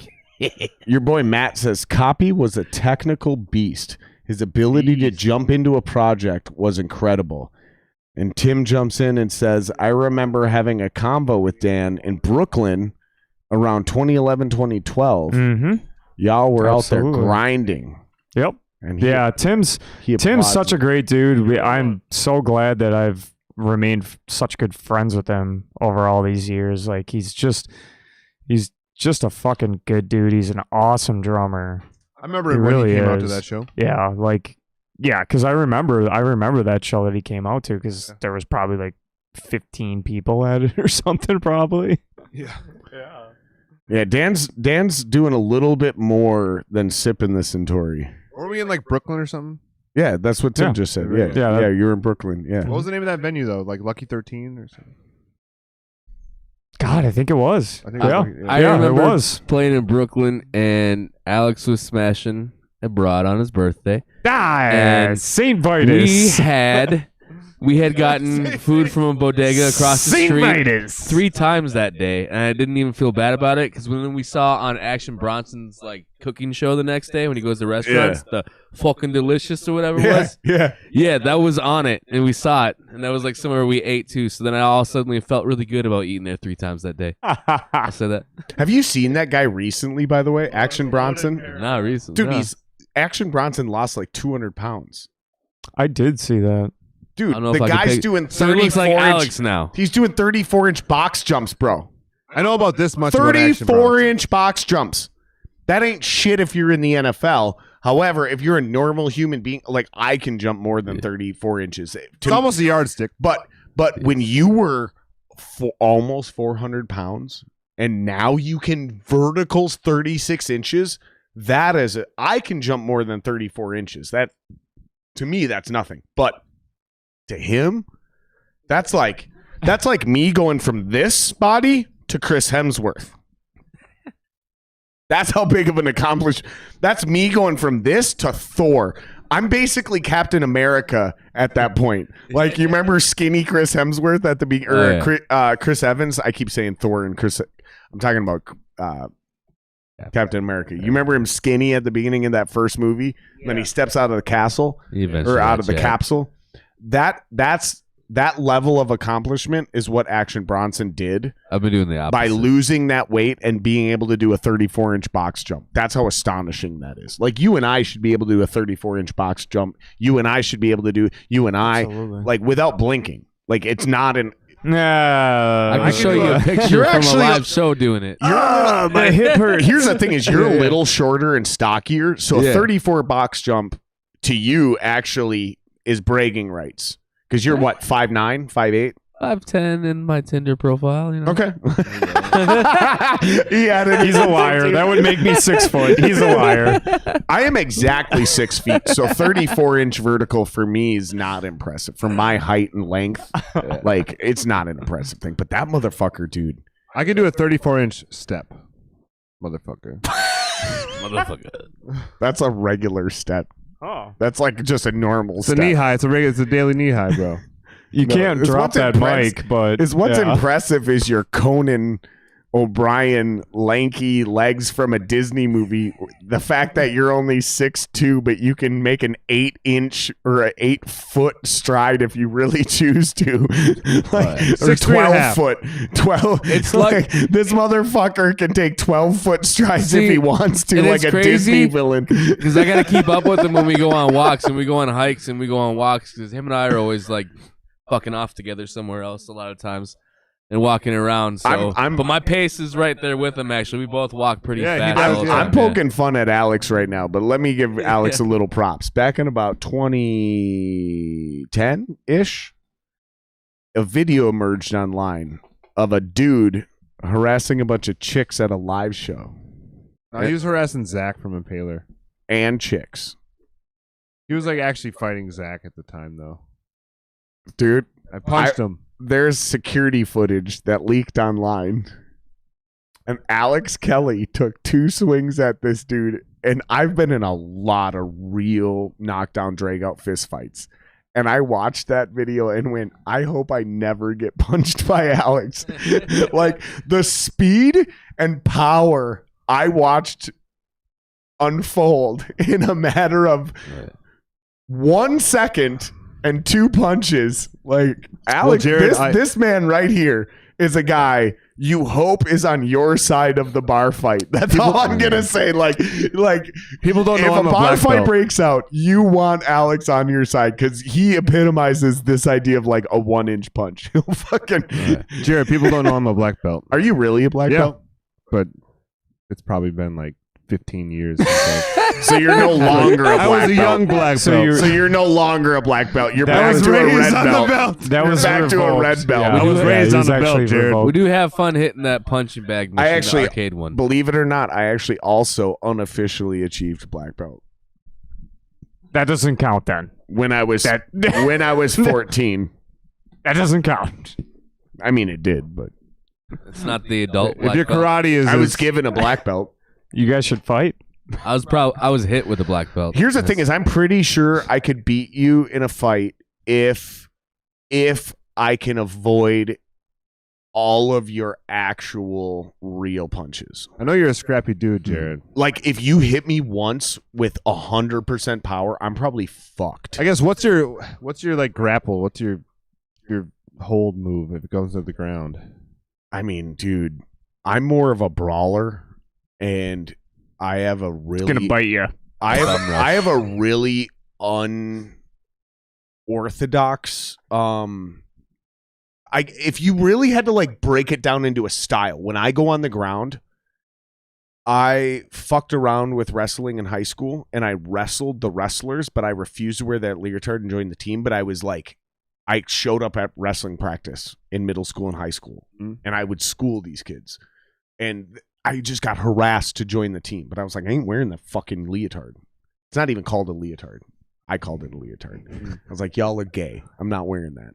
Because I was so skinny. I was like, do you know how fucking ridiculous I will look? Like, these other dudes who are jacked are so jacked, it doesn't matter, right? And I'm not wrestling the jacked dudes. I'm wrestling other skinny dudes. And it's like pathetic looking. It doesn't matter how good I am. I look like a clown in this thing. I'm not doing fighting over Eminem. Exactly. I'm not doing this, right? But I also played football, and I also took martial arts, and my uncle is a world champion martial artist. So when I understood later in life, now we would define my ground game when we go to the ground. It's a very unorthodox jujitsu. Like, that's what it ended up becoming, even though I never took jujitsu. I took Jared. Yeah, Jared. Yeah, there you go. I see what you did said there. you were a Jew. But that's the thing is, I'll tie you up. Even if I'm on the bottom, I'll wrap you up, and then I'll sock you, and I'll fuck you up, even on the ground. Against bigger dudes than me, too. But here's my point is, you would fuck me up if you got one clean punch. I've seen you hit people. I've seen it.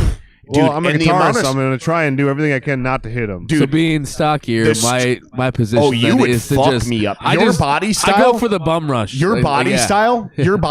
All my strengths are immediate weaknesses. So I've always been the smaller guy who relies on speed and getting in close and wrapping you up so your length and reach isn't a factor. Well, now I'm the long guy. Right? Yeah. So when you and I get in a fight, you own me from day one. Every fight I've lost has been to a guy your size. Every single fight I've lost has been to a guy your build. That's what I say. That's my strategy. Is I have the bum I rush don't fuck with guys like him. Because if you're lanky, I don't fuck with. If this guy gets mad at me at a bar and gets in my face, I'm like, listen, man, let me buy you a beer. Let's talk this out. I wouldn't. But there's dudes. I wouldn't fuck with either of these guys. But there's two guys I would never fuck with. But here's my point. There's dudes who are 6'4", and I'm not exaggerating this. 6'4", 220, and they tower over me. And I will fucking look him in the eye and tell him that he'll regret this decision if he decides to take a swing.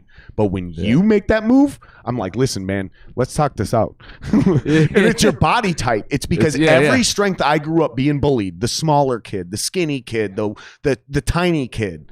Because everyone was bigger than me, so I built a life. I mean, look, dude, I have a boxer. Look at that knuckle. I was always bigger than everyone else. Dude, I'm telling you, like, I've been in a lot of real.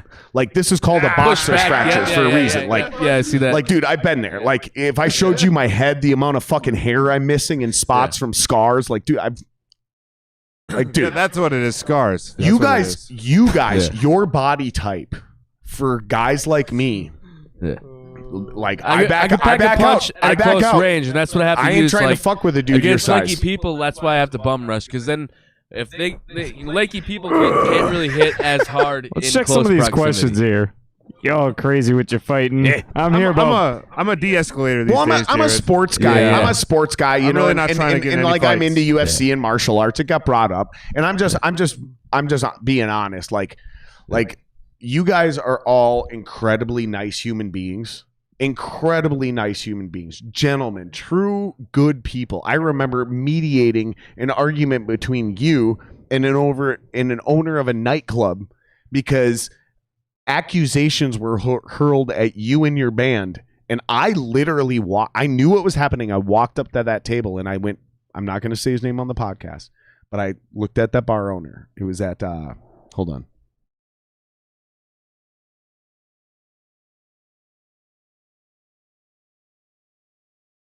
And so I walked up and I was like, listen, I know these guys and I've heard this story and it's not fucking possible. So, unnamed bar owner, I'm telling you, like, I'll throw my hat in this ring unfucking asked, and I'm gonna back this guy because I know Dan and I know Al and I know this band. And you're wrong. And you took the wrong side of this argument. You remember that? Yep. That was at fucking Roberts. Mm-hmm. Was that a Halloween show? It was near the Halloween show. Because I wonder, Yeah. I wonder if Debbie played that one. But no one asked me into that conversation. It wasn't the conversation. Halloween show. I think Okay. it was. I think it was. It was Before near that. it. Yeah. But no one asked me to come into the conversation. Yeah, because you guys did play it. But I was offended on your behalf. Yeah, And I probably knew- I fucking knew looked the angry. other guy. I probably looked fucking. Oh yeah. I feel bad for anyone that wants to break into our van. I'd say. Yeah. At least That is one thing that come across us it's on like the road. they're two of the nicest people that I've ever met. If I ever needed to be in a fight, I could hands down say I'd want them, because And that's I what would be like I'd be afraid for somebody else on the end of them getting hit. We never looking for the fight. And that's Yeah, what I'm no. getting at. Definitely That's not. actually Yeah, what I'm yeah. getting at. That's Yeah. actually where I'm going with this is like, But sometimes the fight like, finds you. like I'm getting Yeah. to know you tonight. Yeah. I'm getting to know you tonight. And you're a sweetheart, right? I know this dude and I know this dude. And I'm saying like none of these dudes would ever want to fight, but you No. don't want to fight them. Because first of all, rule 1 is never fight a drummer. That's him. Because Yeah. they're always in better shape than you. yeah. Like, don't do it. Right. Like, don't do The it. endurance is there. Like, if you're going to fight anyone in a band, pick someone who's not the drummer. Probably the bass player. Because even the player gets guitar enough players, shit. even the guitar players have like this incredibly strong forearm. And man, you don't want to get hit by that arm. But they're going to be reluctant to punch just because I don't want to fuck my hands So up. basically, is what I'm getting at is this man hits like a tank. This guy's built like a tank, and this guy can out condition you. So don't fight anyone in reaping. That's the moral of the story. Now everybody on the internet's going to want to fight.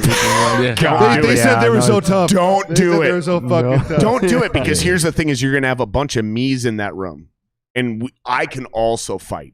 And these 3 boys ain't alone. Like, they're never gonna be alone. We don't. Like- we'd like- rather just be able to play a show. Yeah. Yeah, you we'd know how rather- shit gets though. You know how We'd shit rather gets just though. be- Some drunk asshole, his girlfriend's hitting on you, and he blames you. And it's like your whore girlfriend is the one to blame. Go deal with her. Don't start shit with me because your slutty ass girlfriend wants my dick. Let's- Like you're the one not eating the puss right. It's Let's- not on me. Let's see Let's some catch of up these on some comments. comments. Let's see Andrew- these comments. Andrew's I'm making Dan uncomfortable. This is getting Yeah, unprofessional. I was uncomfortable. Actually, a we're long caught time up. ago.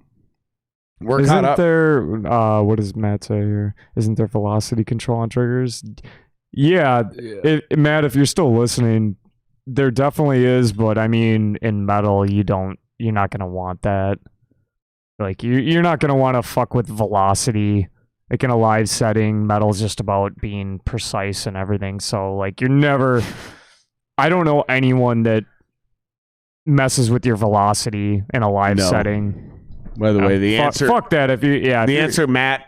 No, his long sleeve is not connected like a t-shirt No, onesie. it's just It's a- not. It does look like it could be. I just reached Doesn't- over. I and could touched it and be wearing verified it. a whole onesie, and It that's is kinda- it. I'm not even wearing pants. What does your shirt say, Daniel? Religion is poison. I can even get behind that as a Christian. I can even get behind that because religion has nothing to do with spirituality. Religion's an institution.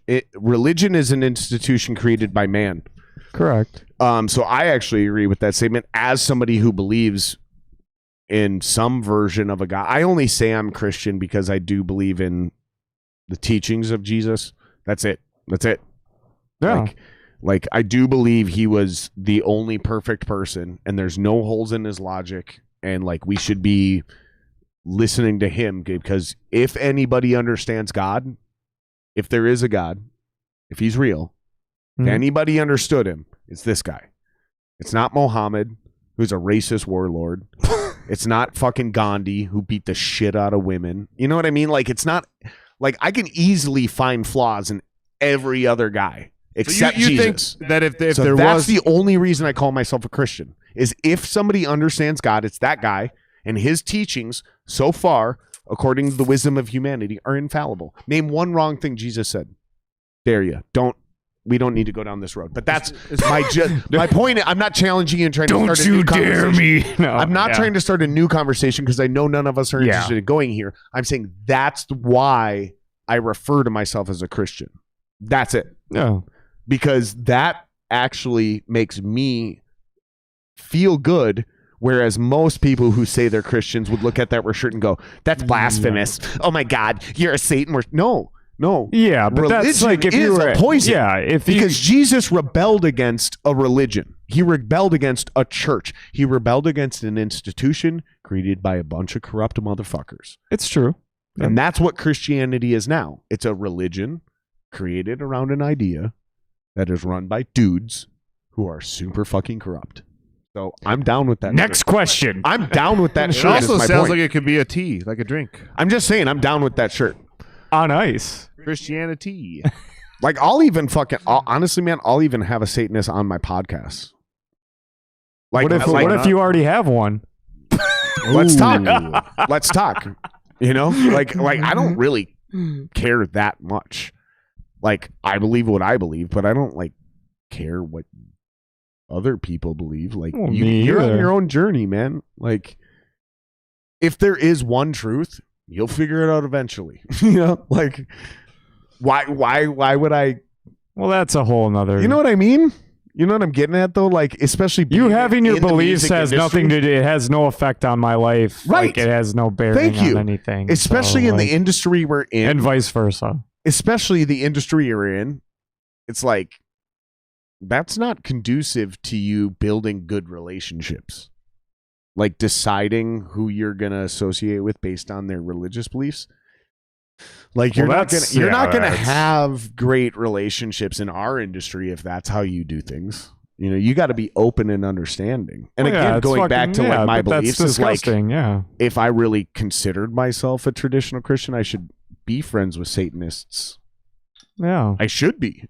Like that's actually the point. Exactly. You know? Exactly. So, Well, then you've got it, but you've got more going on than most religious people. So, yeah. that's actually that's You're not sadly limiting true. yourself to your religion. No, because honestly, man, like I don't actually know that many good people who are Christians. That list is smaller than good people I know who don't claim to be Christians. Like the amount of people I know that I would truly say are really, truly good people that claim to be Christians, it's like 2 or 3. Truly good people I know, truly good people that don't claim to be. I mean, I could give you a dozen. That's what I'm getting at. So my whole thing with that then, with religion then, is you have a chance for repenting. You have like some way to be absolved. But for any of us that don't believe in anything else, you have to live with everything that you do. You have to always have yourself in check. Like it's not like not so much like you can't like a rule to guide by, but like anything that you do is on your mental then forever, and you have to live with all that. Like every decision is based on your own. There's no absolving, there's no repenting, there's no forgiveness. Like you have to live with every single thing. Interesting. Yeah, I don't feel that way, but I understand what you mean. Like as somebody who has this ability to be absolved or forgiven, I don't feel that weight lifted. Like if you if you forgive me when I fuck up, I don't feel any better. Like I still live with all that guilt. Yeah. Allegedly, God forgave me, and I'll still get into heaven. But I still live with that weight every day. You know what I mean? Well, yeah. So, like, I feel you with what you're saying, but somebody who's on that other side, like, that's not actually how it works. Like, I still live with the same reality you guys do. I'm just saying that. You know what I mean? I'm not taking. There's just allegedly some there's entity still, who's like, okay, still eligible for heaven. I'm just saying that, for people who don't believe, there's still like a check mark in the box, of keeping yourself in check about. Because what things like bugs that. me is like getting into heaven is almost like being demonetized on YouTube now. Strike. It is true though. You've Yeah. had too many strikes. You're permanently demonetized. Like that's how heaven works. Like, Well, yeah, but that's I don't know about all that, man. but that's Like, how religion works. Is just that's my point. people are just I hate fearful though religion. of that kind of stuff. Somebody Like, who they're just actually fearful. believes in God. Yeah. And like I believe in the teachings of Christ. I do a lot of mushrooms, right? So my I definition microdosed today. of actual religion is grossly different from the world. Like I'm disgusted by what you and I have done, humans, with this idea of religion. So Well, like and it is a that's- poison. It is a poison. It has Yeah, and absolutely that's- corrupted us. I to don't even like. control and manipulate. I mean, you fucking could have a whole put the talents conversation. of strength into the weak. You could have a Yeah, whole nother- just podcast disgusts on me, religion, dude. and that's the thing is like I might wear some shit that says that, and I might think Is that a band T-shirt or no, is that? no. I might think or feel a certain way, but that's Why'd whatever. you buy that shirt? Is it the art? Because it's got a very Yeah, I do Day like of the Dead vibe to it. You know what I mean? I mean, Mexican I like Halloween. Yeah, You know what I mean? Well, It's got a very Day of the Dead vibe. yeah, that's a Would pope. you guys agree? That's a pope. It's a That's a pope. dead but pope. no, The third eye in Would the you- hand. But I see Mexican art Day of the Dead when I look at it. No, I think to the untrained eye, I think you see a skull. And Yeah. that's big. And then with just maybe the design of the flowers. I makes you don't- think that. But Yeah, I Day think of you're the right. Dead. I think it's. floral I think you're right. headdress makes you think that. I think you're right. Yeah. I think that's exactly what it is. It's the floral that's a pope. headdress. I know. It is a pope. Yeah, yeah, But the yeah. reason But where I'm he's getting pulled Day of the from. Dead Yeah, vibes yeah, is you guys are right. Nope, you Yeah. nailed it. It's because there's flowers.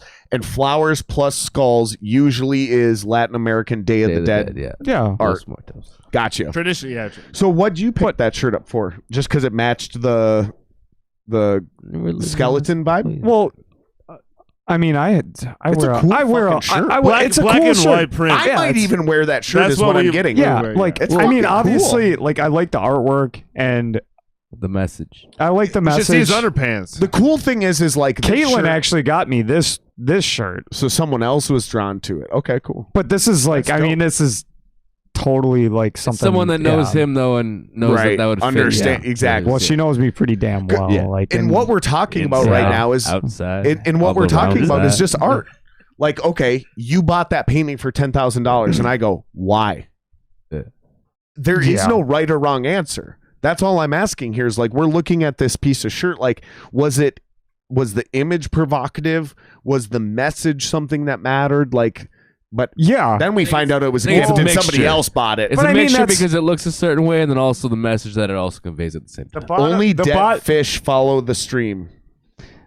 and that's That's actually literally not true, but I get the point. In a literal sense, it's not true. It's You're actually- correct. in a literal It's sense, actually yeah. not true, Yeah. literally, but You have I not get had it. trout. I get the point. the idea. The idea. God damn it, Jared. I'm sorry, dude, but this is also why I have Yeah. a podcast because I say things like that. Let's finish catching up on. Yeah. Oh no, we are caught up. That's right. But We already between did with the that. religion, There I'll are a say few, like but- I believe in spirituality. And, Oh. and that's a different part. Andrew and religion Schreck? is totally man-made. Andrew Schreck asks us, so It's a let's hear about construct. the new album. We It's a tool. tried. I tried to get them to talk about the new album, and they won't. Oh, we did. They We can't. Did. We did. We talked about it a little bit. They We can't visited. talk about anything. They have a date. They're excited. He has more say. It's a concept album. It's That's a all we got. 3.5 hours, and that's all I was able to get. 4 Good hours. artwork. Alex is super stoked about the artwork. It was. I was probably one of the most hard sells on it though, just because I had it envisioned in a very certain way. I've had such fun with you guys tonight, man. This is a fucking riot. This was a riot. And you know what it wasn't? Like, we got buzzed up. Minneapolis will show you a right. We've gotten buzzed up. We've had fun. It's been chaos. But you know what it wasn't? It wasn't a shit show. I don't This think was so. a great podcast. I think we had some good topics and we covered some good stuff. Just like the music, it's controlled chaos. So all your plugs, technically your links are in the bottom, but in case anybody is just like zooming to the end and they just want to hear it, where can people check out all your shit? What do you guys want to plug? Shows coming up. If there is one, you can, maybe I got you drunk enough. Plug your shit. We got to wrap this up.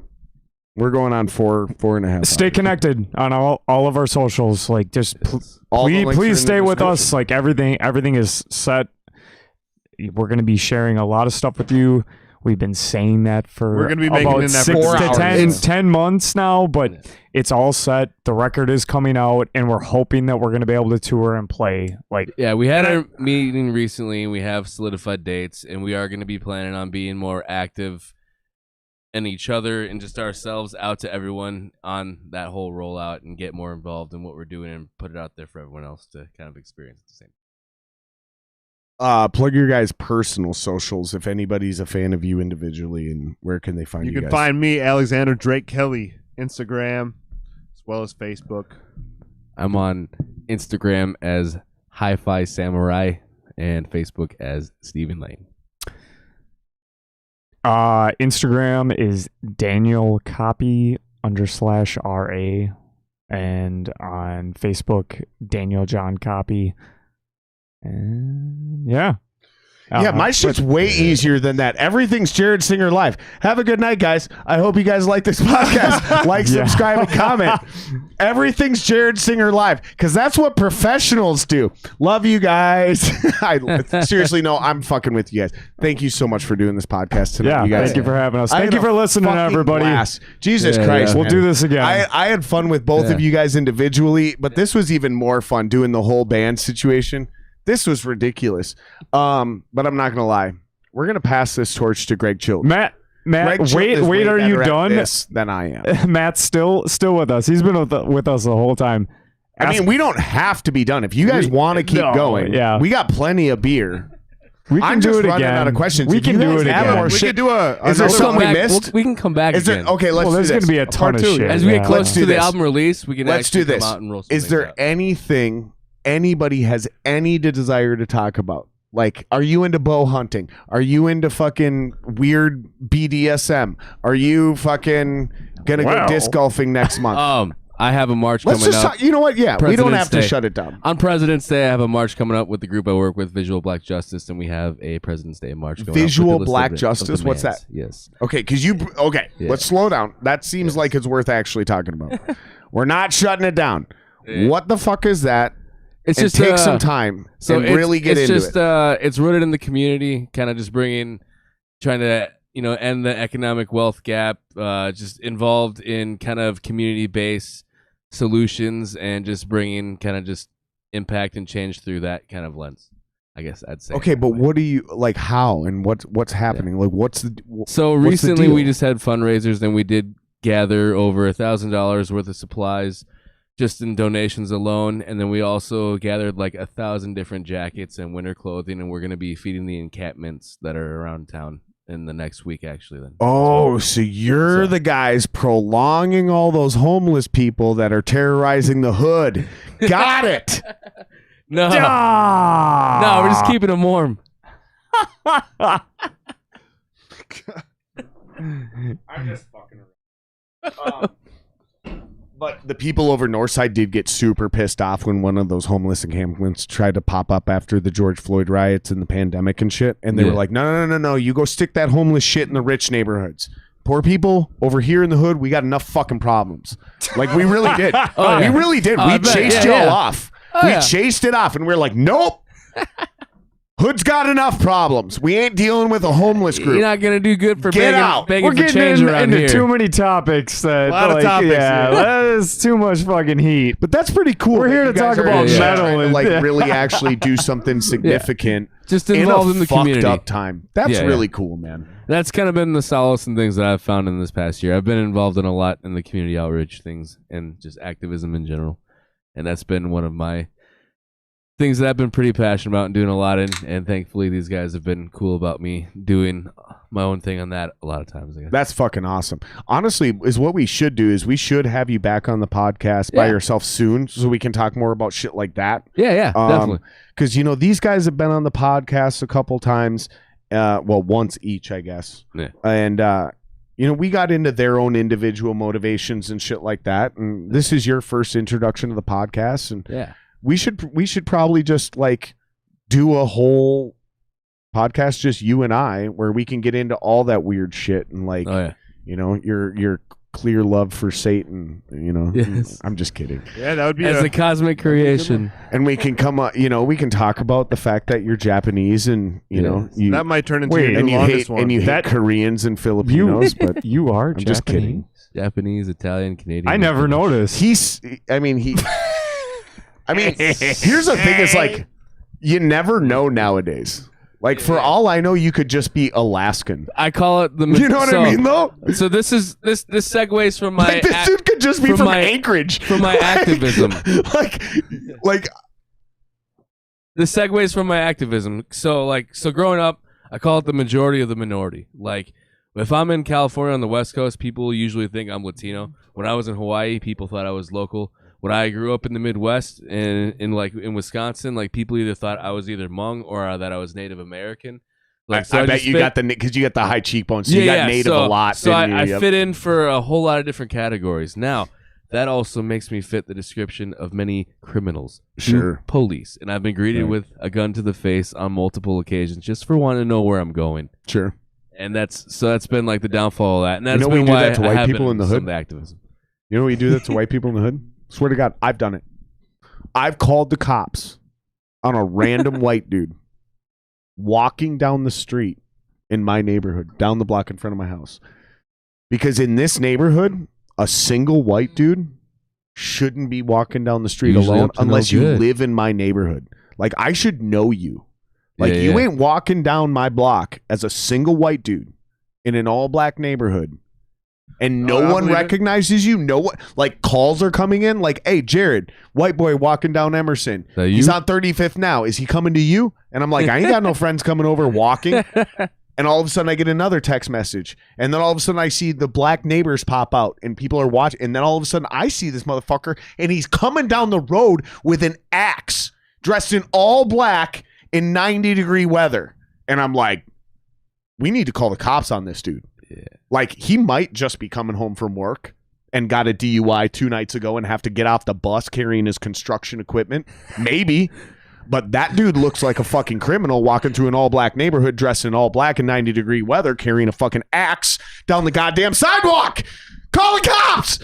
I racially profile the fuck out of white people in my own neighborhood because they're out of the ordinary. Right. And that's what I'm getting at. Like, They don't have no whether business walking whether there. you Yeah, look like yeah, you or yeah, you yeah. look like me, if you're in the wrong fucking spot at the wrong fucking time and people don't recognize you, it may not just be based on the color of your skin. It may be based on the fact that no one knows who you are and you're not from that neighborhood. Because I literally called the cops on white people in this neighborhood. I've owned a home here for 3.5 years.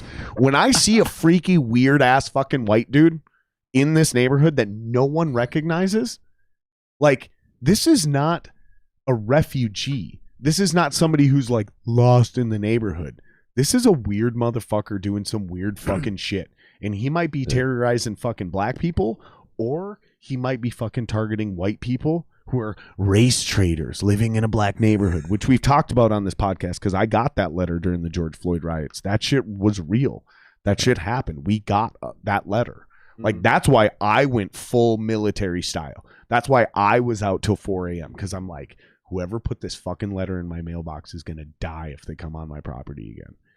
And other neighbors got real letters like, take your Black Lives Matter signs down or we're going to silently burn you while you're asleep. Yeah, that shit's fucked Like, up. that shit was real in this fucking neighborhood. So yeah, we get sensitive to that shit. And other white people call the cops on other white people because you don't belong in this neighborhood. We know all the other white people in this neighborhood and you're not friends with any of us. And that's the Like, thing I about get- I get the same vibe in my neighborhood, but it's not for that Yeah. reason. It's Yeah. just because of Right. It's just because of me. I'm just saying it's really easy for us to do this to the random white You dude don't belong because here. There's no white people that live in this neighborhood unless we know you live in this neighborhood. Yeah, and so in the mixture When a of white race person too, moves that's in how the you know neighborhood, that we things all aren't know. just race related, Right. and that it is also region related. You know, Right. like you can see any Right. type of race, but when That's they my go into point. the typical stores around here, you can see the difference that people come from and everything as well. Yep. So it's I get It's- an eyebrow it's more of a raise when I region show up than at it is. Solo. You know, Solo, the hood grocery store. I get an eyebrow raised when I show up in that store. They're like, single white boy wearing a fucking army camo hat. What the fuck is this white boy doing? Is he here to rob us? And all of a sudden, every black employee is like watching me like a hawk. This is exactly what black people talk about when they show up in a white neighborhood at a white business. I just get it. And I'm like, yep. Let's I seem like topics a weirdo. tie it up. Yeah. I seem. Religion you guys want to wrap it and up? all this shit. You guys wanna wrap it up? Goddamn it. Yeah. All right. Okay, come on. Dan's not having fun anymore. Just Let's wrap it up. No, just fucking love everyone and Even Andrew, stop even fucking Andrew around says and talk about I'll, anything else. yeah, just I'll- live your fucking life. I'll answer Matt's question. Even Andrew says talk about- about anything else. We'll wrap it up, guys. about being the band, participating in activism. We don't really. We do individually. We do things individually because the band is separate. We want the band to be about the music and not necessarily about the cause we're in and everything else besides that. So like we push for that on our own, and we have our involvement in other ways on our own. But the music is what, at the core of things, this band is about. And so you probably won't see the band really representing some cause in specific because it's supposed to be just about the music. That's why when I have you guys on individually, I don't put your band name in the titles. Yeah. Like I had Alex on. I had Dan on. Well, and tonight I'm having Reaping on. And the next time when you come on, it's going to be you. So we can get into those, because you're not, when you get into this activism stuff, Reaping's name isn't always directly behind it. It's my name then. Yep. And that's the thing is Steve does his own thing. Yeah. And we keep, like, we all have our own opinions, but like as far like we're getting really off topic here, but if you really want to break it down, we are all fucking like-minded people that we look at everyone as equals. Like there is no different level of anything, and then like especially when it comes to music, it's like that's something that's supposed to bring everyone together. Yeah, like we don't have like a shade or like a level of things, and like it's just something that, and just for me, it's just something that I don't even think about. Like race, religion, whatever. Like I don't like it. Just doesn't. That's why I matter like to me. having you guys on individually, though. Too is because people might become a fan of you because of the way you think and the things that matter to you, or the things that you're irritated by and don't want to talk about. Like so, when you come on, certain guys are like, "Dude, no politics, no religion. Let's just talk drums and music." When you come on, certain people are like, "Man, I love the fact that you guys get into activism." When you come on, it's a different vibe. So certain people can get into you and your vibe and therefore become a fan of your band. Whereas we don't necessarily have to say Reaping Asmodeia is pro Biden or pro Trump, and we just don't want any attachments. We want the music we're pro equality for fucking anything. Everything, it doesn't like none of that shit matters. And this is why I actually this is why I went this direction. I went this direction for this reason. And I apologize if I irritated some people along the way or made you uncomfortable along the way. But the point is I've noticed a theme through the metal community, which seems to be a lot of straight white dudes who have like zero racism or chauvinism or sexism going on. Like the vast majority of us that I've met and talked to are like super open and loving and diverse. And again, that's a huge theme of the podcast, is like showing our humanity, right, as individuals. But the way we dress, the way we look, and the music we play is often perceived to be a certain way. Does that make sense? So whether we're talking about his individual activism or we're talking about the band's stance on anything is really not the actual point. The point is that none of us in this room, your band, or any individual sitting at this table is condemning anyone of any color, race, or religion. Unless you're me and you live in the hood and you're talking about people during George Floyd. Because I did, and I have, because those people definitely didn't. I feel like if you're a metalhead, a true metalhead, like you just don't have any type of bias towards any other people. A true metalhead, I love that statement. Yeah. That's so true. A true metalhead is like one of the most open-hearted people, right? Yeah, exactly. To that respect, I feel if you're a true metalhead too, you also realize what it is to be marginalized. You also know what it is to be not the norm of everyone around you and everything. So I love that you said true and not pure, because a true metalhead understands the struggle of everyone else around him, including people and his appreciation of other music, like hip hop and fucking country and folk music. Whereas a pure metalhead is exactly the asshole that we're not talking about. The guy who's like, if it's not Cradle of Filth, it doesn't get played. Right. But it should. That's a pure metalhead. We're talking about a true metalhead. Listen to Cradle of Filth on the way here. An old man's child. I'm not dissing Cradle of Filth. I hung out with that guitar player. You know, he lives over in Uptown. Yeah, Paul. Yeah, he lives. I hung out with him at fucking the Bulldog. I used to sit there and have beards with him. He was cool as fuck. I never got his number. This is way before I started podcast. Otherwise, I'd fucking probably have him on already by this point. But he's like one of the cool, again, black metal band. One of the coolest dudes you could ever talk to. I think open-minded, loving, compassionate, sweet human being. What has been the theme here? You're a great dude. You're a great dude. You're a great dude. Yeah. Tim Java, great dude. Everybody I've had on this fucking podcast, great human beings. Everyone in this scene are awesome. We just want to people. promote love. We want to promote badass riffs. But It's not even that we're trying to promote. We just are that. Well, like I mean, that's who these live people that, are. And we're not trying to put on any other feelings other than that. Yeah, and it's not a false. even though we're angry and pissed and Right. our music and what we do on stage. Think about, I just, think about yeah, killing. like, I mean, we could sit here and talk about that shit for a whole nother fucking day. And it's all silly. Well, Like, now we know how we'll start the next podcast. Yeah. Boys. No, honestly, I probably won't have the whole band on again. I'm just saying this now. Like, I wanted to do this as a culmination because we talked about this a while ago. I had you on first, then I had you on. And you guys were like, well, we should both come on. And I was like, no. I need to spread content. I need 2 episodes, and then we'll have you guys on together. So thank you guys for indulging me in the way I booked this over literally 6 months. Thank you for being a part of my life and this podcast and this chapter. Your time, the way you guys cut out entire nights. I appreciate that, man. It means so much. No, thank you for having and us. I really do think we are building the community that I envision us being. And part of that is by you guys coming on and showing your humanity. When we're going to do the whole band thing, when Reaping wants to come back on a podcast as a whole band, you guys got to go over to Chilton. Because Ritual Madness is a better podcast for that style format. This is the podcast where we go deep on the shit you and certain listeners don't want to listen to. Like this is the Rogan style of that podcast. Like if you want to just stay balls to the walls, that's Chilton's podcast. Like he's the one that inspired me to start this, but he also is better at this than I ever was. So I'm not stepping on his dick. We did this as a rotation. We did Alex, then we did Dan, and now we're doing the whole band. And next time you guys come on, it's probably just going to be one of you because you guys have something individually to talk about. And yeah, we're going to plug your band and promote your band.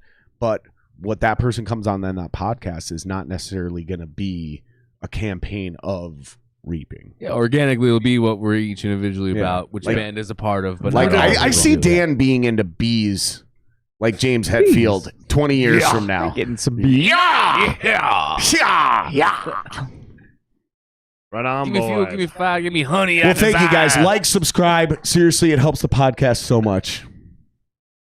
Yeah. Dude, come on my podcast. Is that Matt? Yes. They don't have their names, so I'm going from memory. Stereo Sympathy, that's Matt. Matthew Matt the legend. Peterson. Matt, come on the podcast, dude. Yeah, absolutely. I don't even know who you are, but you're awesome. So fucking come on the podcast, dude. Seriously. Hit me up, DM me. He's also a musician. Yeah, he was in with Diane's Rising. Yeah. The model, here's the business plan. Swear to God, read the about page. When you go to my YouTube, click about and read it. It says, quote, the goal is to talk to cool people who are doing cool shit or have done cool shit. Swear to God, in quotes, that's the point. Like, subscribe. Thank you guys so much. I love you guys. We wouldn't have even made it this far. 56 episodes, 175 subscribers. Literally wouldn't have made it this far if you guys weren't actually watching and commenting. It's so easy to get discouraged. Thanks for hanging out. You're the only one who gets this. You get to hide behind a drum set. You get to hold a guitar in front of you. You're the only one in this room who understands the vulnerability of sitting there with nothing more than a fucking mic in front of you and the vulnerability of having people watch you. Only there is no crowd. Yeah. Imagine performing to an empty crowd every night. Right? I'll say it's So been my even only crazier doing affirmation public is these speaking now on guys. top of it. It's been a whole different beast as well. Because I've been doing some public speaking as well. So that's been a whole different thing, and I can't wait to actually get back on stage again and talk to crowds of people doing our music stuff. 'Cause Right. I have a whole different level too of Where they like, got a just couple how I beers in feel them, now. Yeah. and they're Yeah, there yeah. on purpose. And just there for that reason and that cause. Like, I have music to play and not just for me to speak, and that'll be really cool. Awesome. Well, let's wrap it up, guys. Like, subscribe. Thank you guys so much. I'm going to mute the mics because if I don't, the outro gets fucked up. And I got cables here. I want to hear this fucking album. I want to hear album. this fucking album. It's coming. All right, guys. It's All right. coming. And you can't Good night. announce Thanks the for date watching. yet. Summer. You can't announce the date yet. Summer. But go follow Summer. all these guys, including specifically their own literal YouTube channel, Specifically. because you may not always be on Prosthetic Records. Follow Prosthetic Records and their own YouTube channel, because 10 years from now, they may not be on Prosthetic Records. Because they got some shit coming out, boys. And go buy their merch. Limited run / sorry, hold on. Reaping Asmodeia.limitedrun.com. Don't talk, because I got to keep this mic on me for a second so I can show your shirt. This is what I'm talking about. You can go buy the Cobra Kai version right on their merch site right now. And this shit is sick. I'm wearing it Not right now. many of those left. This shit is Comfortable? fucking comfy, bro. This is a real shirt. Told you. Like, you didn't buy the bullshit shirts. Not the This bullshit. shit is never legit, do. bro. This is on that same level of the That's a Simophla shirt canvas I Bella. was wearing earlier. People gonna wear stuff that's comfy. It's legit. It's a real shirt. It's good. And this is how you support musicians nowadays, you guys. It's really not about just like, oh, I streamed your thing. I watched your video. That's really honest. I swear to God, I'm sorry. It's not enough. You got to buy the merch. So go to these guys, reapingasmodeia.limitedrun.com. This shirt, not many of these left. It's a limited run. Oh, wait. That's not a pun. That's just a direct play on words. Boom. Thank you, guys. I appreciate it so much. We all appreciate it. Like, subscribe, and we're mother fucking oot. Oot.